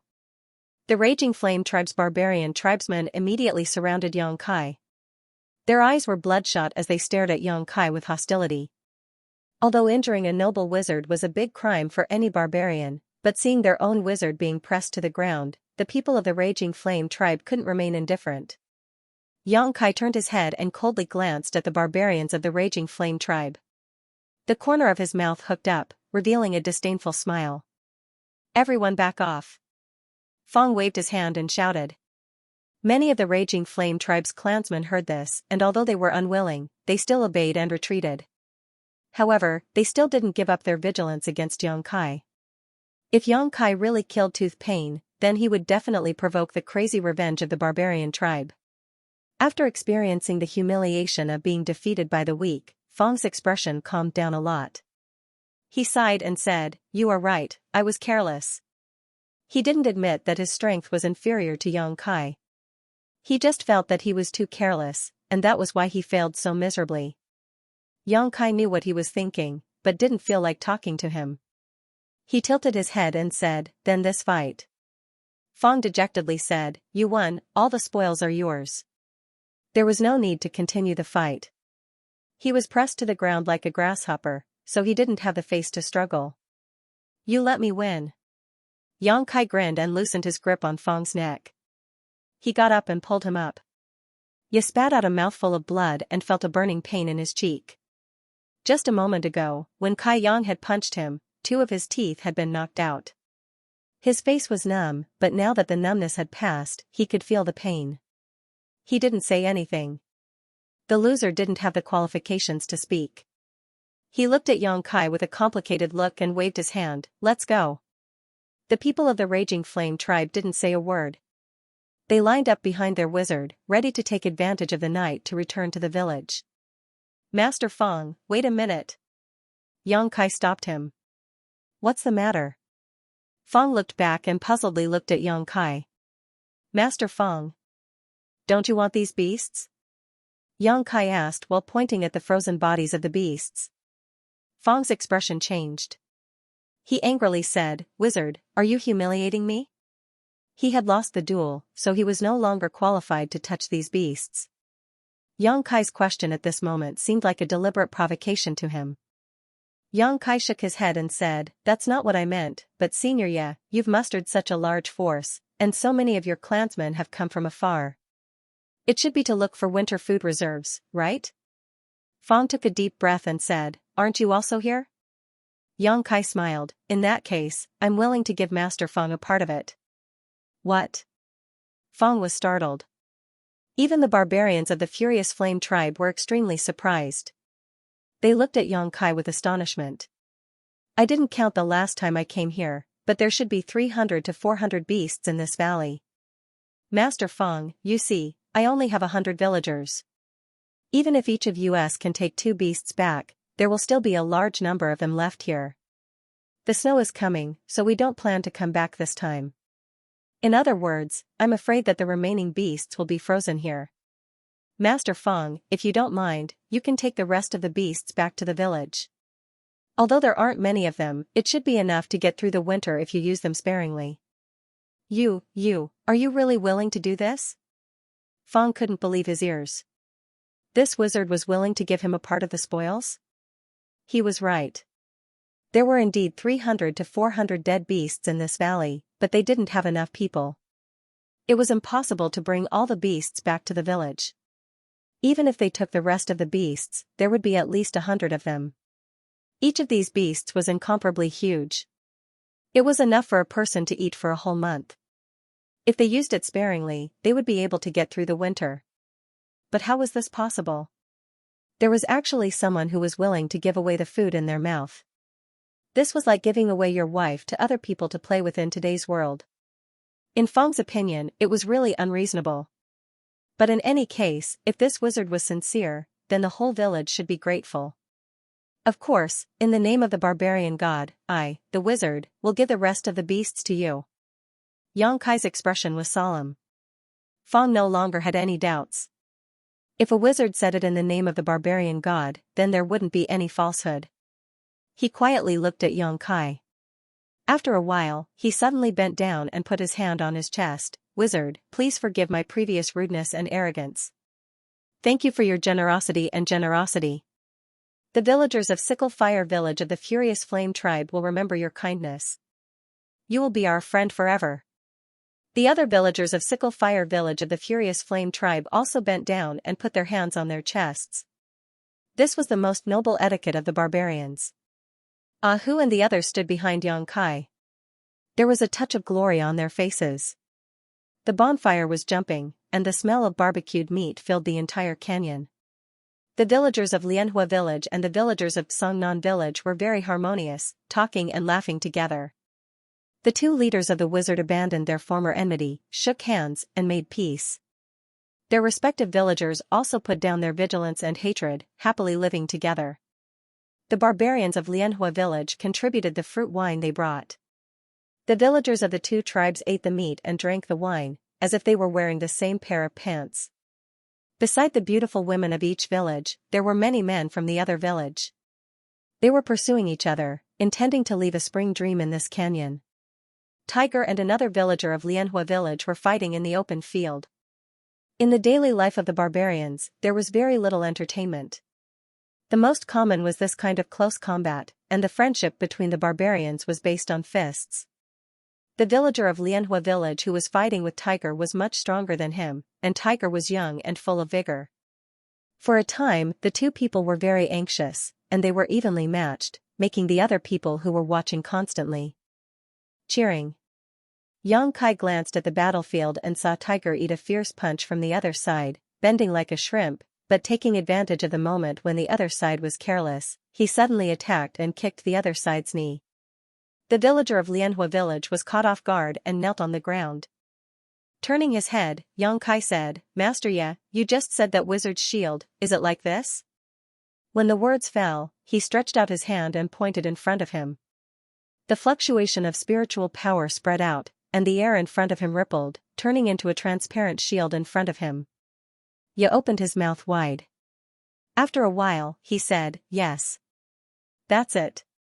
So that's how it is. Xianxia nodded and said, but this wizard's shield seems to be able to defend against a lower-level wizard. If a wizard of the same level cast a wizard, I'm afraid you won't be able to resist. Ye said, at least there is a buffer time, enough for people to dodge.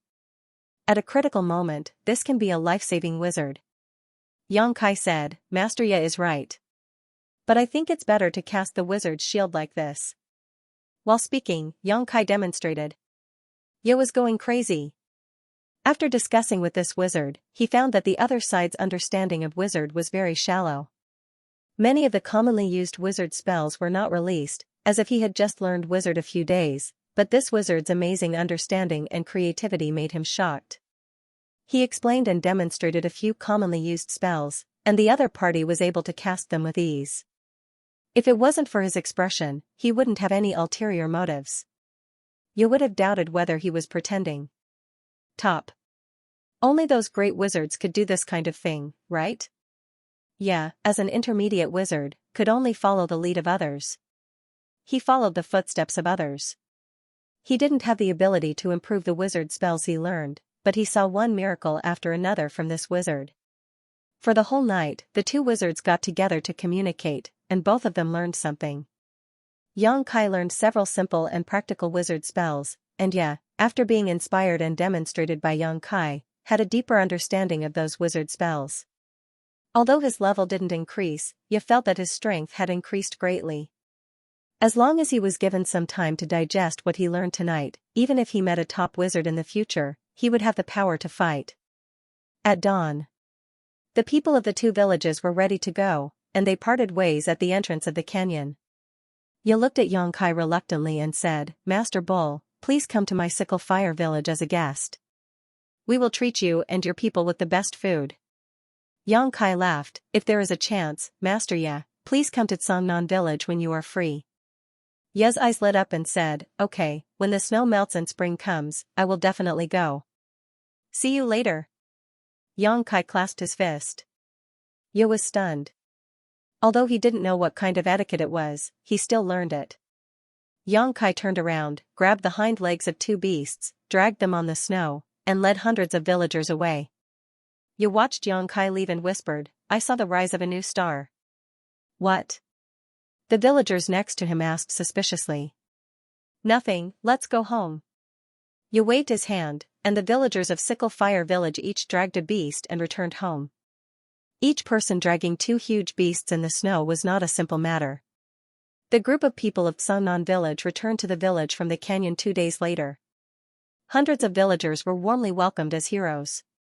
After returning to the village, they immediately began to clean up the storage work. The village chief also trembled as he came over and asked if there were any accidents on this trip. Who told the village chief everything that happened with the people of Sickle Fire village. The village chief listened and nodded to Xianxia, Anyo, you did a good job.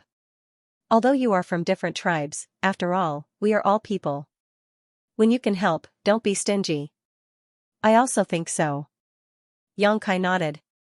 Well, you are tired, go back and rest. I will talk to you tomorrow. The next day, Xianxia went to find the village chief early in the morning. Anyo, I want you to be the village chief of Xianxia village. Are you willing? After meeting, the village chief went straight to the point. Xianxia froze for a moment, and then immediately refused, this is not possible. Don't be in a hurry to refuse. The village chief smiled as if he had already expected this. He sighed and said, let me finish. Xianxia nodded. The village chief then continued, I am old, and I don't have many years left to live. When I die, you will also take over the village chief position. Originally, I was worried that without the protection of the wizard, the village would be annexed by other villages. You also know what the villagers' lives will be like after the annexation. Fortunately, the barbarian god favored you and let you open the wizard's power. And now you are a high-grade wizard, which is higher than me. You are fully capable of taking over the village chief position. You are young, so I was not relieved to give the village chief position to you. But seeing how you handled the matter of Sickle Fire Village, I know that you will not let me down in the future. You will not let the villagers down. You are a kind person, and you are a smooth person. I didn't see it before, so if you become the village chief, it will be better than me. The villagers will also believe in you. After experiencing the invasion of the Beast Tide and the confrontation with Fong, the villagers naturally respected Yang Kai. If he became the village chief, no one would say anything. Yang Kai shook his head and said, "Village chief, I can't agree to this." "Why?" The village chief showed a trace of disappointment. He didn't expect that after saying so much, Yang Kai would still refuse. Yang Kai sighed. After all, he couldn't say that he was just here to gain experience in the sealed world. This village chief and all the other villagers might just be derivatives of the sealed world, and he would have to leave this place one day. I want to take advantage of my youth to go out and see. In the future, I probably won't have much time to stay in the village. You want to leave the village? The village chief looked at Yang Kai in surprise, but soon he was relieved. Yes, your talent is extraordinary. Being trapped in a place is not good for you. Go out and see more, it will be helpful for your growth. Village chief, I'm sorry. The village chief smiled, don't be sorry. You are a villager of Songnan village, no matter where you go. Well, let's not talk about this. Let's learn how to read. As usual, the village chief continued to teach Kai Yang how to recognize those strange ancient characters, as if nothing had happened. 2 days after Yang Kai brought the villagers back to the village from the canyon, snow fell, and the whole world seemed to have become frozen. In such an environment, even the beasts were not willing to go out, let alone people. The villagers also hid in their houses and didn't come out easily. Yang Kai's daily life was very regular.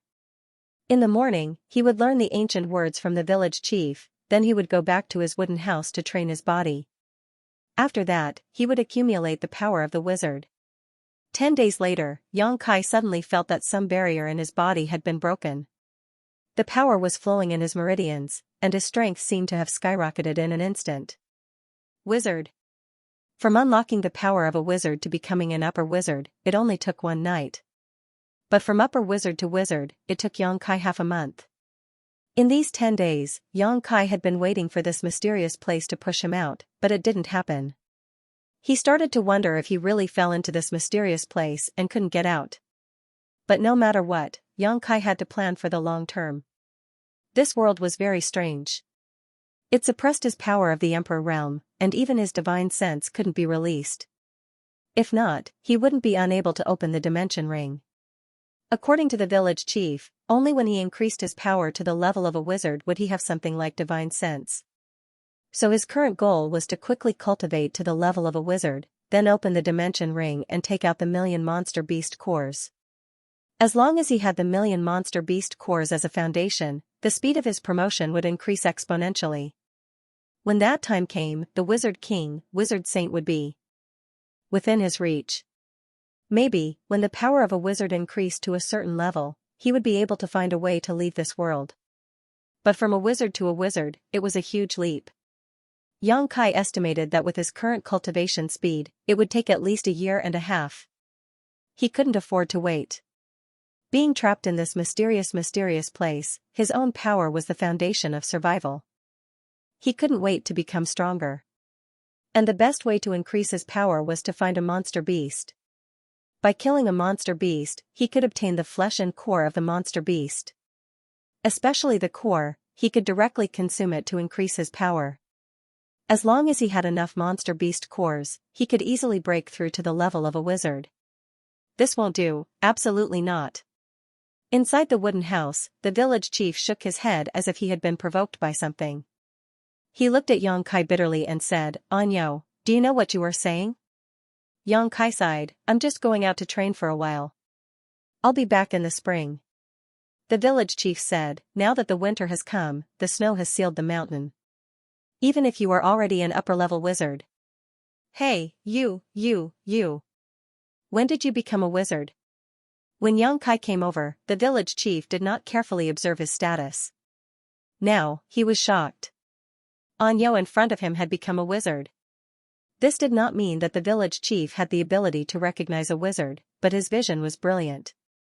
Yang Kai's aura was definitely not something a wizard could have. How could it be? Half a month ago, Anyo received the blessing of the barbarian god and activated the power of a wizard. It was shocking enough that he broke through to an upper-level wizard overnight, but he did not expect that he was now a wizard. That was the realm that he had dreamed of his whole life but could not reach. Yang Kai smiled. Village chief, do you think that a wizard like me does not have the power to protect myself outside? The village chief said, even if you are a wizard, how many wizard spells do you know? The wizard spells that you know are all taught by me. Before he could finish his words, the village chief's jaw dropped as he stared blankly at the witchcraft shield in front of Yang Kai and the fireball technique in his palm. The village chief opened his mouth but found that he could not find a reason to stop Anyo from taking the risk. Yang Kai said, Village chief, I just came to inform you. Even if you don't agree, I will find a chance to slip away. The village chief sighed heavily. After a long time, he said, 3 days, give me 3 days, I will teach you more things.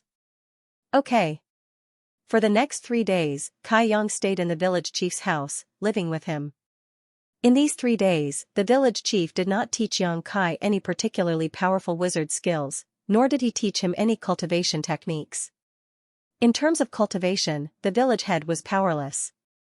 According to him, he had nothing better to teach Yang Kai. However, he knew that Anyo had been isolated from the rest of the world and had no communication with other people in the village, let alone understanding the outside world. For this trip, strength alone was not enough to protect oneself. Therefore, what the village chief taught Yang Kai was the knowledge of this world. There were all kinds of local customs and emergency response plans when encountering all kinds of dangers. When the village chief was young, he had also ventured outside. After 3 days, village chief had nothing left to teach Yang Kai. He had even finished teaching him the ancient characters. I will tell the villagers that you are cultivating in seclusion. Tell them to leave you alone. Let's set off tomorrow before the sun rises. Remember to come back early. The village chief was like a parent telling a child about to go on a long journey. His expression was full of concern and worry. I know. Go and rest. From tomorrow onwards, you will face a new journey. The next day, Yang Kai set off before dawn. At this time, the villagers were still sleeping soundly.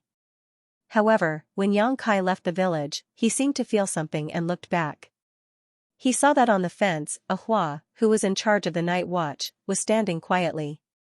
They looked at each other and nodded slightly. Everything was understood without words. Yang Kai took large strides and soon disappeared from a Hua's sight. 5 days later, at the foot of a mountain thousands of miles away from Songnan village, Yang Kai took out a yellowed animal skin paper and compared it with his route. He looked at the continuous mountain range in front of him. It should be here. Luo Baishan. This was the goal of Yang Kai's trip. When the village chief was training in the outside world, he didn't travel too far.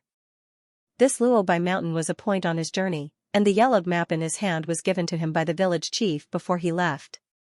According to village chief, there were many savage beasts living in Luo Baishan. Some of them were even as strong as Great Wizard. Village chief repeatedly warned Yang Kai to act according to his ability. However, Yang Kai's purpose was to find trouble with the savage beasts. How could he take village chief's warning to heart? After a short while, Yang Kai stepped into Luo Baishan. Another half a day later, in a cave, Yang Kai was breathing out hot air. He stepped on the corpse of a monster beast and said with dissatisfaction, so weak. In his opinion, this monster beast was only equivalent to the 3rd or 4th rank. Now, even if he didn't use the power of a wizard, he could easily kill it with his body. However, it was better than nothing. Taking out the inner core of the monster beast, Yang Kai casually cleaned it and swallowed it. He sat down cross-legged and started to refine it. His abdomen made a strange sound as if thunder was rolling. In less than half an hour, Yang Kai had finished refining the inner core. Silently probing himself, Yang Kai's brow wrinkled slightly. The result was not ideal. After refining the inner core of a monster beast, the increase in his strength was not very obvious. This monster beast seemed to be even weaker than the one he killed in the valley last time. Naturally, the energy stored in the inner core was not much. At this rate, even if he refined 1,000 inner cores, he might not be able to become a wizard. His goal was not far away. As long as he could become a wizard and have his own divine sense, it would be enough. Although he was not satisfied, he didn't have any better ideas. He could only persevere. While waiting to meet a stronger monster beast, he could slowly rely on numbers to accumulate power. In the following days, Xianxia kept wandering in the Luobai mountain. He went all the way into the depths, specifically looking for monster beasts to kill. In the blink of an eye, a month had passed. During this time, Xianxia killed a lot of monster beast and obtained a lot of monster beast inner cores. However, with so many monster beast inner cores in his stomach, it only increased his cultivation to the limit of a low-rank wizard. He didn't even break through to a mid-rank wizard. Weak, too weak. The monster beast in Luobai Mountain was too weak. It couldn't satisfy his needs. He originally planned to become a wizard in a month, then open the dimension ring and go into seclusion for 2 months. Finally, he would return to the village as a wizard king or even a wizard saint. But now, it seemed that he was thinking too much. He could only continue to go deeper and deeper, with an inexplicable expectation in his heart. On this day, Xianxia was refining an inner core that he had just obtained. Suddenly, his ears moved, and his eyebrows slightly wrinkled. He heard a series of footsteps approaching the cave he was hiding in. And the footsteps didn't sound like they belonged to a person. There were actually other people in this damned place? It was winter and cold now. Other than him, who else could be wandering outside? Weren't they afraid of freezing or starving to death? While he was puzzled, those people had already entered the cave. Immediately, someone opened his mouth and said, "Be careful, there's the smell of blood." The footsteps suddenly quieted down. It was so quiet that even breathing could not be heard. However, Xianxia could feel that the other party was slowly approaching him. Sure enough, not long after, a barbarian suddenly appeared and stopped 5 feet away from Xianxia. When he first saw Xianxia, the barbarian was obviously shocked. His expression became extremely stunned. Obviously, he did not expect to meet his fellow barbarians here. Following closely behind this barbarian, several other people appeared one after another. However, all of them looked extremely distressed, as if they had just experienced a great battle. The most miserable one had even lost an arm. Blood flowed endlessly, and his face was pale from the pain. Xianxia only needed a glance to know that this barbarian's arm had been bitten off. However, a barbarian was a barbarian after all. Even if he had suffered such a serious injury, he did not make a sound. His other hand was still holding a cracked stone spear. "Who are you?" The barbarian leader looked at Xianxia and asked. This guy in front of him had tender skin and did not look like a barbarian at all. Where did he come from? Xianxia rolled his eyes and looked at him, but did not pay any attention to him. This arrogant and haughty attitude immediately annoyed the other party. Just as he was about to explode, a tall and slender woman suddenly appeared behind him. The woman had a cold expression and said, "Don't disturb him. He's cultivating." This woman seemed to have great prestige, so after she opened her mouth, the barbarian who had spoken up earlier was still angry, but he didn't say anything else. Instead, he looked at Xianxia suspiciously and frowned. "Cultivating? Is he a wizard?" The woman looked at Xianxia with surprise. "He is indeed a wizard, and a wizard." "Wizard?" The barbarian warriors were shocked. They could not believe their ears. But these words came from their wizard. Even if they did not want to believe it, they had to believe it. How could such a person be a wizard? The woman stepped forward and looked at Xianxia. "My companion was injured in the battle just now. We need a place for him to heal in peace. There is no suitable place nearby, so we can only choose here. But don't worry, we won't disturb you." Xianxia gently nodded. She couldn't help but laugh in her heart. The other party probably thought that he was at a critical juncture in his cultivation, so she couldn't speak or disturb him. How could she know that Kai Yang was simply too lazy to pay attention to them? All he wanted to do was quickly refine the monster core in his abdomen. Thank you. The woman said thank you. Then, she led the others to a distance and arranged for the injured barbarian to sit down and heal him. Although Yang Kai did not know what method this woman used, Yang Kai felt that she should also be a wizard. Most likely, she was an upper wizard. In other words, her realm was higher than his. But she was a good person. She did not have any hostility towards him. After all, from her point of view, he was in a state where he could not stop his training. If she had any evil intentions, now was the best time to attack. Outside the cave, a few barbarians gathered together and watched their wizard heal their companion. The wizard spell that the woman used was very cold. It had the characteristics of freezing everything. Soon, the wound was frozen. She took out some herbs from the animal skin bag and gave them to the barbarian. Soon, the barbarian's expression eased a lot. He should not be in as much pain as before. The woman was also slightly relieved.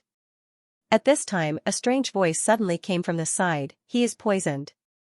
If you don't help him expel the poison, he will not live for long. As soon as he said that, several barbarian warriors suddenly turned around and stared at Yang Kai with vigilance. They felt a chill down their spines. Although they were worried about the safety of their companions, their instincts as warriors still existed. However, none of them noticed that someone was approaching them from behind. This was simply inconceivable. If this person had any evil intentions, then they were afraid that they would have to give up their lives here. After all, this was a wizard. The woman who was called a wizard also trembled, but her reaction wasn't as intense as the barbarian warriors. She turned around and gestured to her companions to not be so nervous. Then she said, I know that he was poisoned. I also used the poison extraction technique. The effect wasn't ideal.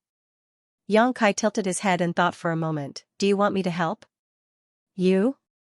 The woman frowned. There was a look of distrust in her eyes.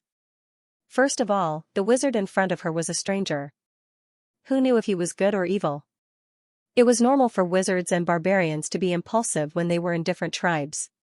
Second of all, Yang Kai was only a low-rank wizard. As a high-rank wizard, she couldn't do anything. How could Yang Kai solve this problem? Yang Kai shrugged. I was just saying it casually. Which tribe are you from? The woman asked. Yang Kai said, the southern barbarian tribe. He paused for a moment, then said, you are from the Snow Frost tribe, right? Thanks to the guidance of the village chief before he left, Yang Kai was able to recognize the origin of these barbarians. In this ancient world, some barbarian tribes had very obvious characteristics. For example, the people of the Raging Flame tribe he met in the canyon last time had a flamed flower-like totem on their faces. That was the sacred green lotus flame of the Raging Flame tribe. Although the people of the Snow Frost tribe didn't have any totem on their faces, when the woman used the wizard technique, Yang Kai had a guess. However, not every barbarian tribe had very obvious characteristics. For example, the southern barbarian tribe where Tsungnan village was located didn't, so the woman couldn't recognize his origin. Being exposed by Yang Kai, the woman did not have the intention of concealing. She nodded and said, that's right. We are from the Snow Frost division. Do you have a way to cure him? We can give it a try. The woman frowned. Although she didn't think that Yang Kai had the ability, she had no choice but to try her best. After all, her poison tribesman's wound had been suppressed by her wizard. He also used the poison extraction technique to remove some of the poison, but it wasn't completely expelled. The bone-eroding wolf's bone-eroding poison was extremely ferocious. Even a little bit of it was enough to turn the strongest barbarian warrior into a puddle of thick water. If left alone, it would take at most 3 days. Their clansmen must die. However, 3 days was not enough for them to return to the tribe. Why don't you give it a try? The woman moved aside. Yang Kai stepped forward. However, a warrior of the Frost tribe shouted in a low voice, Master. The woman raised her hand to stop the man from speaking. However, the gazes of the barbarian race warriors towards Yang Kai were obviously filled with distrust. Yang Kai didn't care. He walked straight to the injured tribesman and squatted down. He carefully examined the wound and felt some admiration in his heart. Fortunately, the barbarian warrior was strong and vigorous. Otherwise, such an injury would be enough to kill him 10 times over. However, he had lost an arm. Although he was poisoned, he didn't make a sound. His mind seemed to be very clear. Because of the pain, his face was pale and distorted. After looking for a while, Xianxia suddenly raised his hand and fiercely slapped the barbarian warrior a few times. His strength was neither light nor heavy. His spiritual energy surged. After a few slaps, the barbarian warrior's pale face suddenly turned red. He opened his mouth and spat out a mouthful of black blood. Xianxia was already prepared. He dodged. He didn't hesitate to shatter the frozen part of the broken arm. He grabbed the barbarian's shoulder with both hands and poured his spiritual energy into the barbarian's body. Under the watchful eyes of the barbarians of the Frost tribe, the injured barbarian's body suddenly trembled violently. Then, a roar was heard. It was like an injured beast. It made people feel shocked. In the next moment, a large amount of blood suddenly spurted out from the broken arm. When the blood fell to the ground, there was a burst of sizzling sound. It corroded holes in the ground. One could see the intensity of the poison. The spurting of blood lasted for 10 breaths of time. During the whole process, if it weren't for the female wizard, the other barbarian warriors of the Frost tribe would have already stopped Xianxia. After 10 breaths of time, Xianxia stopped. He turned to the woman and said, "Seal his wound." Hearing this, the woman raised her hand and a cold air rushed toward the broken arm. In the blink of an eye, the wound was frozen. The barbarian warrior's face was as pale as paper because of excessive blood loss. His breath was so weak that it was almost undetectable. It was as if he was dead. When Xianxia got up and took a few steps back, the barbarian warriors immediately rushed forward to check his condition. After a while, one of the barbarians raised his head and said, "He seems to be a lot better. It's just that he lost too much blood." He glanced at Xianxia and his eyes became somewhat complicated. The female wizard nodded and said to Xianxia, "My name is Feather." "What's your name?" "Bull." Xianxia smiled. "So it's the wizard Bull. Thank you, barbarian god, for letting us meet here." Feather, who had been cold, finally showed a trace of a smile. Xianxia said, "Although the poison of your companion has been removed, it will still be very troublesome if we leave him alone. It's best to take him back for treatment." "I understand." Then, Wizard Bull, please wait for a moment. While speaking, Feather walked to the side of the barbarian warriors and whispered a few words. Then, one of the barbarian warriors carried the injured companion out of the cave. It seemed that they were going to take him back to the village for treatment. After returning to the village, Feather asked another barbarian warrior to take out some dried meat and water. She personally handed it to Xianxia and said, "Thank you for saving my people. Barbarians are a family. Master Feather, you are welcome." Xianxia grinned and did not refuse. He took the dried meat and water and began to eat and drink without any scruples. Yuda had a good impression of Xianxia's forthright demeanor. The disdain and rejection he had felt when he saw Xianxia's thin and weak physique had completely disappeared. Barbarians are a family. This was an interesting way to put it. Previously, I also used the poison extraction technique. But why is the effect much worse than yours? Feather humbly asked. Before coming to this cave, she had simply treated the injuries of her people. It was precisely because the remaining poison could not be extracted that she could only freeze the wounds and let her people take some herbs. She hoped that those herbs would be able to remove the poison. Although she knew that there was not much hope. "You want to say that your rank is higher than mine, but why is the effect of the poison extraction technique not as good as mine?" Xianxia naturally knew what she meant. He smiled and said, "Sometimes, fine control is more important than great power." Feather heard this and fell into deep thought. After a while, she nodded and said, "Thank you." Xianxia finished the dried meat in his hand and drank a mouthful of water. "It's so cold." "What are you doing outside?" Although the people of the Snow Frost tribe were not afraid of the cold, under normal circumstances, they would not go out casually. In the cold winter, both wild beasts and barbarian beasts were very active because they were looking for food. The risk of being outside was much higher than usual. "Where is Master Bull?" Feather did not answer Xianxia's question. Instead, she asked him a question. Cultivating? Xianxia grinned. Feather was startled for a moment. Then, she showed an admiring expression and said, "We came out to collect herbs.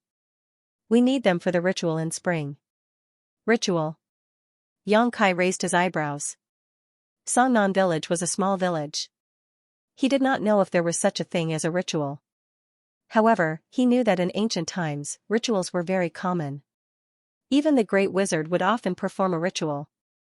The object of the ritual was either the heavens or the totems of their tribe. The latter was more common. He smiled and said, "It seems that your progress is not smooth." Feather said sadly, "Those herbs were guarded by a few bone-corroding wolves. We were ambushed." "How many?" Xianxia raised his eyebrows and showed an interested expression. "How many specifically?" Feather said, 6. "If not, with my strength, they would not have hurt our tribe." Xianxia's eyes suddenly flashed. After a moment, he sat up straight and asked in a deep voice, "Master Feather, when you go to collect herbs again, do you need a strong helper?" Feather was stunned and looked at Xianxia. Her eyes also lit up. She was just thinking about whether she could ask this wizard for help. But after all, they were not familiar with each other and they were not from the same tribe. Feather really did not know how to ask for his help. She did not expect that wizard would take the initiative to ask for help. Although the self-proclaimed strong helper's words made her speechless, these details did not matter. The two wizards' words were enough to ensure the safety of the tribe. "Wizard, what is your condition?" Although Feather was happy, he did not lose his ability to judge. The southern barbarian tribe shaman, whom he had met by chance, had inexplicably taken the initiative to help. "Those few savage beasts belong to me," Xianxia replied with a smile. Under normal circumstances, Feather would not agree to this condition. Although the herbs were precious, the value of the savage beasts was not low. There were several of them, and one of them was an upper-rank wizard. But the other side was only a lower-rank wizard. Giving him two was an acceptable condition. But because Xianxia helped the tribe first, Feather just thought for a moment and agreed, "Okay, the savage beasts belong to you, and the herbs belong to us." Since she had made the decision, the other tribe members naturally had no objection. Xianxia stood up and said, "Then let's not waste any time. Let's go." Feather frowned and said, "But my tribe just fought a big battle. They need to rest for a day." The barbarian's physique was extremely strong, but in the previous battle, Feather had blessed them with bloodlust. Although it only lasted for a short period of time, the loss of innate blood made them a little weak. They were not as strong as they were at their peak. "Don't bother, just follow me." Xianxia took the lead and walked out of the cave, waving at Feather and the others. Several barbarian warriors looked at Feather with hesitation. Feather was also having a headache. He thought to himself, how can this Wunyo act so hastily and recklessly? But since it was already like this, she had nothing to say. She could only lead the team and follow. In a mountain valley, Xianxia, Feather, and the others were quietly lying in wait. Feather pointed to the front and said, "The snowflakes we need to collect are in front of us. Those bone-corroding wolves are also there." Xianxia looked up and found that there were indeed traces of a battle. There was also a large pool of blood on the ground, the color was bright red, and the snow on the ground was full of messy footprints. "Wizard Bull, later we will cast wizard spells on my people. You will be in charge of the left side, and I will be in charge of the right side. Although there are 6 bone-corroding wolves, they are not difficult to deal with. We just need to be careful not to get bitten." Before we were also. Feather stared ahead and seriously discussed the battle plan with Xianxia. But halfway through, she suddenly felt that something was wrong. She turned around and saw that the wizard bull had disappeared. Where did he go? Feather was shocked and asked her people. The people seemed to have just reacted. When they looked around, one of the barbarian warriors opened his eyes wide and pointed to the front and said, he.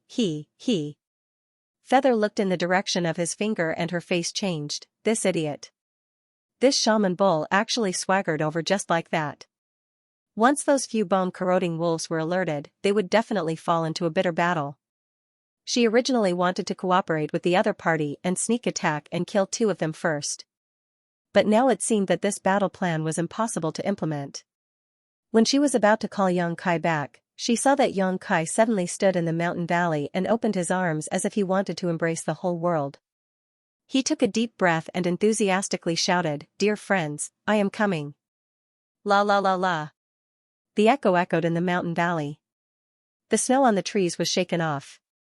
A few bone-corroding wolves that smelled the scent of living people walked out of their hiding place. They bared their teeth, saliva dripping down the corner of their mouths, and their eyes flashed with a fierce light. Feather, who was always quiet, suddenly twitched the corner of her mouth. "Master, what should we do?" one of the people asked. "Retreat." Feather made a prompt decision. "This wizard bull is mentally abnormal. Why didn't I see it before?" If he had known earlier, Feather would never have accompanied him here. But now, it was all good. Even if he was a wizard, he would still die if he provoked 6 bone-corroding wolves without any preparation.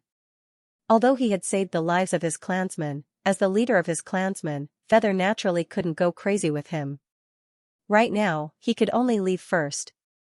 As for the favor of saving his life, he would wait for his clansmen to recuperate for a while before coming back to avenge him. This could be considered as an explanation to him. The few of them moved like the wind. As soon as Feather finished speaking, under her leadership, several barbarian warriors prepared to retreat. When he turned around, Feather looked at Xianxia with pity. After the bone-corroding wolves appeared, they did not stop.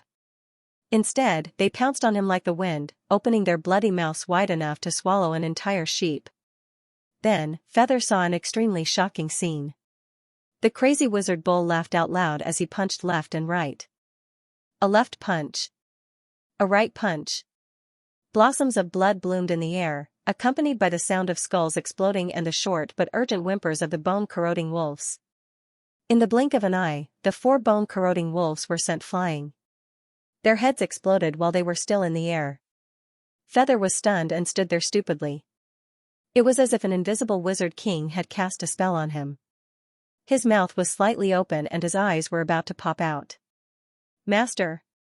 The few barbarian warriors, who were retreating quickly, suddenly realized that their shamans weren't following them, so they hurriedly turned around. The next moment, the few barbarian warriors were also stunned. What happened? Why were there 4 bone-corroding wolves lying on the ground? Why did the heads of these bone-corroding wolves all explode? What was the truth at the moment when they turned around? In the battlefield, the death of 4 of their companions did not make the bone-corroding wolves retreat. Instead, it aroused their ferocious nature. The remaining 2 charged quickly, leaping high into the air and pouncing towards Xianxia from both sides. Their huge bodies were like cannonballs with the force of impact. Xianxia punched the left bone-corroding wolf with a backhand, cracking its skull and splashing its brain matter. It died instantly, but his right arm was viciously bitten by another bone-corroding wolf. With a cracking sound, the sound of something shattering could be heard. Before Xianxia could do anything else, an icicle-like object flew quickly and directly stabbed into the eye of the last bone-corroding wolf more than a foot deep. It was Feather who finally reacted and supported with an icicle from afar. This simple attack showed Feather's strong foundation and rich battle experience as an upper wizard. The bone-corroding wolf whimpered and let go of Xianxia's arm. Xianxia stepped forward and punched it, killing it with 2 punches. Taking a light breath, Xianxia had a disdainful expression on his face. "You were bitten, hurry up and expel the poison." Feather quickly stepped forward and reminded him, not bothering to ask how Xianxia created a miracle. But as soon as she said that, she was stunned. Because Xianxia's right arm that was bitten was unscathed. How was that possible? She clearly saw him get bitten. With the terrifying strength of the bone-corroding wolf, how could he resist? Thinking about it carefully, that cracking sound did not seem to be the sound of his bones breaking, but the sound of the wizard's shield being broken. So that was it. He must have cast a wizard's shield the moment he was bitten. What a fast reaction. "Don't come over!" Xianxia suddenly shouted in a low voice. His eyes flashed with excitement as he looked towards the depths of the valley. He licked his lips and said, "There's another big guy." What? Feather did not know what was going on. He looked in that direction and immediately felt a chill run down his spine. His hands and feet turned cold as he cried out, "Bone-corroding wolf king!" Over there, a bone-corroding wolf that was twice as big as the one just now was walking towards them. Its powerful aura made Feather feel suffocated. Why was there a bone-corroding wolf king here? Wolves were pack animals, regardless of whether they were wild or savage beasts. Although there were 6 bone-corroding wolves gathered here, this scale was not enough to give birth to a wolf king. However, Feather quickly understood. This bone-corroding wolf king seemed to have been severely injured. Its body was covered with wounds of various sizes. Looking at the wounds, it seemed to have been inflicted within the past month. This wolf king had been defeated in a battle within the tribe and was then exiled to this place. A defeated wolf king was no longer the wolf king of the pack. A younger and stronger wolf king would replace it. But this was still not something that a wizard could resist. The bone-corroding wolf king was a powerful savage beast that could rival a wizard. Although it had not recovered from its injuries, its majestic aura was still present. "Run!" Feather roared at Xianxia. He regretted not retreating immediately. She wanted to retreat, but when she turned around and saw the miracle in front of her, she could not help but run back. Who knew that she would step into a quagmire? It's really over now. I'm afraid that all of us will die here. Now, she couldn't blame Xianxia for this. She could only blame herself for not investigating the situation before coming here, not even noticing the bone-corroding wolf king's presence. The wolf king's aura was so powerful that it was almost tangible. Feather could only feel his body trembling slightly. Facing such a terrifying existence, the wizard's face was full of mockery and disdain. He stretched out his arms and shook his legs, causing a series of crackling sounds to be heard. The onlookers did not know whether to laugh or cry. This action obviously angered the bone-corroding wolf king. It opened its mouth and a ball of dark green light shot towards Xianxia like an arrow released from a bow. Xianxia raised his hand.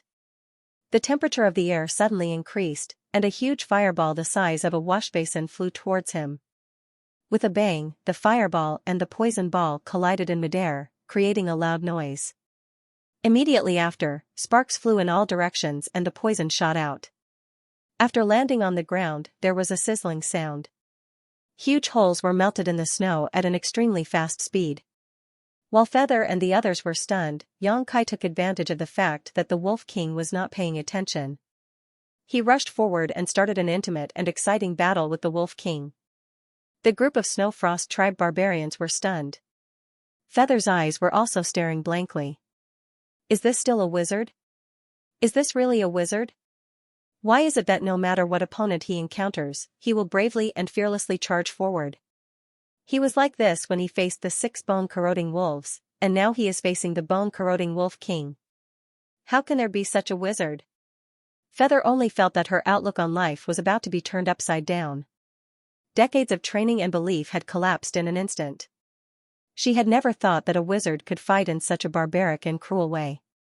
He was even better than the strongest warriors in the tribe. It could be seen that this wizard was extremely skilled in close combat. It was obvious that this was not the first time he had done this. Not only did he have the courage and meticulousness of the strongest warriors, he also had the ability of a wizard. During close combat, all kinds of simple and practical wizard spells were at his fingertips. However, at the crucial moment, they played an unimaginable role. For a moment, he was evenly matched with the Wolf King, who was comparable to a wizard. Master.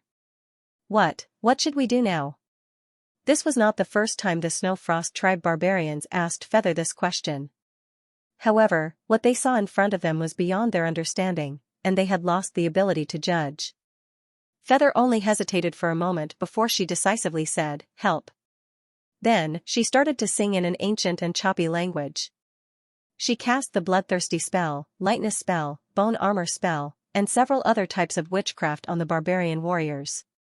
The bodies of the warriors suddenly expanded, and their eyes turned red. They looked at each other with a calm expression on their faces. Then, they started to approach the battlefield as if they had a tacit understanding. Feather took a light breath and raised her hand. A huge icicle appeared in front of her.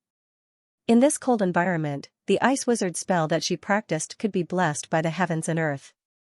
It became more powerful and easier to cast. With a whoosh, the huge icicle trembled slightly and disappeared like lightning. When it reappeared, it had already hit the bone-corroding Wolf King, who was fighting with Xianxia, and penetrated its flesh. The Wolf King roared and shook its body, shattering the icicle. At this time, several barbarian warriors came from the left and right. They waved the weapons in their hands and slashed at the Wolf King. Every strike was powerful and powerful. Half a day later, the dust settled. Feather gasped for breath, her face slightly pale. She looked at the corpse of the bone-corroding Wolf King lying on the ground in disbelief. In this battle, there was no loss of people. Several of her clansmen only suffered minor injuries. And the biggest reason for this was because of the delicate skin and tender flesh of the shaman bull.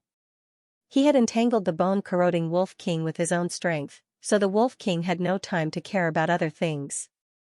He led a few of his clansmen to continuously injure the Wolf King. After half a day of fierce fighting, they finally killed it. It could be said that the Wolf King was slowly tortured to death. Feather's heart was filled with complex emotions as she looked at the voodoo bull that was searching the Wolf King's corpse. Until now, she still couldn't believe that this victory came so miraculously. That was the Wolf King that was comparable to a sorcerer. Even if it was seriously injured, it wasn't something that they could deal with. But under this wizard ox's various magical methods, the Wolf King had no power to resist. How did he do it? From the beginning to the end, he didn't release any powerful wizard spells. She knew most of the wizard spells he used, but they were definitely not as effective as his. Ha, found it. Laughing heartily, Kai Yang pulled out a bloody monster core from the Wolf King's corpse. Carefully wiping it on the snow, he stored it away like a treasure. After that, he didn't even look back as he walked over to the other 6 dead bone corrosion wolves and did the same thing as he did before, taking out the 6 inner cores. Feather calmed down and signaled to her clansmen. Immediately, one of them went to collect the snowflakes. Feather walked straight to Xianxia. She said, "Master Ox. Do you need dantian that much?" Xianxia played with his bulging cloth bag and said without raising his head, "Of course." He wanted to quickly accumulate strength, so he had to rely on the monster beast's dantian.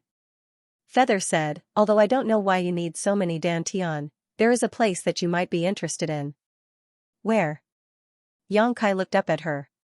"Snowfrost City." Xianxia raised his eyebrows and asked, "A city of your Snowfrost tribe?" "Not bad. There are many inner cores there?" Feather smiled. Snowfrost City is the tribe's only city. 80% of the tribe's wizard population is gathered there.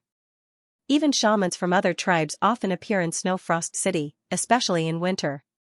Only Snowfrost City is not affected by winter and is open all day. In the city, there are a lot of transactions every day. The inner cores of savage beasts are not rare there. They are of a higher grade than the inner core of the bone-eroding Wolf King. As long as you can take out goods of similar value, Lord Ox, you can take out goods of similar value. I believe that other wizard would be willing to trade with you. Oh? Xianxia rubbed his chin, feeling tempted. If Snowfrost City was really as good as Feather said, then he could go and take a look. At the very least, it would be much faster than him searching for savage beasts and killing them to obtain their cores. Of course, he didn't have any goods that he could use to exchange. How about it? Do you want to go and take a look? Feather struck while the iron was hot. He saw that Xianxia was already interested. Master Feather is very kind. It would be impolite of me to refuse. Xianxia smiled. Feather nodded. Then let's set off together. At this time, the barbarian warrior who collected the snowflakes also came back. He whispered something to Feather. Feather looked up at Xianxia and said, "Master Ox, these corpses of savage beasts. Do whatever you want." "Thank you." Feather thanked him and then ordered a few people to deal with the corpses of the bone-eroding wolves. If a magus could consume the meat of a savage beast for a long period of time, it would be beneficial to his strength. Therefore, even though Feather was a high-ranked magus, he couldn't bear to leave so many savage beast corpses here.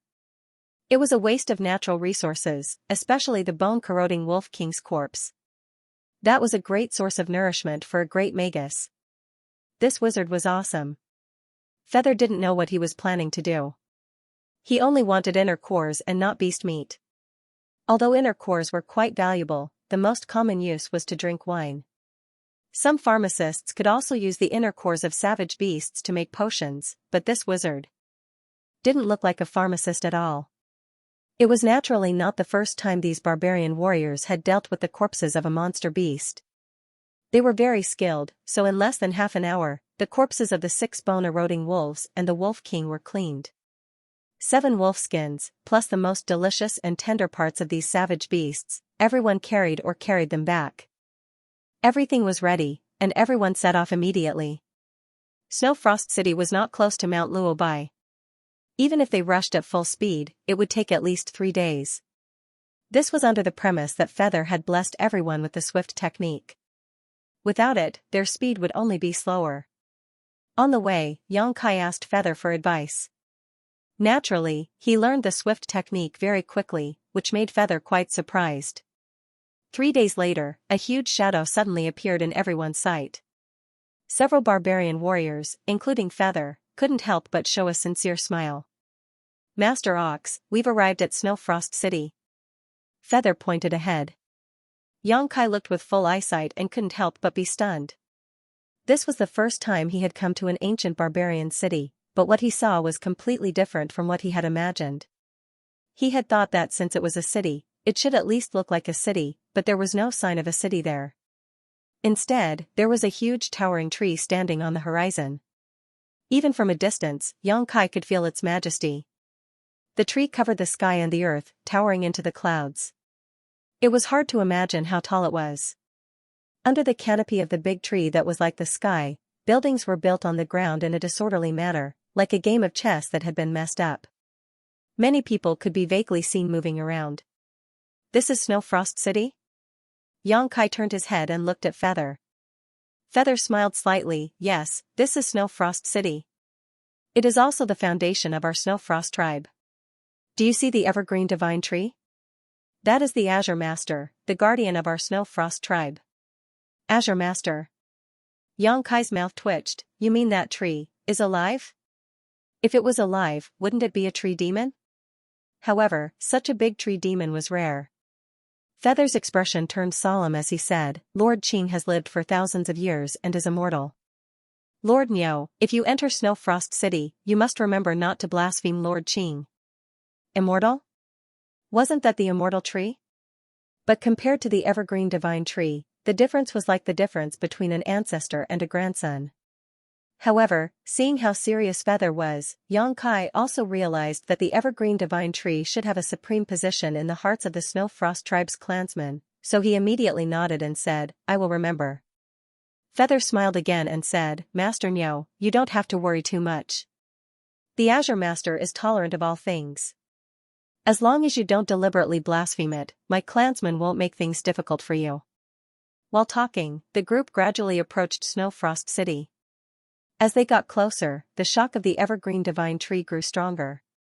The entire Snowfrost City did not have the city walls or spirit arrays of later generations, but the huge canopy surrounded an area of hundreds of kilometers.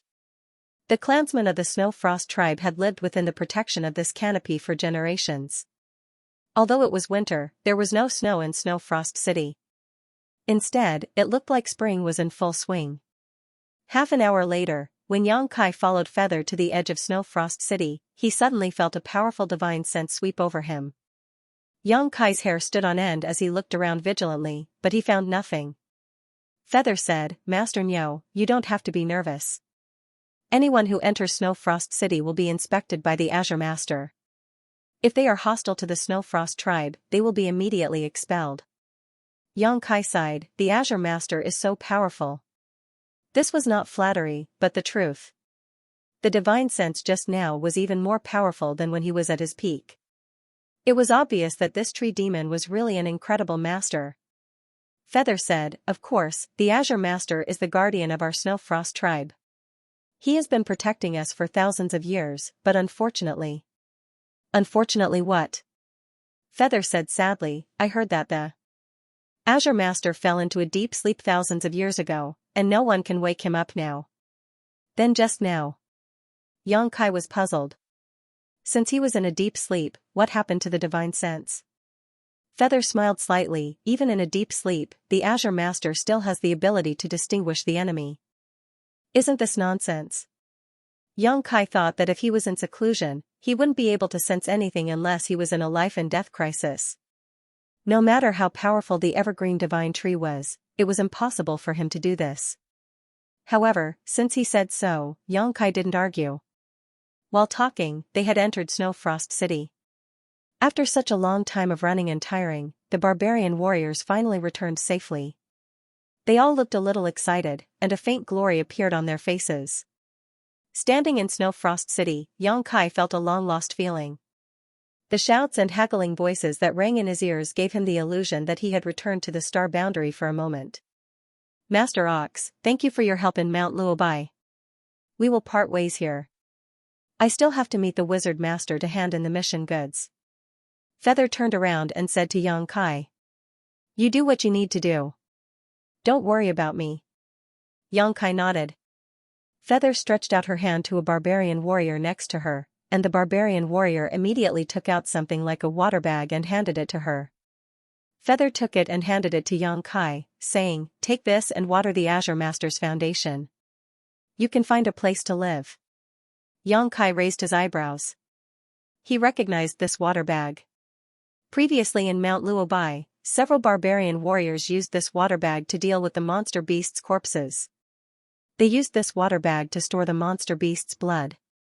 At that time, he didn't know why Feather and the others wanted the monster beast's blood, but now it seemed that there was another use for it. Feather led a few barbarian warriors to a tall building. Xianxia stood in the Snowfrost City and pondered for a while. He did not rush to find a place to live according to Feather's instructions. Instead, he began to wander around the noisy Snowfrost City, looking around while walking. The reason why he agreed to come to Snowfrost City was that he wanted to get some maidens as soon as possible. However, he had nothing on him now. Other than the 7 maidens of the bone-eroding wolf, he only had a bag of wolf blood. However, no matter which one he needed, Xianxia could only check the market here first, and then make a plan. He believed that with his ability, even if the starting point was very low, he would soon use his advantages to bring about a snowball effect. Along the way, Xianxia seemed to be quite an anomaly in this city where the barbarian race was rampant. It couldn't be helped that his figure was too small and weak, without the slightest trace of the barbarian race's beauty. Therefore, no matter where he went, he would attract the different and disdainful gazes of the barbarians. Xianxia had long been accustomed to this. It seemed that every barbarian who saw him for the first time would look at him with this kind of gaze. Snowfrost City was really prosperous. Even compared to the big cities of later generations, it was not inferior at all. In the messy buildings, there were countless stalls and goods. Wizards of different tribes gathered here. Xianxia, a small low-rank wizard, was completely unpresentable.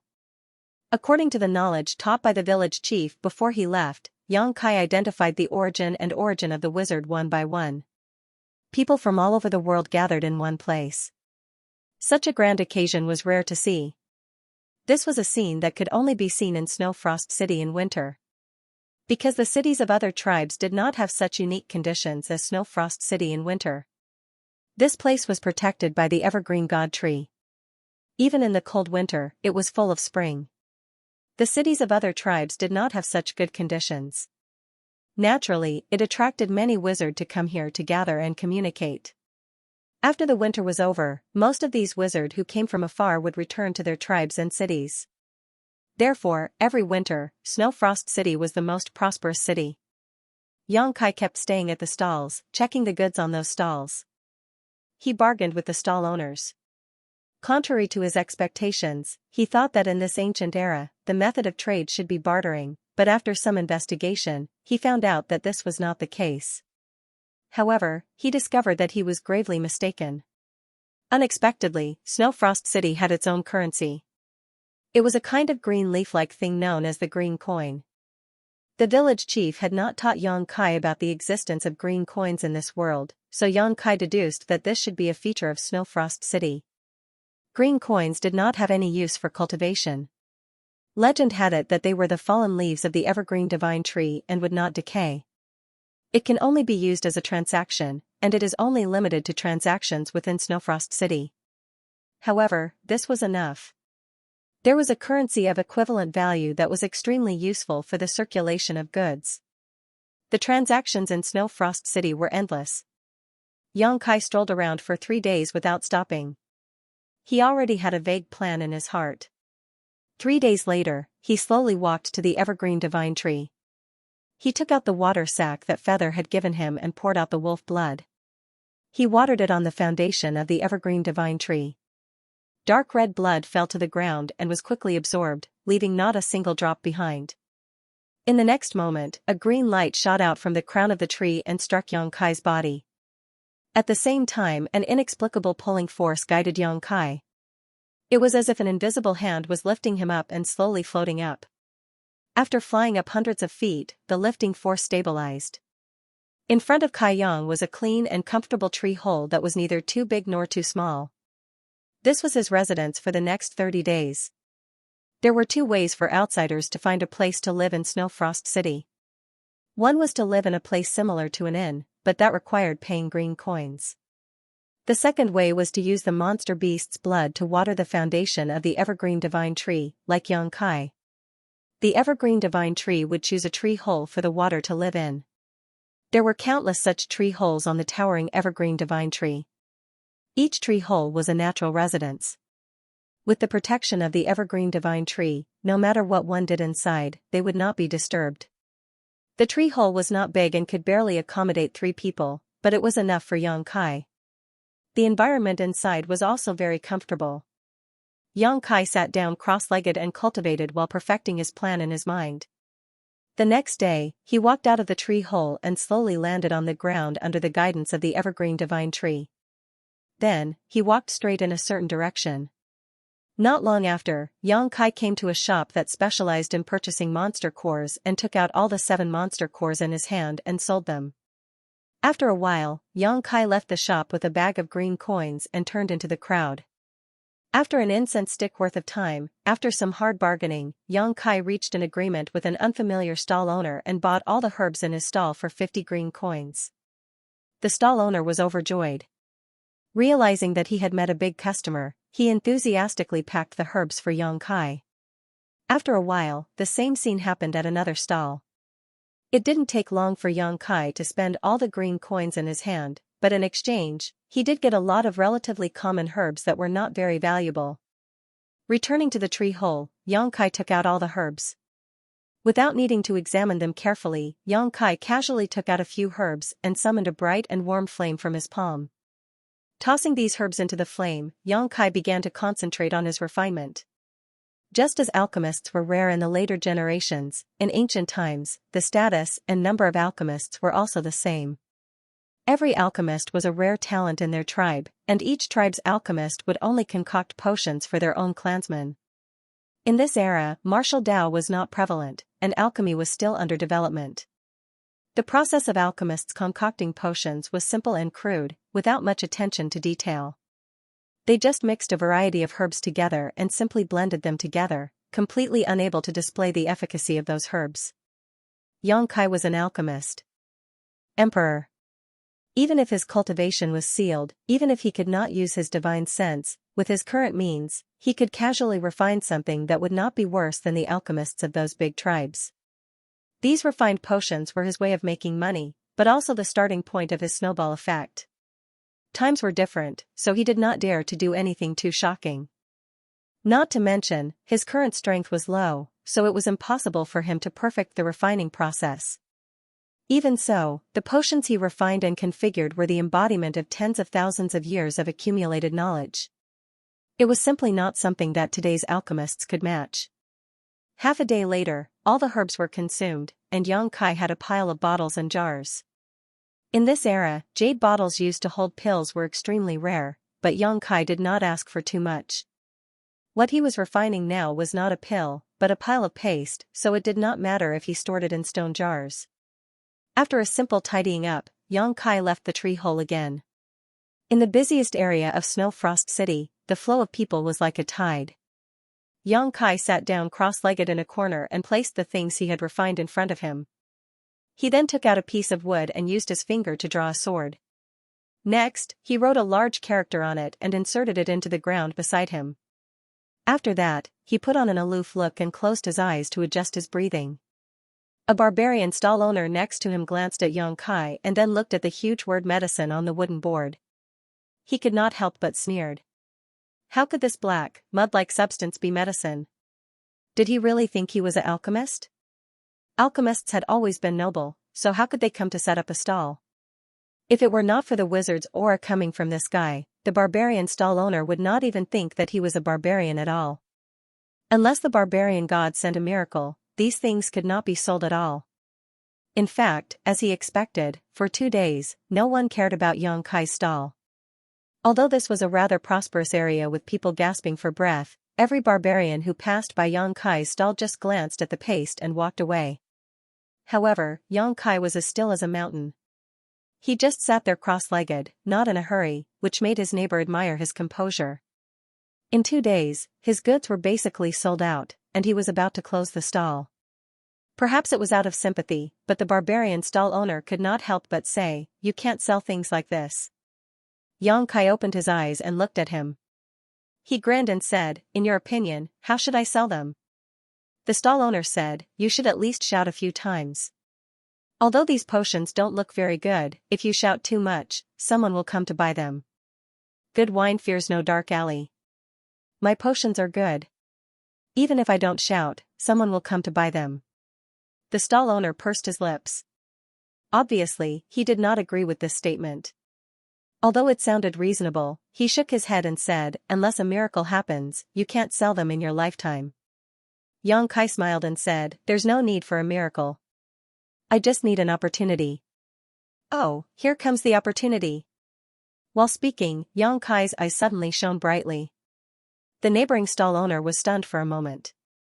Following his gaze, he saw several barbarians of the Snow Frost tribe supporting each other as they walked towards him. Their bodies were bathed in blood. It seemed that they had just returned from a great battle. Moreover, it was definitely an extremely difficult battle. This was because each of them had wounds of various sizes on their bodies. The leader of the barbarians had a 1-foot-long wound on his abdomen. His flesh and blood were churning. It looked extremely terrifying. What kind of opportunity was this? The neighboring stall owner was somewhat puzzled. While he was still in doubt, the barbarian warriors had already walked past him. But at this moment, the guy who sold the potions suddenly smiled and said, "Brave warriors, please wait a moment. I see that you have a plump forehead, a round earth pavilion, and a rich vitality. You seem to have some fate with this wizard. Now, this wizard has something to give you. I hope you will kindly accept it." Alchemy was Xianxia's old profession, so if he wanted to earn enough necessities with limited financial resources in an unfamiliar environment, alchemy was the best choice. In Snow Frost City, the barbarian soldier stopped. The leader turned his head and looked around, then looked down at Xianxia and said with a murderous look, "You are talking to us?" Smiling from ear to ear, Yang replied innocently, "That's right." The barbarian soldier frowned. Although he didn't understand what this guy said just now, the last sentence couldn't be simpler. This guy had something to give him. Although there was no reason to miss a free gift, looking at this person's expression, the barbarian soldier felt a little distrustful. He shook his head and turned to leave. Xianxia hurriedly said, "Hero, wait a moment." "What's the matter?" The barbarian soldier was quite impatient. Xianxia said, "Hero, you are seriously injured. This wizard happens to have some healing medicine here. I would like to give it to you." While speaking, he pointed his hand. The barbarian soldier stared at the few stone jars in front of him and frowned. "You call these medicine? It's the real deal." The barbarian soldier sneered with a disdainful look. The neighboring stall owner couldn't stand it anymore. He packed up his stall and prepared to leave, so as not to dirty his eyes. It's not a loss to try. Anyway, it's free. If it works, it's naturally the best. If it doesn't, you can smash my stall, Xianxia said with a smile. "Is this really medicine?" The barbarian soldier saw that Xianxia was serious. It didn't seem to be nonsense. He was a little curious. It's a good healing medicine. If it doesn't work, I'll really smash your stall. Although the other party claimed to be a wizard, the barbarian soldier didn't take it to heart. This was Snowfrost City, and they were members of the Snowfrost tribe. If a foreign wizard didn't follow the rules, he would offend them. They wouldn't be soft-hearted. Then what are you waiting for? Hurry up and try it. Xianxia shouted. The barbarian race warrior nodded and squatted down in front of Xianxia. Suddenly, a foul stench assaulted his nostrils, causing him to frown involuntarily. He couldn't help but hesitate in his heart, not knowing whether or not to try this suspicious thing. Xianxia said earnestly, "Good medicine is bitter. Although the smell of our medicine is a bit different, its effects are excellent. I hope it works as you say," the barbarian soldier said. With a resolute expression on his face, as if he had made a great decision, he reached out and scooped out some paste from a stone jar. Under Xianxia's instructions, he carefully and evenly applied it to the wound on his abdomen. That wound was more than a foot long, and his flesh was overturned. This kind of injury was not very serious for a barbarian. However, it would be troublesome if he did not do anything about it. The barbarian warrior's eyebrows twitched when he saw the stinky paste smeared on his body. Then, he revealed an extremely surprised expression. His companions also looked at him curiously. They wanted to know if the medicine had any effect. A cool feeling spread from his abdomen, alleviating the pain. The next moment, the barbarian soldier was surprised again. He seemed to have felt something. He quickly looked down and his eyes widened. He saw the wound on his abdomen. His flesh and blood began to wriggle. Along with the wriggling, many granules began to grow from his wounds. The places where his flesh and blood had been twisted began to heal at a speed visible to the naked eye, forming scabs. His companions also noticed this and cried out in alarm, looking at the changes in the wound in disbelief. The neighboring stall owner, who was about to pack up and leave, was also stunned. He stared at the wound with his eyes wide open. He wanted to dig out his eyeballs and stick them on the barbarian's stomach to see clearly. The strange behavior of these people quickly attracted the attention of the passing barbarians. They curiously looked at the wound after they understood what had happened.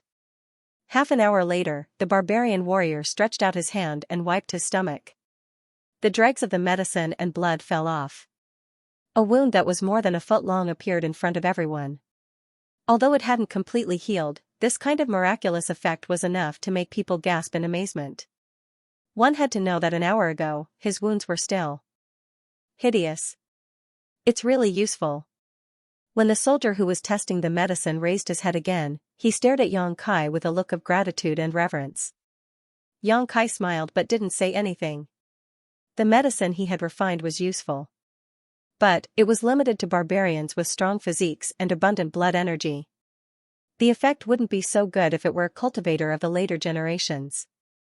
This was because a large part of the effect of this medicine was to stimulate the flow of blood around the wound, which would increase the speed of healing. Only the ancient barbarians could use this healing medicine to achieve such an immediate effect. "Are you a pharmacist?" the barbarian asked. "For the time being, I am." When the onlookers heard this, they immediately put away their contemptuous expressions. No matter how weak Xianxia looked, he was a pharmacist. He was worthy of respect. Xianxia raised his head and looked at the crowd around him. He smiled and said, "Warriors often fight. If you encounter an enemy in the wild and get injured, it will definitely affect your combat effectiveness. However, if you carry this wizard's holy healing medicine with you, you won't have to worry about it. This wizard's holy healing medicine can instantly restore your vitality. This is the first time this wizard has come to Snowfrost City, so I'll sell it to you cheaply." If it was before the barbarian soldier tested the medicine, no one would have asked about Xianxia's words. But, after witnessing the miraculous scene with their own eyes, no one doubted the efficacy of this medicine. The pharmacist was right. It was very troublesome for the barbarian soldiers to be injured in the wild. Although everyone knew a little bit about healing, how could they compare to the other party's healing medicine? If they could carry a little of it with them, they could heal their wounds anytime and anywhere. Moreover, the healing effect was surprisingly good. How much? Someone asked immediately. 10 green coins for one. Xianxia had a plan and immediately reported the price. 10 green coins, this price was neither high nor low. Any adult barbarian soldier could afford it. At the same time, it would maximize Xianxia's own benefits. Sure enough, as soon as his voice fell, countless people immediately shouted, "I'll take one." Looking at the heads in front of him, Xianxia couldn't help grinning. After all, these were all money. Several large jars of medicine were sold out in less than an incense stick's worth of time. The people who bought them were naturally overjoyed, while those who didn't beat their chests and stamped their feet in frustration. Xianxia closed his stall and said with a smile, "Today's medicine is sold out. If there are friends who want to buy medicine, please come early tomorrow." Turning around and leaving, the neighboring stall owner looked at his back enviously. He only felt that this figure looked so unfathomable. Selling medicine at once increased Xianxia's assets by more than 10 times. Just like a few days ago, he took all his green coins and frantically swept through the stalls in Snowfrost City before returning to the tree hole to refine medicine. When Xianxia came to set up the stall the next day, he saw that countless customers had already gathered in front of the stall. Some of them wanted to buy yesterday but couldn't, while others were inexplicably heard from others. A miraculous pharmacist had appeared in Snowfrost City, and the potions he concocted could quickly heal external injuries. This news had spread throughout Snowfrost City overnight, and it was confirmed by many barbarian warriors of the Snowfrost tribe. The people of this era were still relatively simple, and there wasn't much deception. Naturally, the news that spread like crazy couldn't be false. So even though Kai Yang had brought 10 times more medicines than yesterday, it only took him less than half a day to sell them all. His assets, as he had expected, had completely snowballed, and it was only getting bigger and bigger. This was the case for 5 days in a row, and that crazy momentum didn't show any signs of slowing down. This situation made Xianxia happy. He silently calculated the wealth in his hands and felt that he could finish his work in half a month. At that time, he would have enough green coins to buy enough Nadens. As long as he raised his low-rank wizard realm to wizard realm, then the bumps in the early stage would no longer exist, and his future cultivation would be smooth. On this day, Xianxia had just finished selling medicine and was walking on the streets of Snowfrost City to buy some raw materials. Suddenly, he frowned and instinctively felt that something was wrong. He reached out and touched his waist, and his face suddenly turned black. The animal skin bag that he used to store the green coins was gone. The animal skin bag contained thousands of green coins from today's medicine sale. Most of them were stored in the tree hole by Xianxia, so there was no need to worry about their safety. A thief? How could there be a thief in this era? If it weren't for the empty feeling in his hand that made Xianxia understand that this was not an illusion, he wouldn't have believed his judgment. Since entering this secret realm, the barbarians he had come into contact with, whether good or evil, good or bad, were all simple and straightforward people. Therefore, Xianxia didn't expect that someone would steal his money bag in such a place. In a moment of carelessness, he actually overturned his boat. A great shame. The Emperor realm had his money bag stolen without anyone noticing. This shame could not be washed away by the water of the 3 rivers and 5 lakes. Xianxia's expression turned cold as his eyes wandered through the crowd. Soon, he locked onto a burly barbarian who was walking through the crowd. The barbarian race's clothes were relatively simple, regardless of whether they were men or women. However, this barbarian was wrapped tightly from head to toe. It was impossible for Xianxia to miss such a big flaw. With a light snort, Xianxia did not intend to alarm others. His figure flickered as he quietly followed behind this person. This guy was also vigilant. He turned left and right in the crowd, not taking the usual path at all. After walking around for half an hour, he suddenly turned into a remote area with few people. The tall barbarian, who was hiding in a hidden place, took out an animal skin bag from his bosom, opened it, and looked inside. Suddenly, he let out a low chuckle. Thousands of green coins, this was a lot of wealth, enough for him to spend for a year. Not bad. Suddenly, a person's voice came from behind him, startling the barbarian. He quickly turned around and stared vigilantly at the person who had just spoken. However, the moment their eyes met, the barbarian felt a wave of guilt wash over him. He recognized that this person was the owner of the money bag. In Snowfrost City, there were not many barbarians as thin and weak as him. It could be said that he was the only one. However, even though he recognized him, the barbarian did not intend to admit it. Putting on a fierce look, he asked, "What's the matter?" Xianxia was suddenly amused. "You stole my money bag and can still pretend that nothing happened. I have to say, your existence has subverted my understanding of the barbarian race."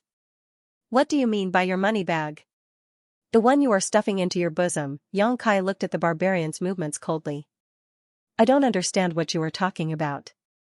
The barbarian put away the money bag as if nothing had happened and said impatiently, "If there's nothing else, I'm leaving. Don't follow me."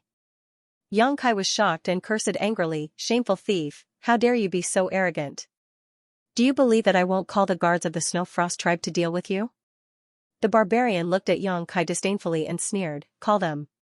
He actually had a fearless look on his face, making Kai Yang a little dumbfounded. It was obviously impossible to call the guards of the Snowfrost tribe. Although he believed that this guy was a thief who had stolen his money bag, there was no real evidence. Calling the guards over would be a waste of time. Moreover, Xianxia didn't want to trouble others with this kind of thing. Clicking his tongue twice, Xianxia said, "Boy, you've provoked someone you shouldn't have."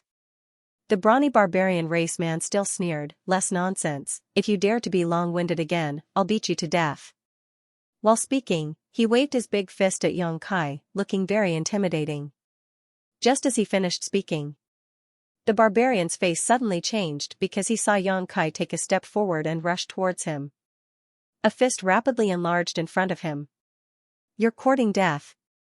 The barbarian was furious. He had never thought that this seemingly weak person would actually take the initiative to attack him. Shocked and angry, he also threw a punch. At the moment when the two fists collided, Kai Yang suddenly let out a soft cry of surprise. This was because he discovered that there wasn't any berserk power that he had imagined coming towards him. His opponent's extremely intimidating figure and fist were simply like an embroidered pillow. The barbarian's face was filled with shock and fear. That huge body flew out with its back facing the sky. In midair, the sturdy body suddenly twisted and changed, turning into a petite and exquisite figure with a curvaceous figure. At the same time, a green leaf floated down from the sky. Kai Yang's eyes almost popped out of their sockets. He stood there stupidly for a long time without returning to his senses. Turning a barbarian into a girl with one punch, this was definitely not his fault. While Xianxia was hesitating, the girl who fell to the ground struggled to get up. She looked at Xianxia with a look full of fear. Look at this time. Xianxia found that this girl was only 16 or 17 years old, and she had the aura of a wizard. Xianxia couldn't tell what level of wizard she was. He had only been in this world for a short time, so he didn't have much contact with wizard, so he couldn't accurately judge the level of power of a wizard. After the girl's body changed, the clothes on her body became loose, but it still couldn't hide her impressive figure. This showed how good this girl was. She suddenly showed her original form. The girl's expression was extremely flustered. Looking around, she hurriedly took a few steps forward and picked up the green leaf that had just fallen to the ground. She placed her hand on top of her head, and her petite body twisted and changed again, returning to her previous burly figure. "You're from the Floating Wanderer Division." Xianxia had a flash of inspiration in his mind. He immediately exposed the girl's identity. What nonsense are you spouting?" The girl who had transformed into a brawny man avoided his gaze and retorted stubbornly. "Is that so?" Xianxia looked at his opponent with a smile, as if victory was already within his grasp. "I'm talking nonsense? What floating tribe?" "I'm from the Cloudstream tribe." "Hee hee." Xianxia chuckled. Suddenly, he cupped his hand around his mouth and shouted, "Everyone, come and take a look. There's a thief from the floater department here." "Everyone. Shut up." The girl's expression changed greatly. She reached into her bosom and took out the money bag. She threw it directly to Xianxia and said, "Here's your money bag. Don't shout anymore." Xianxia threw down the money pouch and looked at the girl with a teasing look. "Since you're not from the floating department, why are you so nervous?" The girl forced herself to say, "How am I nervous?" According to the knowledge taught by the village chief, the entire ancient barbarian tribe basically valued strong physiques. However, there was one tribe that was different. That tribe was the floating department. The people of this tribe had no fixed residence. They wandered from place to place. Moreover, there were very few of them. It was rare for ordinary people to see them. They didn't pay attention to cultivating their bodies. Therefore, the physiques of their people were very different from those of other tribes. If that was all, it wouldn't be a big deal. However, the key point was that the people of the floating department didn't keep their hands clean. Every member of the floating department was born to be a thief. Therefore, this tribe had a very bad reputation among the ancient barbarian tribe. The reason why Xianxia was despised everywhere he went was because his physique was too weak, and he didn't receive any respect from others. But on the other hand, it was because some people had mistaken him for a member of the floating tribe. Xianxia's experience was the epitome of the floating department's experience in the outside world. Xianxia clicked his tongue twice. He circled the girl a few times and said with great interest, "I've heard about the uniqueness of the floating department. Today is the first time I've seen it. It's really interesting. Come, let me see your real body again." That malicious look made the girl's skin tighten. She said with a trembling voice, "What do you want to do?" Xianxia shrugged and said, "I'm just looking. I don't want to do anything. Don't even think about it."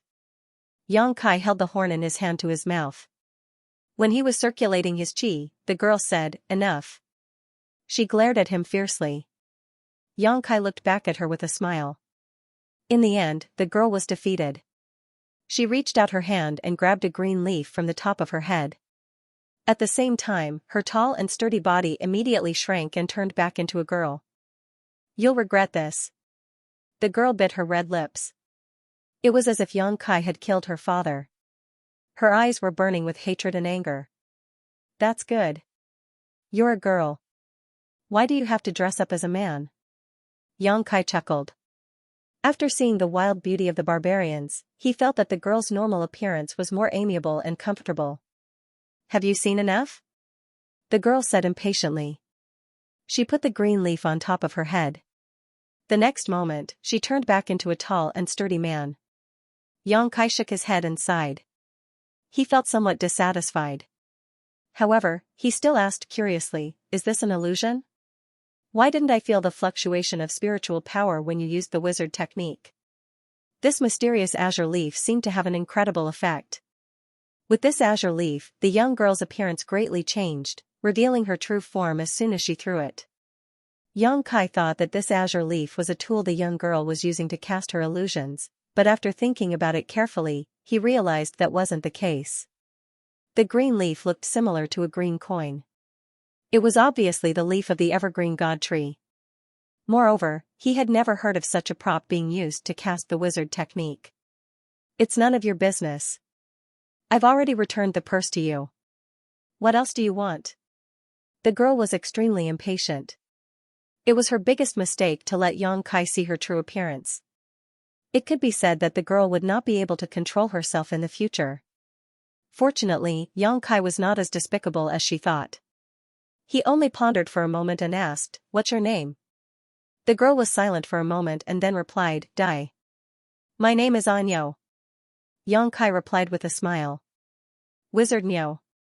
I'll remember it. If there's nothing else, I'm leaving," Dai said. Seeing that Xianxia did not object, she immediately turned and left. Xianxia looked at her back as she disappeared. He chuckled and continued to purchase medicinal materials. The next day, when Xianxia finished refining enough healing medicine and walked out of the tree hole, he did not immediately fly down. Instead, he controlled the direction and floated to another tree hole not far away. He reached out and knocked on the tree trunk. Soon, a head popped out from the tree hole. She looked at Xianxia in surprise and said, How did you know I live here?" This neighbor was Dai, who he met yesterday. Seeing Xianxia again and directly coming to her door, Dai's eyes were filled with panic. "Yesterday, I accidentally saw you coming back here. What do you want?" Dai was in so much pain that she wished she was dead. Even if Xianxia caught her stealing the purse yesterday, she had nothing to be afraid of. However, now that Yang Kai knew her identity as a member of the floating core, she was at a loss. She had lived here for more than 10 years and this was the first time someone saw through her true identity. Don't be nervous. Yang Kai smiled, I just need your help with something. What is it? Dai frowned. You should know that I've been selling medicine these past few days, right? It's because you know, that's why you targeted me, right? Dai frowned and replied with silence. Since you know, then it's easy. Yang Kai said as he handed over the jars in his hand. Dai did not take them and just looked at him suspiciously. What are you doing? Help me sell medicine. You should know the price. I'll give you 10% of the profit. Dai's eyes lit up when she heard this and exclaimed, Really? I've already given you everything, how could it be fake? Dai quickly took the jars and was overjoyed.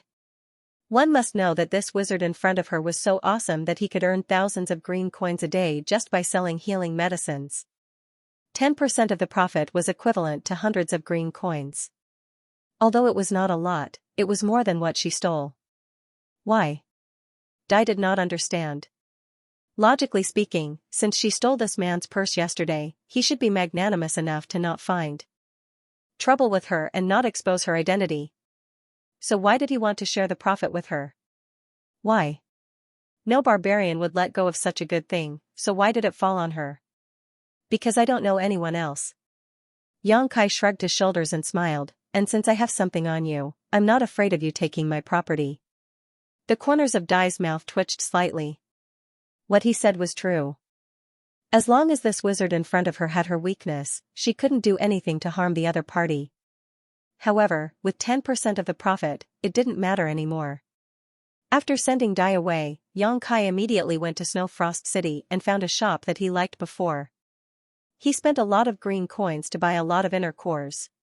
During this time, he had accumulated enough financial resources to buy inner cores to support his own cultivation. Therefore, he needed someone to help him sell medicine. After all, selling medicine was a waste of time. Returning to the tree hole, Yang Kai pinched a longan-sized inner core and sighed softly. The early snowball had already started rolling. As long as he bought some inner cores every day and refined them, he would be able to promote to a wizard after this winter. Yang Kai was convinced of this. Swallowing the inner core into his abdomen, Yang Kai operated his cultivation method. Soon, a rolling sound of thunder came from his abdomen, and his aura expanded at a speed visible to the naked eye. In the afternoon, Dai returned from selling medicine and obediently handed over 90% of the proceeds.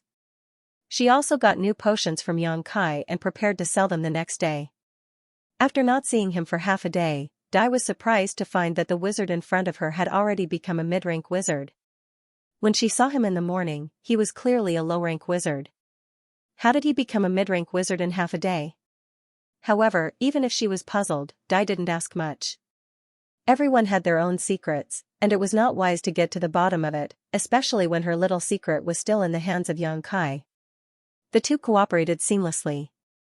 Yang Kai took a little time every day to refine potions and go out to buy inner cores, while Dai was responsible for the sales and buying materials. A month passed in a flash. During this month, Yang Kai's cultivation had made a breakthrough. Refining a dozen inner cores every day had allowed his strength to increase rapidly. Now, he was already an upper wizard. As long as he had enough dantian, he would definitely be able to become a wizard in no time. Possessing one's own consciousness. At that time, he would be able to completely extricate himself from his current predicament. However, good wishes always had some twists and turns. On this day, Butterfly only returned from selling medicine in the evening. After entering Yang Kai's tree hole, she placed the stone jar in front of her. Yang Kai was surprised. Why aren't they sold out yet? In the past, all the medicines he refined every day were sold out. This was the first time he had a surplus. Butterfly said weakly, he probably bought everything he needed. Haven't you noticed that I've been coming back later and later? Yang Kai was stunned. After thinking about it carefully, he realized that this was indeed the case. These days, he had been focused on improving his wizard level, so he didn't pay much attention to Butterfly's situation. Now that she mentioned it, he realized that she was right. In the beginning, it only took her half a day to sell all the medicines she refined, but as time went by, it took her longer and longer.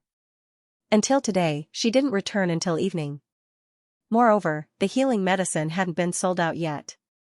The market is saturated. Xianxia touched his chin and muttered to himself. Although Snow Frost City wasn't small and there were many barbarian warriors, the continuous sales for more than a month had caused the market to shrink. After all, it wasn't easy for the barbarian warriors to earn green coins. Although they didn't feel any pressure to pay for a healing medicine worth 10 green coins, they wouldn't buy it without a limit. Under normal circumstances, everyone should keep a spare copy on them. When it was consumed, they would buy a new one. Therefore, the more time passed, the more the purchasing power of the barbarians in Snow Frost City decreased. Thinking about this, Xianxia nodded and said, "Take a rest. You can sell it tomorrow." Butterfly naturally had no objection. After getting along with Xianxia for more than a month, she had gradually become familiar with him. She no longer had the vigilance and fear of him before, so she turned around and left. Inside the tree hole, Xianxia frowned. Since the market was saturated, then it would be harder and harder to sell the healing medicine he had concocted. If the potions were hard to sell, he wouldn't have enough green coins to buy the nadens, which would inevitably delay his cultivation plan. But after thinking about it, he didn't have any good way to improve the situation, unless there was another city similar to Snow Frost City for him to use. But in this cold winter, how could there be a second Snow Frost City in the entire barbarian race? Sure enough, as Xianxia expected, in the following days, the healing medicine became harder and harder to sell. The amount that Xianxia refined every day, even if Butterfly spent a day, she might not be able to sell 1/3 of it. Moreover, it was shrinking day by day. The number of nadens he could buy every day was getting smaller and smaller. Although the wizard realm was close at hand, without enough nadens to support it, he could only sigh. In this situation, he could only take one step at a time. First, he would consume all the nadens in his hand, and then make plans. On this day, while Xianxia was cultivating, he suddenly felt something strange. There seemed to be a pair of eyes staring at him. This made him feel extremely uncomfortable. At a critical moment in his cultivation, Xianxia didn't want to complicate things. He thought it was just an illusion, but the feeling of being stared at was getting more and more obvious. Hurriedly opening his eyes, Xianxia narrowed his eyes and looked at a figure standing not far away. This person was an old man, but he didn't have the usual burly body of the barbarians. He looked like he was about to die, and his hair and beard were all white. He stood there quietly with a smile on his face, looking at Xianxia with interest. Xianxia was calm on the surface, but in his heart, alarm bells were ringing. How was this possible? The place he lived in was the tree hole of the evergreen divine tree. With the protection of the evergreen divine tree, it was impossible for anyone as powerful as a shaman king or a shaman saint to enter without his permission. However, this old man had appeared before him without a sound. How was this possible? However, since the other party didn't show any malice, Xianxia didn't make too much of a fuss. He just stared at him quietly. In the tree hole, their eyes met. The old man wasn't in a hurry to speak. Instead, he looked at Xianxia with a sense of scrutiny and nodded from time to time. Xianxia felt a little uneasy under the old man's stare.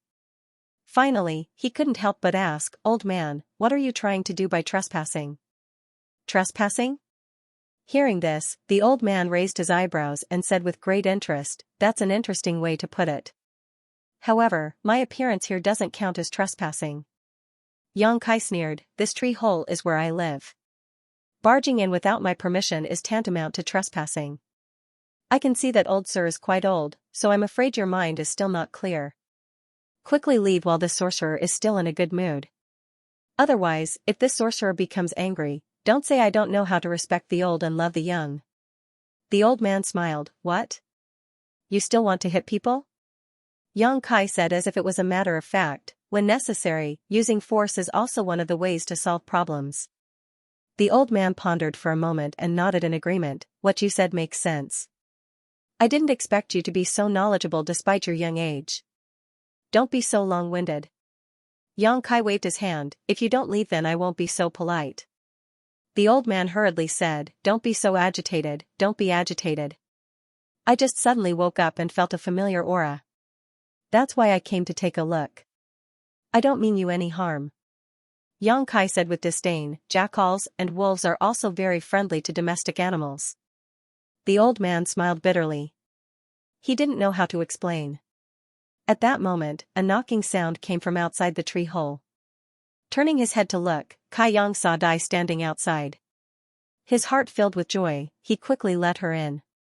Although he had never truly fought against Butterfly, during the past few days, he had learned that Butterfly was definitely a powerful senior magus, and was much more powerful than himself. The reason why he was able to knock her down with one punch last time was because she underestimated him. If she really used her wizard skills, he might not be a match for her. He didn't know how she trained at such a young age.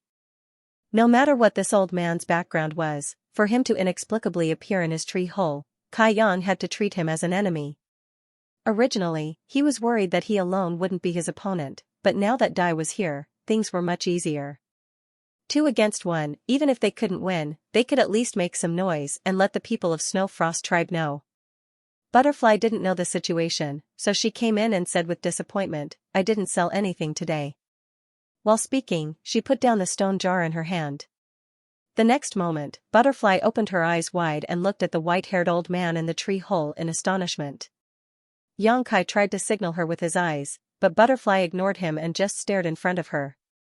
Soon, a surprised expression appeared on her face and she called out, "Grandpa Qing, why are you here? Are you looking for me?" While speaking, she pounced forward and affectionately grabbed the old man's arm and smiled sweetly. Xianxia stood there stupidly, then suddenly shivered, goosebumps appearing all over his body. If Butterfly had said such a line in a normal manner, it wouldn't have been a big deal. A beautiful girl acting coquettishly was naturally pleasing to the eye. But now, she was a burly man with a strong back and a bare waist. This sudden action made Xianxia want to poke his own eyes out. He felt that his injuries were even greater than being hit by a sorcerer saint's full-force attack. Instead, the old man smiled and said, "Why are you here? Do you know each other?" An unnatural look appeared on Butterfly's face. Apparently, she was recalling the scene when she first met Xianxia. But she still nodded and said, "We know each other. During this period of time, we cooperated to sell medicine and earned a lot of green coins." "Sell medicine?" When the old man heard this, his gaze swept over the few stone jars. Immediately, an interested expression appeared on his face. He extended his hand and a suction force appeared. There was no energy fluctuation coming from his body, but one of the stone jars flew into his hand. He carefully examined it. Xianxia's expression turned cold.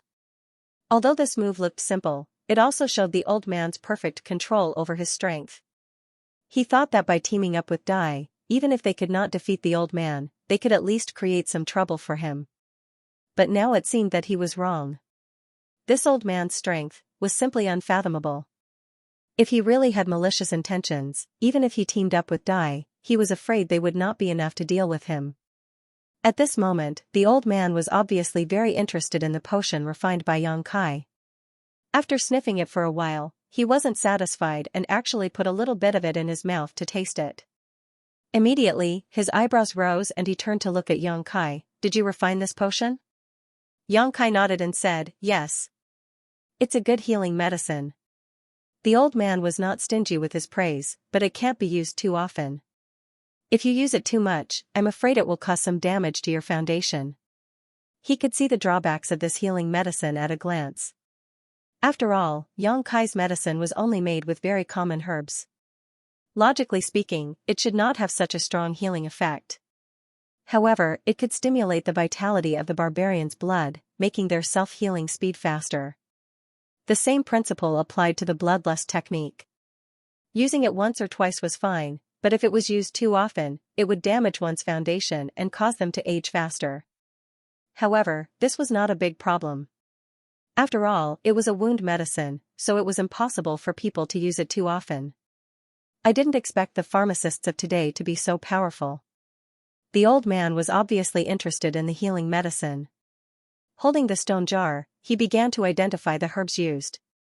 Taking advantage of this opportunity, Kai Yang pulled Dai to the side and quietly asked, "This old man, who is he?" Dai smiled and said, "Didn't Grandpa Qing tell you?" Yang Kai shook his head.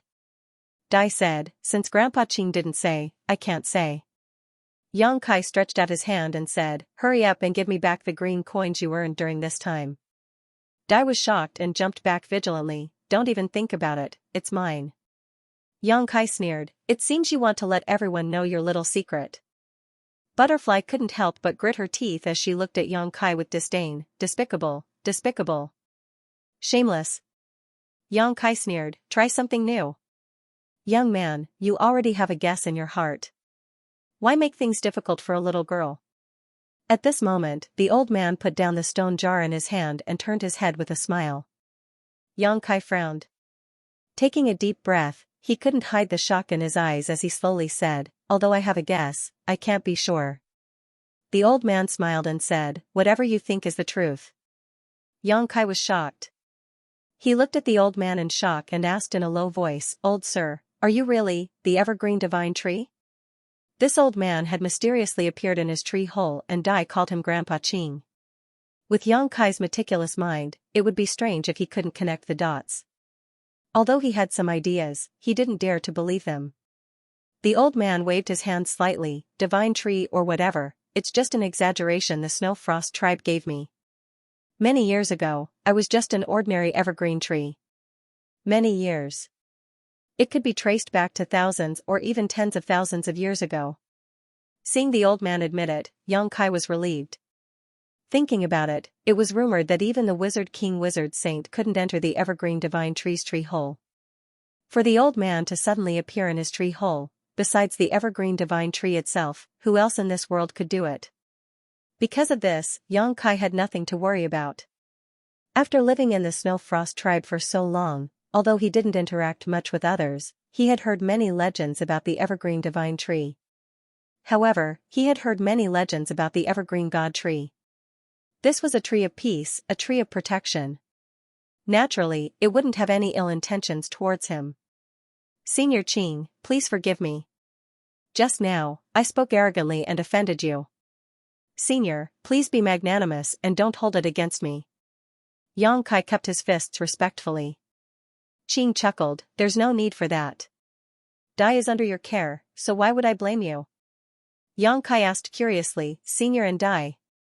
One was the evergreen divine tree. The other was a barbarian from the floating tribe. The two didn't seem to have any relationship, but in fact, Dai seemed to be very familiar with Qing and even called him Grandpa. 16 years ago, someone abandoned a baby girl under the tree. Qing didn't explain too much and just patted Dai's head lightly. Dai didn't seem to mind and just giggled, enjoying the rare doting. Yang Kai understood. It seemed that Dai was raised by Qing, so it made sense that she called him Grandpa so intimately. As for Dai's transformation technique, it was probably Qing's protection. Yang Kai was very curious about what kind of wizard technique Dai used to transform her petite figure into a burly figure. After all, it was just a green leaf. But now, it seemed that it wasn't Dai's wizard technique, but Qing's power. Under the evergreen divine tree, Qing could control everything. He gave Dai a green leaf that contained mysterious power, so it was easy for him to hide her appearance. "Grandpa Qing, didn't you just wake up last year? Why are you awake again so soon?" Dai asked curiously. Hearing this, Qing looked at Yang Kai and said, "I feel a familiar aura." He said so before, but Yang Kai didn't believe him. Now that he said it a second time, Yang Kai naturally wouldn't doubt him. A familiar aura? Dai also turned her head curiously towards Yang Kai. Yang Kai's heart stirred. Could it be the aura of the immortal tree? If there was any aura that made Qing feel familiar, then it was undoubtedly the immortal tree. The immortal tree was a supreme treasure of heaven and earth.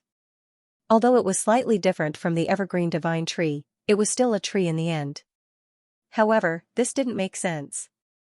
The immortal tree was still in the sealed world bead, so its aura shouldn't have leaked out. Although Yang Kai was a little suspicious, he couldn't explain too much. Very few people knew about the secret of the immortal tree. Qing looked at Yang Kai seriously for a while before shaking his head. "Strange, this aura seems to be of the same origin as mine, but it's also very different. As he spoke, he fell into deep thought. He seemed to be thinking about something, and his expression kept changing. Xianxia and Dai looked at each other.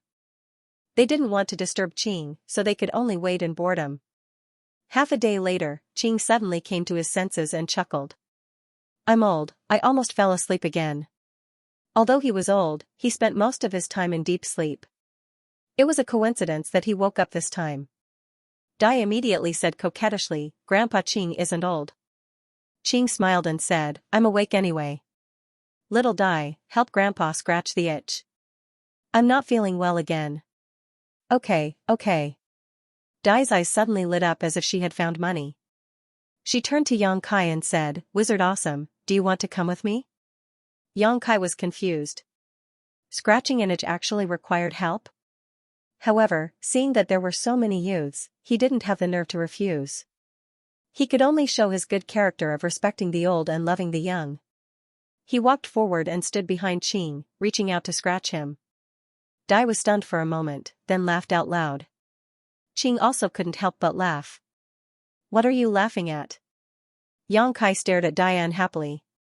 He was already so hard-working, but this guy was actually laughing. Moreover, he had a mocking expression on his face. It was simply too hateful. Dai laughed until her stomach hurt. She bent over and said, Scratching Grandpa Qing's itch is not like this. You teach me. Xianxia stepped back and signaled to Dai. Dai stopped laughing, but she still couldn't help but smile. She looked at Qing and said, Grandpa Qing, let's begin. Qing nodded and pointed forward. The not-so-spacious tree hole suddenly split open, revealing a dark passage. No one knew where it led. Dai said to Xianxia, Follow me. While speaking, she walked into the passage and disappeared in the blink of an eye. Xianxia didn't suspect anything and followed her. The moment he entered the passage, his body couldn't help but slide down. It was as if there was a sliding path under him, leading him to an unknown territory. A moment later, when Xianxia's feet touched the ground, Dai had already cast an illumination technique, dispelling the surrounding darkness. She then pointed around and said, The reason Grandpa Qing felt itchy is because of their existence. Our mission is to clean them up. As soon as she finished speaking, pairs of red eyes suddenly lit up around them. Xianxia looked up and was shocked, so many monster beasts. Dai said, They are all parasites on Grandpa Qing's body. They reproduce very quickly. I used to come here every year to clean them up. With your help this time, it's a bargain for you. Xianxia asked curiously, You said I'm here to help, how can there be a bargain? Dai pursed her lips and smiled, I saw that you recently bought a lot of monster cores. It seems to be for cultivation. There are so many monsters here, don't you have any ideas? As soon as these words came out, Xianxia's eyes suddenly lit up. It was really a case of a desperate situation, a glimmer of hope at the end of the tunnel. Xianxia's healing medicines could no longer be sold, so he was worried about how to earn enough green coins to buy monster cores, but now an opportunity suddenly appeared in front of him. Inside Qing's body was a world of its own, and inside this world, countless parasitic monster insects absorbed Qing's strength to survive, growing at an extremely fast rate. It could be said that these monster insects of different sizes and appearances were all monster cores. While the two of them were talking, the surrounding monster insects could no longer hold themselves back and swam out from their hiding places, hissing as they surrounded the two of them. In an instant, Xianxia and Dai seemed to have fallen into a world of monster insects, surrounded by 3 layers inside and 3 layers outside. Let's make it clear first, whoever kills it gets it, don't steal it from me when the time comes. Dai warned Xianxia vigilantly before raising her hand and sending 3 streaks of energy forward. As soon as she attacked, Xianxia felt a powerful fluctuation of power. A great wizard. Xianxia raised his eyebrows. He never thought that Dai, who had worked so hard to sell medicine without complaint, would turn out to be a great wizard. Although he could not feel her specific rank, her strength was definitely not something a wizard could display. As soon as Butterfly made her move, she displayed her extraordinary cultivation and strength. 3 streaks of air pierced through the air. Accompanied by 3 soft sounds, 3 plump monster beasts slithering over were immediately split into 2. Pale yellow juice splashed out, and the air was instantly filled with a nauseating smell. More monster insects pounced over, spitting out highly corrosive venom from their mouths.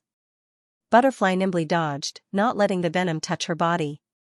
When she found an opportunity, she would use her powerful wizard technique, killing and injuring the monster insects. On the other side, Xianxia had also charged into the swarm of monster insects. He swung his fists, looking just like a real barbarian race warrior. His fighting style was the complete opposite of Butterfly's elegance, but the speed at which he killed these insects was not inferior to his opponent's. Not only that, his body was not stained with dust, and all the venom and sap that splashed in front of him was blocked by his witch shield. In less than an hour, the nest of monster insects was cleaned up. The two of them did not say a word and began to search for monster cores among the corpses. However, after obtaining the monster cores, Xianxia found that the monster cores of these monster insects were somewhat shrunken. They were not as round and full as the monster beast's monster cores outside. Instead, they were all crooked. Not only were they large, but the energy contained inside was also pitifully low. This was probably due to the environment of this place. These monster insects parasitized the evergreen god tree and lived by absorbing the energy of the evergreen god tree. Although they could grow quickly, their foundation was definitely not as solid as the monster beast outside. Even the quality of their monster cores was somewhat lacking. However, it did not matter. There were a lot of monster insects. If the quality was not good, they could make up for it with quantity. Since coming to this ancient world, Xianxia's appetite was very good. He had refined and swallowed at least 800 monster beasts' monster cores. As long as it could help him quickly advance to the wizard realm, he would not miss any of the monster cores. After collecting all the monster cores, Butterfly raised her head and said, "Grandpa Qing, next place." As soon as she finished speaking, the place where the two of them were standing suddenly cracked open, leading directly to the next demonic insect nest. After passing through several places, Xianxia and Dai joined forces. The monster insects didn't even have the strength to fight back and were all killed. Xianxia suddenly realized a problem: since Senior Qing can feel the existence of these monster insects, why doesn't he remove them himself? Instead, you want to rely on others? Although he didn't have much experience with Azure's strength, he had some guesses. The parasitic demonic insects in his body were not something powerful. In the end, it was just a disease. If he really wanted to, he could easily solve it himself. But in reality, he had been asking Butterfly for help. Butterfly replied, "Grandpa Qing never kills." The corner of Xianxia's mouth twitched. He was speechless. Although Xianxia could not agree with Qing's way of life, he could more or less understand his way of thinking, considering that this was a tree of blessing. Without another word, he and Butterfly focused on cleaning up the demonic insects inside the tree. 3 days passed in a row. Xianxia and Butterfly didn't know how many demonic insect nests they had visited. Although the quality of the dawn they harvested was still low, the quantity was endless. After 3 days of continuous fighting, Butterfly was slightly panting, but Xianxia was still full of energy. Butterfly was amazed by him. "It's about time you two little guys come back." Qing's voice suddenly sounded in their ears. At the same time, a passage suddenly appeared in front of them. At the end of the passage, there was a faint light. Xianxia and Butterfly looked at each other and walked toward the passage. Not long after, the two returned to Xianxia's tree hole. Qing was still standing there, looking at Xianxia with a smile. "Thank you, young man. Helping people is the foundation of happiness. Senior, you don't need to be so polite." Xianxia grinned widely as he held up his bag of monster cores. With these gone, it shouldn't be a big problem to become a wizard.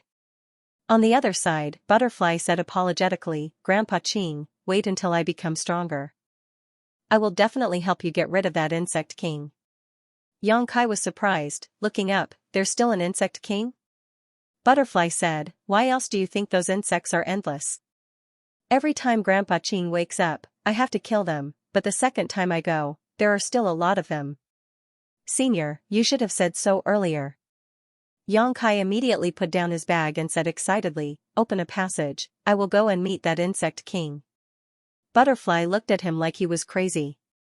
Qing smiled, you are not strong enough, you are still not its opponent. Butterfly also said, that is an existence comparable to the Wizard King, be careful it doesn't swallow you in one bite. As for how strong a Shaman King was, Xianxia had never personally experienced it. This world's classification of strength was very different from his previous lives, but in this ancient world, a Shaman King was already a hero who presided over a region. If converted to the realm of his previous life, a Shaman King was definitely at the Emperor realm. For example, Butterfly was probably around the Tao Source realm. After being mocked by Butterfly, Xianxia was about to refute when he heard Qing say, you have a guest. She has been waiting for you for 2 days, you should meet her first. Xianxia frowned, poked his head out of the hole suspiciously, and looked down, only to see a familiar figure walking anxiously down below. Feather. Xianxia didn't expect that the guest Qing was talking about was actually her. Although he and Feather were acquaintances and had fought side by side, they were not close. After bringing Xianxia to Snowfrost City, Feather had not contacted him again, so why was she looking for him at this time? Qing suddenly said, young man, please help me scratch my itch, this azure leaf will be my thanks. Saying so, she stretched out her hand and a green leaf suddenly appeared between her fingers, which she flicked slightly and floated towards Xianxia. Xianxia caught the azure leaf, but did not feel any power fluctuations from it, so he asked curiously, dare I ask senior, what is the use of this azure leaf? Qing smiled slightly and said, it's not very useful, but within the range of my shelter, I can return to your residence with a single thought. So that's how it is. Xianxia raised his brow and solemnly put away the azure leaf. Although this azure leaf could only allow him to return to the tree hole and seemed to be of little use, since it was given to him by Qing, he could only accept it. Qing did not say anything more and her figure flickered, disappearing. After 3 days of fighting, Butterfly also seemed a little tired, so at this time, she also said goodbye and returned to her tree hole to rest. After the two left, Xianxia poked his head down and greeted, are you looking for me? Feather raised her head when she heard this and showed a look of surprise. She chanted an incantation and a blue light enveloped her, slowly floating up and soon entering Xianxia's tree hole. What's the matter? Xianxia looked at her and asked. Feather was about to open her mouth to explain the purpose of her visit, but suddenly she seemed to have sensed something and looked at Xianxia from head to toe, and immediately said in shock, you are an upper-rank wizard? How long has it been? At most, it has only been a little more than a month. The last time when she brought him back from Luobai Mountain, he was only a lower-rank wizard, how could he be promoted to an upper-rank wizard in such a short time? If she did not see it with her own eyes, Feather would not believe that there was such a nonsense in this world. She herself did not have the slightest change in this 1 month. Xianxia shrugged and did not explain. As the foundation of the Emperor realm, he did not have any bottlenecks in the ancient wizard's cultivation. He only needed to accumulate power for a certain time, and then he would be able to break through. And this was because his cultivation method was too inferior. The cultivation method he used was only taught to him by the village chief. What kind of good cultivation method could there be in a place like Songnan village? If he could obtain a set of cultivation methods used by the wizard saints, his cultivation speed would probably be even faster. After being shocked for a while, Feather came back to her senses and softly said, Wizard Bull, the cart master wants to see you. The cart master? Who is he? Xianxia frowned.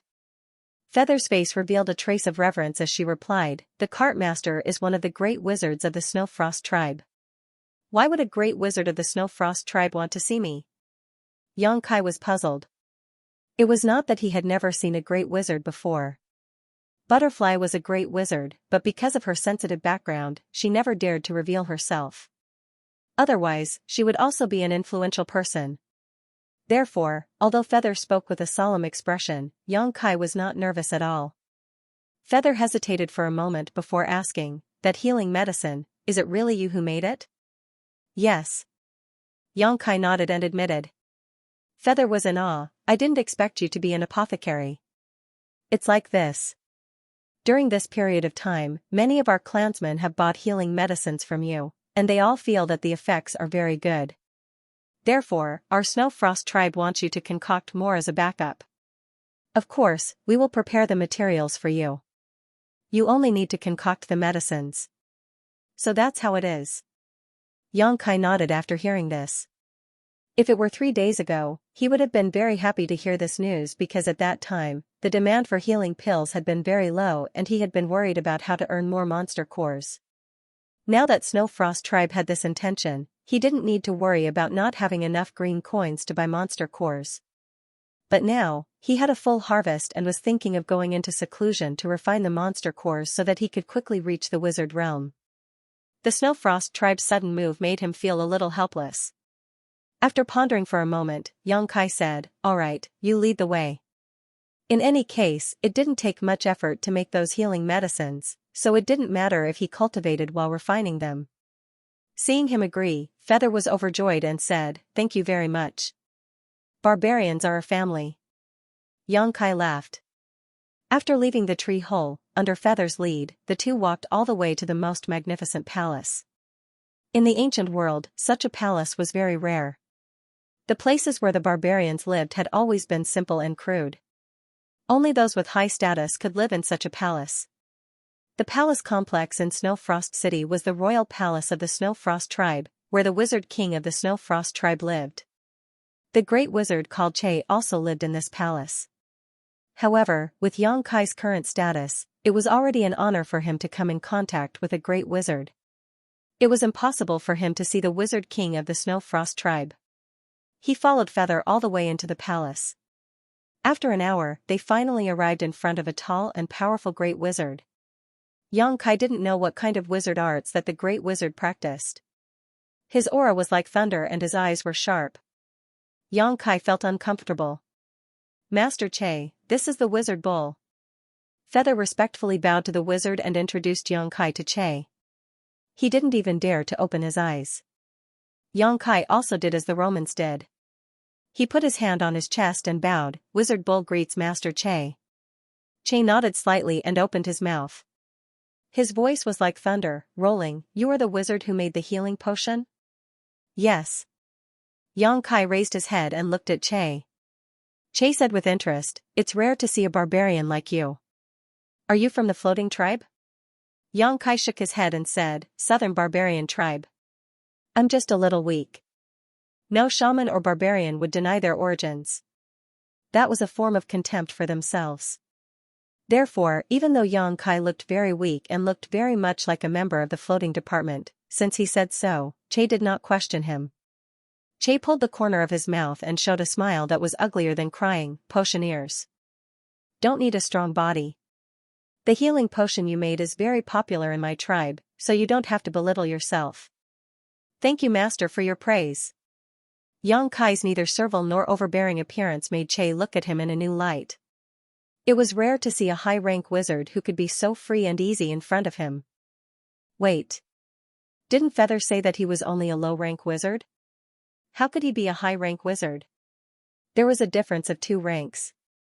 He believed that Feather wouldn't make a mistake in this information.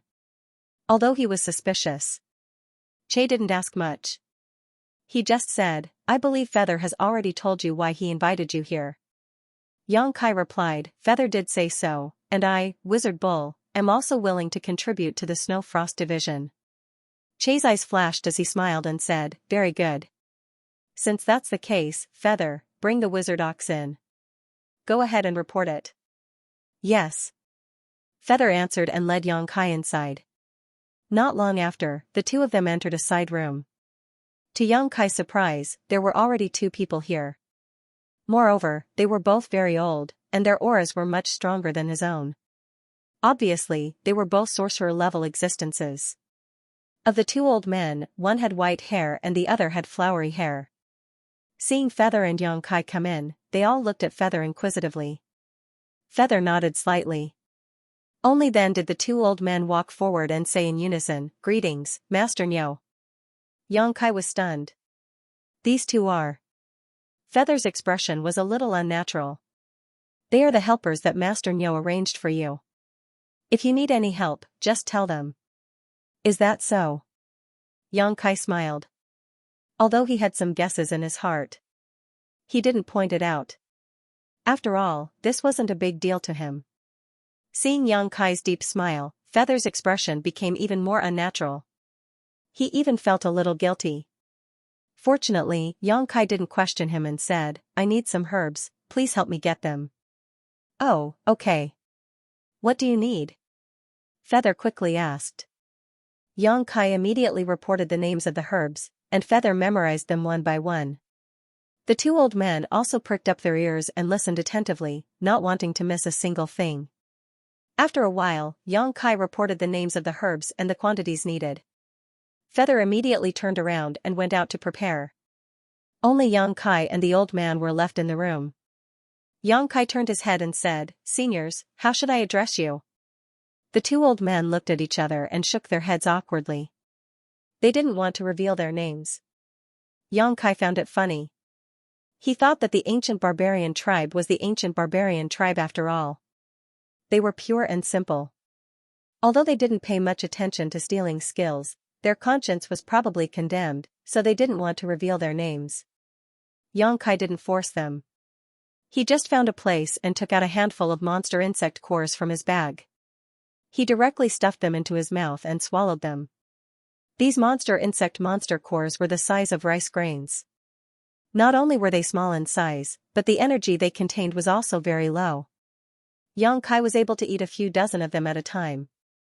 A strange sound came from his abdomen, causing the two old men who had come to secretly learn from him to be dumbfounded. However, the two of them didn't know what Xianxia was eating, only that he should be cultivating, so although they were surprised, they remained silent and didn't disturb him. In less than half an hour, Xianxia had finished refining the monster cores he swallowed. His aura suddenly became stronger. When he did the same thing again, the two old men finally saw what he was eating. The white-haired old man was shocked and quickly stopped him. "Master Nyo, these are monster beast cores. How can you swallow them?" The old man also stopped him. "You can't eat them, you can't eat them." They had never seen anyone who dared to swallow a monster beast core like this. Wasn't he afraid of being stuffed to death? "I've always eaten like this." As Xianxia spoke, he kept throwing monster cores into his mouth. Crunching sounds came from his mouth, which made the two old men's hair stand on end. They looked at him as if they were looking at a monster. "Do you two want some? They taste like monster insects. Crunchy." Xianxia smiled and stretched out his hand, opening his palm. The two old men shook their heads like a rattledrum, and they were shocked to the core. Fortunately, at this time, a large group of Snow Frost tribe barbarians suddenly came in.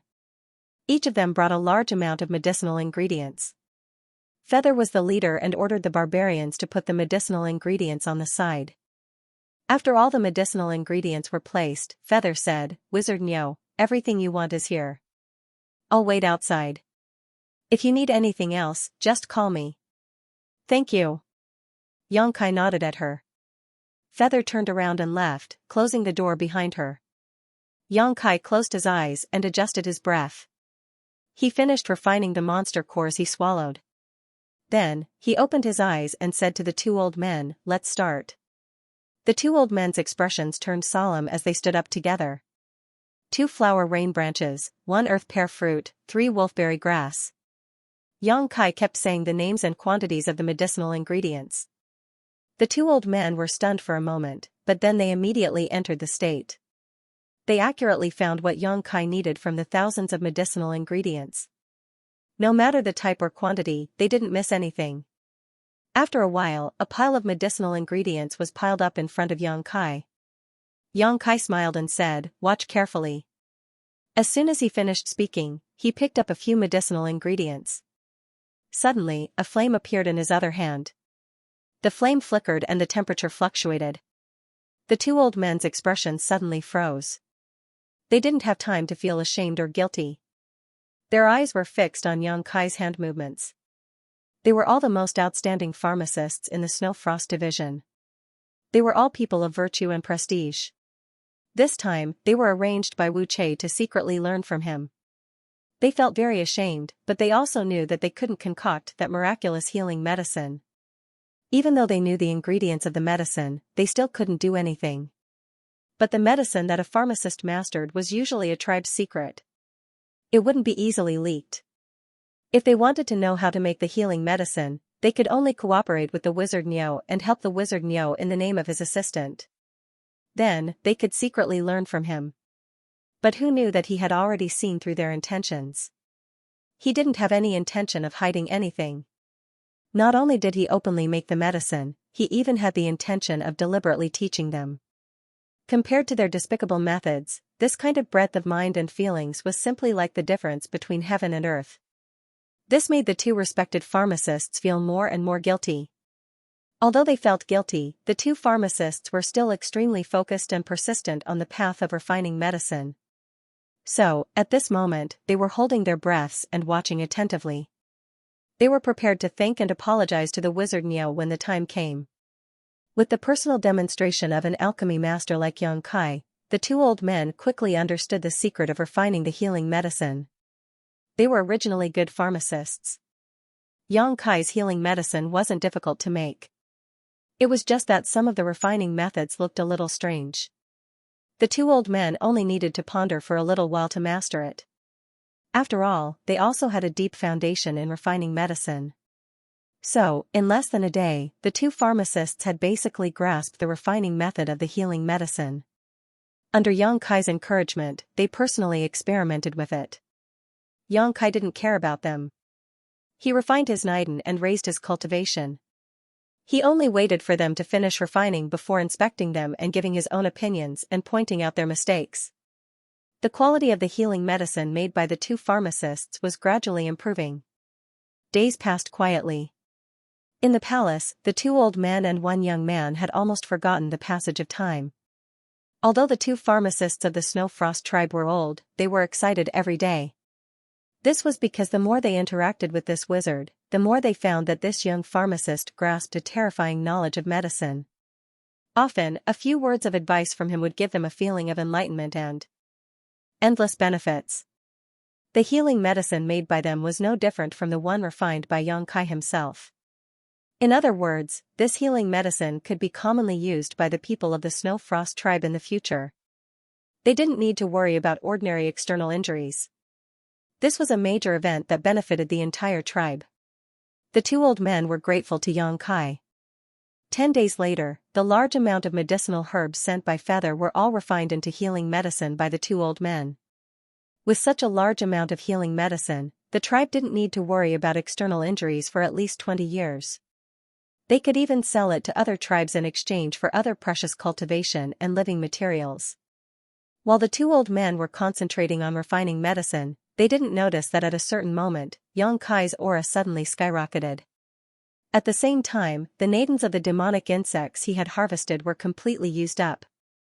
Xianxia joyfully sensed his body's condition. He slightly opened his eyes. His eyes were as bright as lightning, frighteningly bright. The bumpy early stage had passed. The following cultivation path would be smooth. What awaited him would be a situation of rapid progress. In the palace, the wizard Che was holding a small bottle of sticky healing medicine. After a long silence, he raised his head and asked, "Did you refine these?" In front of him, the white-haired old man and the white-haired old man looked at each other. The former replied, "Strictly speaking, we refined them under the guidance of Master Niao." The wizard Che asked, "Did you learn?" The two old men nodded. The white-haired old man said with some shame, "He didn't hide anything. He was very willing to teach us how to make these healing medicines, so we learned quickly." "Very good," the wizard Che smiled and said, "What do you think of this wizard Niao?" The white-haired old man said, "He's broad-minded." The white-haired old man said, "He's open-minded." Che said, "I'm talking about his ability." The two old men were silent for a moment and said in unison, "No one can compare to him." Che's eyes suddenly lit up, like a hungry beast that saw its prey. He said lightly, "It's a pity that the southern barbarian tribe didn't make good use of such an excellent alchemist." After a pause, he said to the side, "Feather, treat him well. Do everything to meet his requirements, but don't let him leave the palace." Feather's heart trembled. He understood Che's intention and said with a complicated expression, "Yes." The white-haired old man and the white-haired old man looked at each other and sighed slightly. They wanted to say something, but when they looked up, Che had disappeared.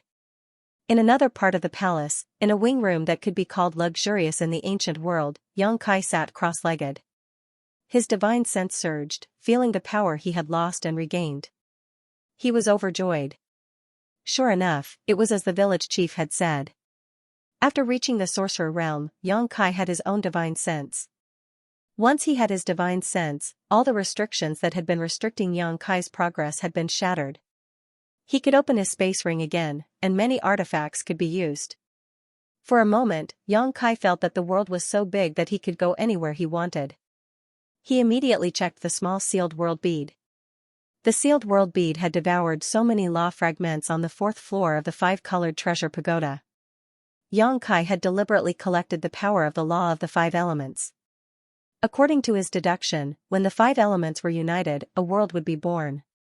However, he had never had the opportunity to investigate the changes in the sealed world bead. Until now. After his soul avatar entered the small sealed world, Xianxia immediately noticed that this world was very different from before. Although there were no obvious changes on the surface, the sealed world bead had followed him for many years, so even the slightest change could not escape his eyes. If the small sealed world was said to be an incomplete world before, then, at this moment, this world had been completely repaired. Xianxia could clearly feel that this world was filled with all kinds of mysterious laws. With the laws of the 5 elements as the foundation, they mutually reinforced and restrained each other. Under the mutual evolution, they gave birth to all things and gathered the 3,000 great Daos of the world. This was the real world, a world without any flaws. In the past, the mysterious small world's principles were incomplete, so if one's strength exceeded a certain realm, it would be impossible to make a breakthrough in the mysterious small world. Because it could not resonate with the world principles, it could not allow the world energy to gather and undergo a baptism. But now, this situation no longer existed. Even if someone broke through to the Emperor realm, it would not hinder them in the slightest. Xianxia was overjoyed. He carefully explored the small sealed world, feeling the joy of this new world. And the completion of the small sealed world seemed to have made his medicine garden more vibrant. Many exotic flowers and grasses planted in the medicine garden swayed and grew.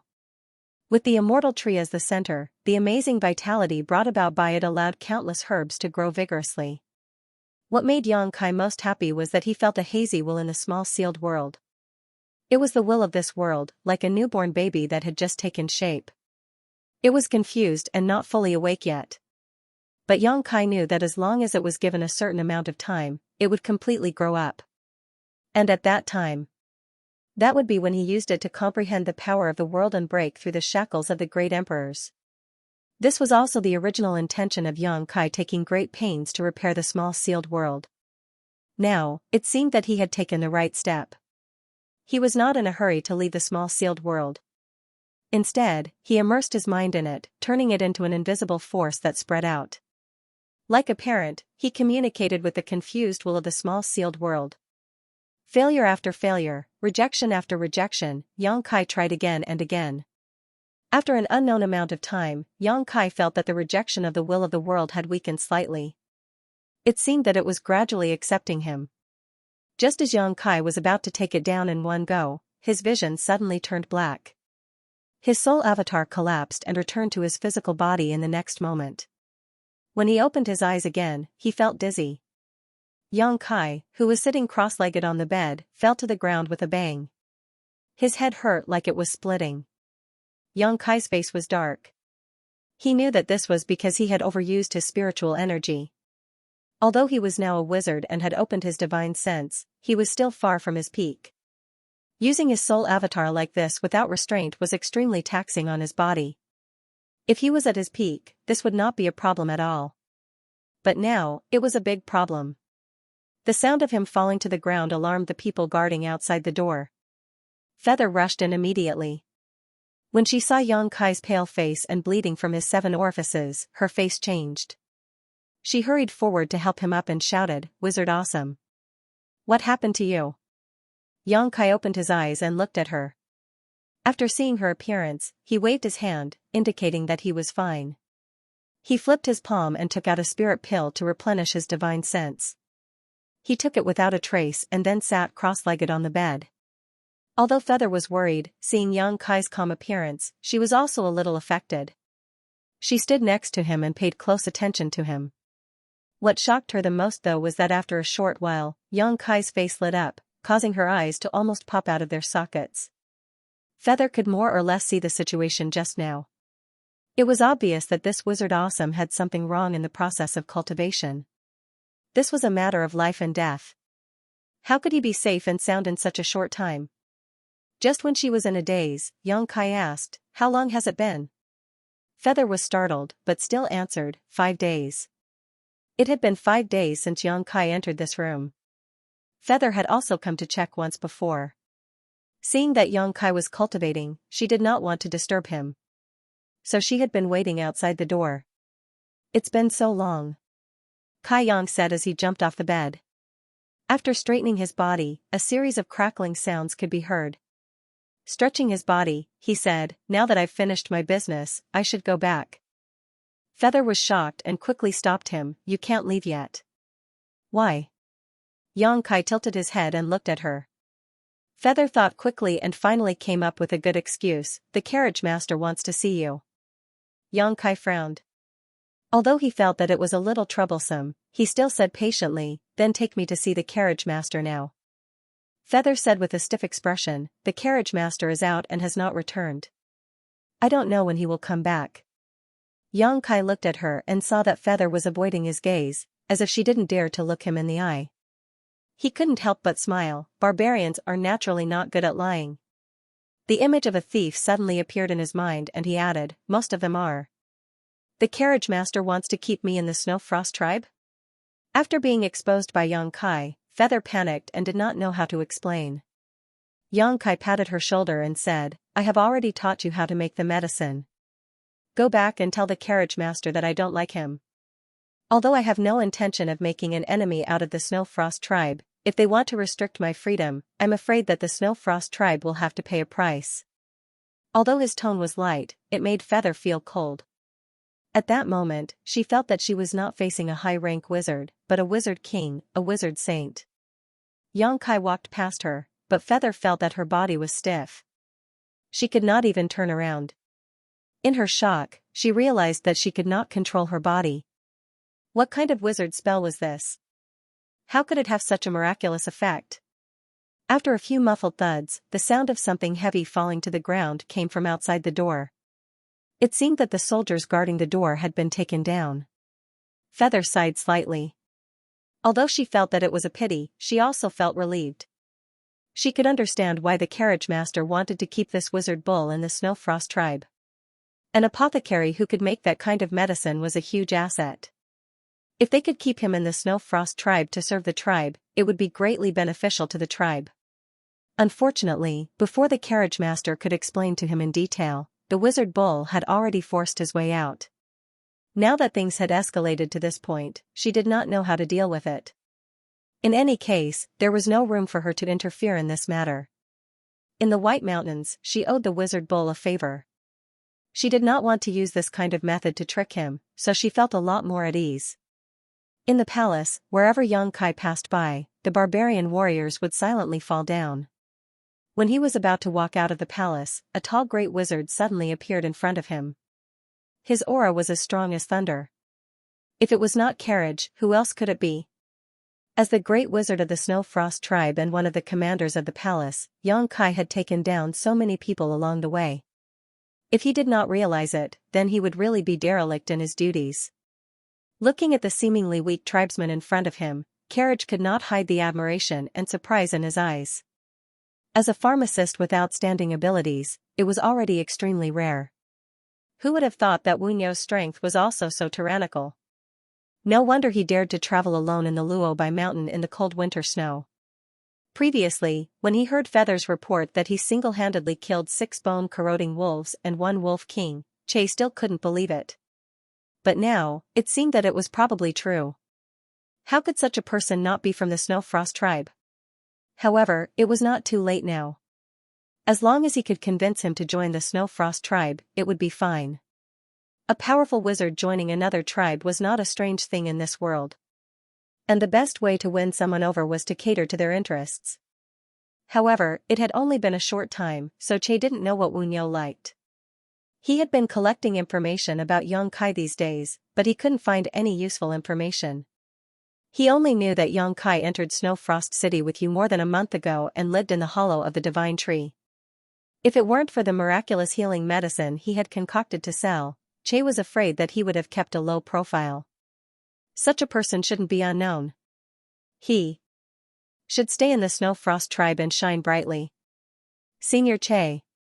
Across from him, Yongkai grinned sarcastically. Is this how your Snowfrost tribe treats its guests? Che's expression didn't change as he said, since you are here, it seems that you understand my intentions. This wizard sincerely invites you to join the Snowfrost tribe. I don't know what you mean. Yongkai said, I can feel Master Che's sincerity. If there is nothing else, I will be leaving. Che frowned, clearly displeased by Yongkai's casual and presumptuous attitude. Although they weren't from the same tribe, a lower wizard had to show respect to a higher wizard. However, Che didn't feel the slightest bit of respect from this wizard. However, this matter was his fault, so Che couldn't blame him. It wasn't proper to arrange for someone to secretly learn from him. The other party was magnanimous and was willing to teach them, so the Snowfrost tribe was very grateful. Now that he wanted to keep this person, it would be a bit too greedy. What conditions do you have? If the Snowfrost tribe can satisfy you, I will agree to all of them. Che didn't want to give up. He still wanted to keep Yongkai for his own use. My willingness can't be bought with money. Yongkai shook his head slightly and said in a low voice, so far. I don't have any opinions about the Snowfrost tribe. However, if Master Che continues to talk nonsense, my opinion of the Snowfrost tribe will change. Ai. Che sighed heavily and raised his hand. Wizard, you're awesome. This wizard doesn't want things to go this far, but since we can't talk, I can only keep you here. I believe you can stay in the palace for a while. According to what you said to Feather, the barbarian tribe is a family. Doesn't it matter where we serve? As soon as he finished speaking, a bolt of lightning suddenly shot out from his palm, crackling and exploding towards Yongkai. Halfway through, the bolt of lightning suddenly collapsed and turned into a net of electricity. Caught off guard, Yongkai was completely enveloped. Yongkai was tied up like a dumpling, his hair standing on end. However, Che frowned. Although he hadn't used his full strength in the previous attack, it was mainly to trap the other party. He had no intention of harming the other party. However, his expression didn't change even after receiving his wizard spell. This gave Che a shock. The other party was only an upper-ranked wizard. Logically speaking, he should have fainted, but Yongkai's eyes were clear. There was no sign of him fainting. Master Che. At this moment, Yongkai slowly opened his mouth.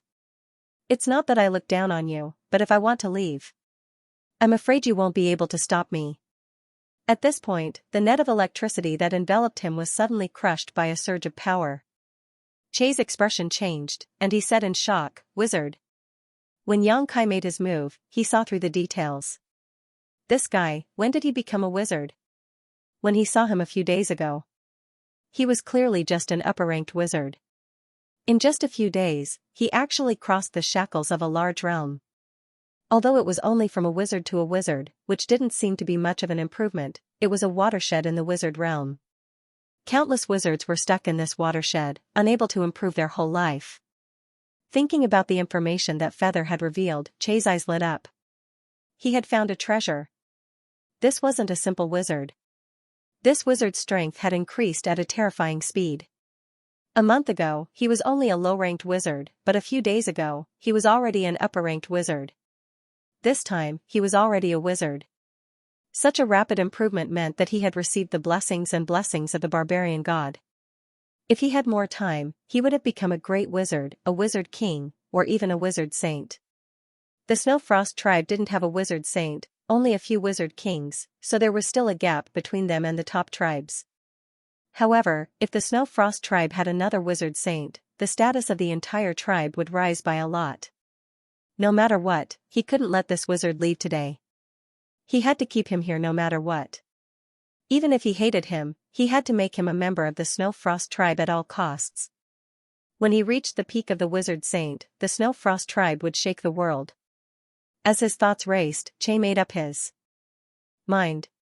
His aura began to roll, and arcs of electricity flowed around his body.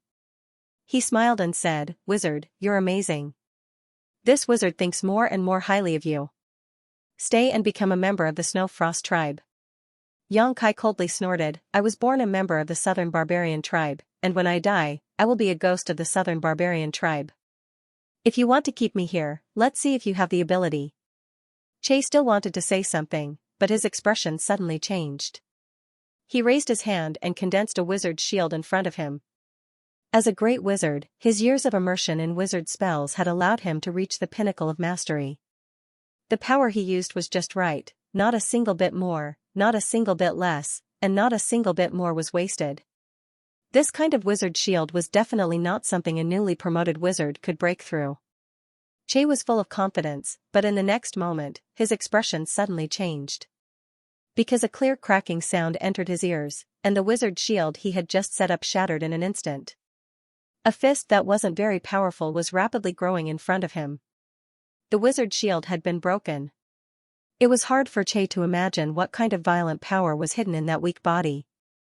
This kind of brute force was not inferior to the strongest warrior of the tribe who had been blessed with the bloodthirst technique. With a bang, Xianxia's fist hit Che's face, and directly broke his nose. When blood splashed, Che was already flying upside down. Xianxia didn't have the slightest joy after his success.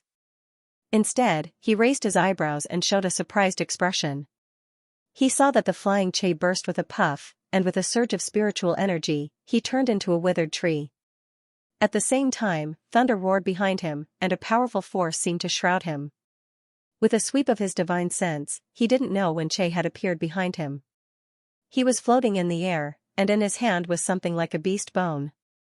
It was unknown what kind of beast the bone belonged to, but it showed a purple light, and on the beast bone, there were frequent flashes of lightning. Che raised the beast bone and pressed it down, and a bolt of lightning as thick as an arm fell from the sky, mixed with an unparalleled power. Xianxia's feet moved, and he dodged. Countless bolts of lightning fell, and huge craters appeared on the ground. Che raised his eyebrows, and thought to himself that Xianxia was so fast. Although they had just exchanged blows, he could already see that this wizard was not to be underestimated.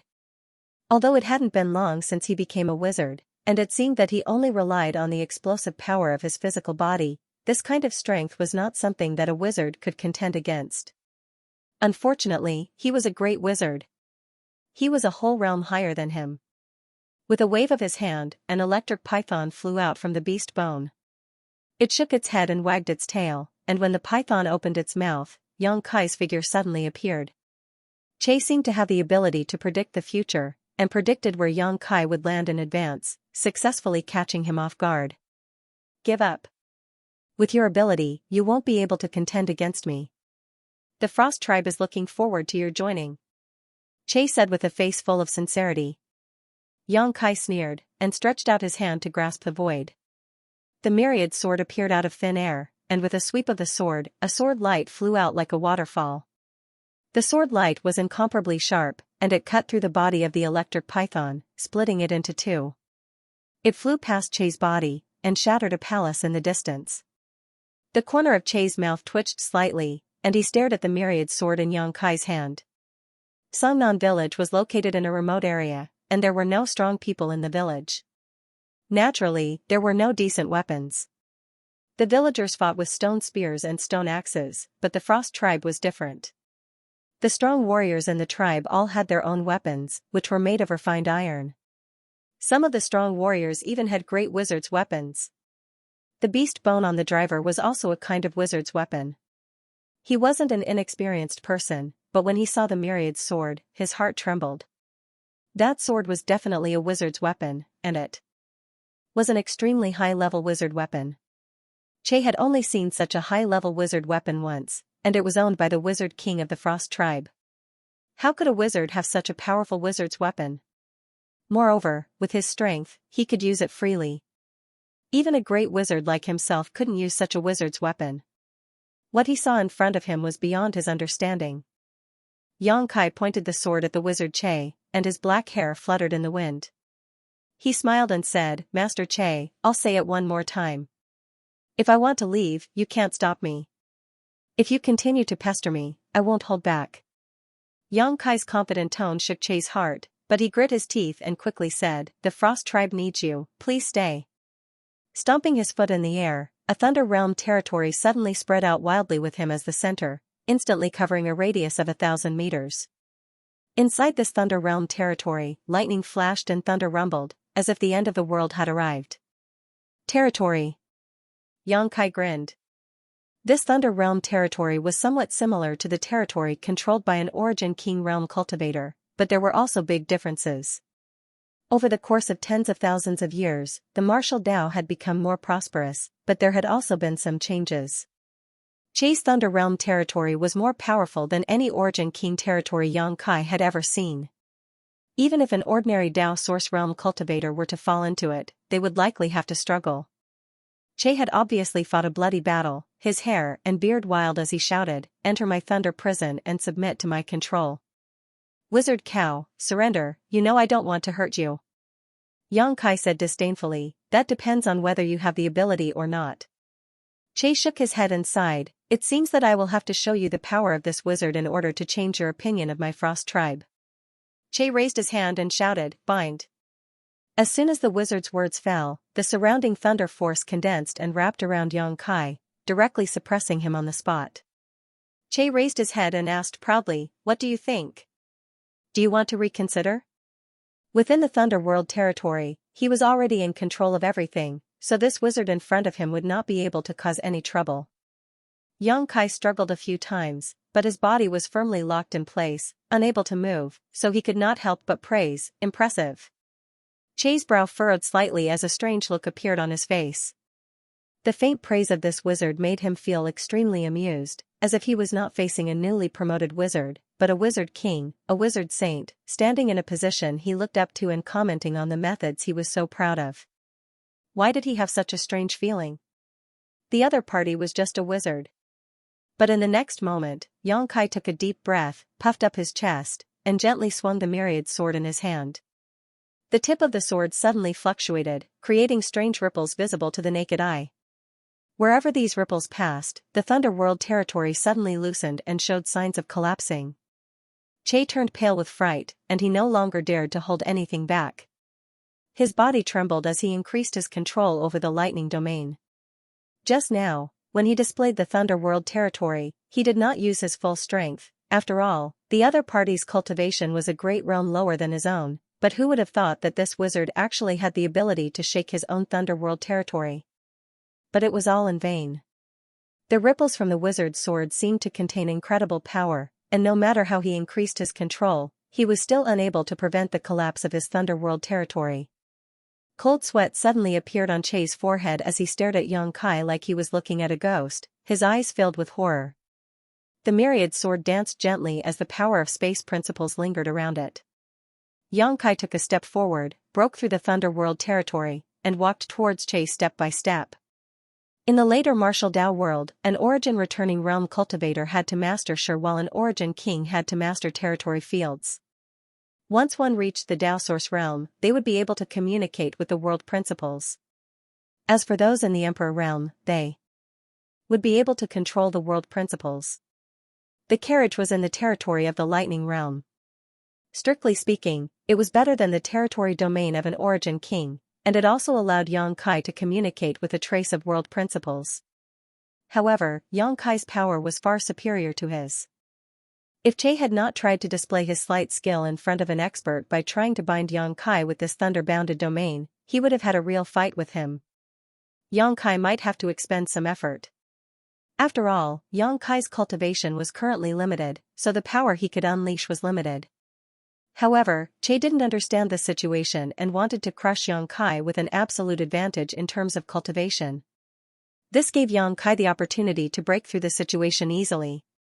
The power of space principles was extremely mysterious, and now that it suddenly filled the territory of the Thunder World, it instantly caused the territory of the Thunder World to tremble. Wherever Yang Kai's figure passed, the lightning in the sky turned into a blank, and all the territory was wiped out. The difference in cultivation between them was obvious. It was clear at a glance. When the other party's footsteps landed, Che could even hear the sound of his own territory collapsing. The distance between the two was rapidly closing. Yang Kai's mouth was full of a mocking smile, while Che's expression was no longer as calm and aloof as before. When Yang Kai's final step landed, it was as if he wasn't stepping on the void, but on Che's heart. The powerful Great Wizard, one of the commanders of the Snow Frost Division, the Wizard Che, trembled and opened his mouth to spit out a mist of blood. The territory of the Thunder World instantly collapsed, and his figure staggered backwards. She clutched her chest, and her bright eyes suddenly dimmed. The destruction of his territory was equivalent to his foundation being damaged, and his injuries were not light. Previously, this wizard had boasted that it was impossible for him to stop him. He thought that he was just spouting nonsense, but now, it seemed that he was speaking the truth. How could there be such a wizard in this world? Yang Kai didn't feel the joy of breaking through the situation. Instead, he turned his head and glanced around, then clicked his tongue and said gloomily, "So troublesome." While talking, he took out a green leaf and communicated with it. When the green light flashed, his figure had already disappeared. In the depths of the palace, a terrifying aura was like that of a sleeping dragon waking up. The appearance of this aura seemed to have caused an incredible chain reaction. Soon, auras that weren't inferior to the aura came from all over the palace. Those were the great wizard kings of the Snow Frost tribe. In the entire palace, all the people of the Snow Frost tribe were pale, trembling, and standing with their heads down. Several powerful divine senses swept over, and Che resisted the attack of his injuries. He reached out his hand to his chest and bowed to the void, "Greetings to the master." What happened? The aura that appeared first suddenly spoke. The voice was erratic, and no one knew where it came from. Che pondered for a moment and briefly described what had happened before, focusing on Yang Kai's various incredible abilities and potion concocting skills. The wizard kings were silent for a moment, and it was unknown if they communicated with each other. The wizard king who spoke before said, "Since he is useful to the tribe, go and invite him again. However, the Green Master seems to be protecting him.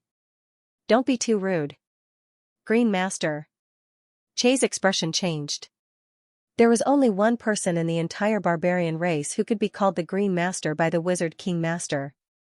It was the evergreen god tree that protected the entire Snow Frost city. He actually received the protection of the Green Master? While he was hesitating, a look of sudden realization appeared on Che's face. No wonder that Wu Niu suddenly disappeared. It turned out that it was Master Qing's means and ability. He was just thinking about what was going on. Now that he thought about it, the other party seemed to have taken out a green leaf before disappearing. The auras of the wizard kings disappeared as quickly as they came. In the blink of an eye, they receded like the tide. Che frowned, and his face was filled with difficulty. The Wizard King Master wanted him to invite the Wizard Bull over, but the Wizard Bull was protected by the Green Master. If the other party was unwilling, what ability did he have to invite him over? If it was before, he would have had the confidence to directly suppress the Wizard Bull with force, but after the battle with the Wizard Bull, Che felt that he did not have the ability to do so. That Wizard Bull could not be treated as an ordinary wizard. His strength was at least at the level of a great wizard. It could even be said that he was at the peak of a great wizard. On the other side, after communicating with the evergreen god tree through the green leaf and returning to his tree hole, Yang Kai knocked on the trunk and called out without any trace of politeness, "Senior Green." A figure flashed in the tree hole, and an old man leisurely appeared, looking at him with a smile. Yang Kai did not beat around the bush and said bluntly, "Thank you, Senior, for taking care of us these days. The green mountains will not change, and the green water will flow forever. We will meet again someday." The Snow Frost tribe wanted him. Although they did not want to take his life and only wanted him to work for them, Yang Kai did not want to lose his freedom because of this, so it was better for him to leave first. With his current strength, he had a good chance of winning against a great wizard like Che, but against the entire Snow Frost tribe, he had no chance of winning. Previously, he had alarmed the Wizard King, so if he did not leave now, it would be too late. Moreover, he had already achieved his goal of coming to Snow Frost City. Now that he had become a wizard, it would be best for him to return to a remote place like Songnan village. With the help of the million inner cores in his ring, as long as he was given time, he would be able to quickly advance. When he was strong enough, even if the Snow Frost tribe wanted to keep him, they would not be able to do so. While talking, Xianxia looked out of the tree hole. It was calm outside, and there were people coming and going under the tree. It was a peaceful scene. Obviously, what happened in the palace had not spread here yet. Thinking about it, he had teleported back here using the green leaf. No matter how fast the Snow Frost tribe reacted, they would at least have some buffer time. With this buffer time, it was enough for him to leave the Snow Frost tribe's territory and fly far away. At that time, the sky was high and the sea was wide, and what could the Snow Frost tribe do to him? Don't be in a hurry to leave. Green raised his hand and said. Senior, do you have any other advice? Xianxia asked curiously. Green reached out and stroked his beard, smiling. I see that the technique you have been using these days seems to be extremely inferior. Do you want to change it? Xianxia was startled, and he said happily, yes, yes, yes. Previously, he had thought about changing to a cultivation technique from the Snow Frost tribe. After all, his cultivation technique was taught by the village chief, so it could not be anything good. But after thinking about it carefully, he realized that the cultivation techniques of the people of the Snow Frost tribe were mostly ice-based, so it might not be suitable for him. Moreover, he did not want to get too entangled with the Snow Frost tribe, so he did not make any requests. In any case, his current cultivation method was different from that of ordinary people. If his cultivation technique was inferior, then so be it. He might find a chance to change it in the future. Now that Green had said this, he was somewhat overjoyed. This was like someone giving him a pillow when he was about to doze off. After a pause, Xianxia asked again, Senior, is there anything I can help you with? Although they had not interacted much, Xianxia could tell that this elder in front of him was not someone who liked to give others benefits for no reason. He did things very clearly. If he wanted to live in a tree hole, he had to first water it with the monster beast's blood. When Xianxia scratched his itch, he rewarded him with a green leaf. Perhaps it had something to do with him being the tree of protection. He protected the entire Snow Frost tribe.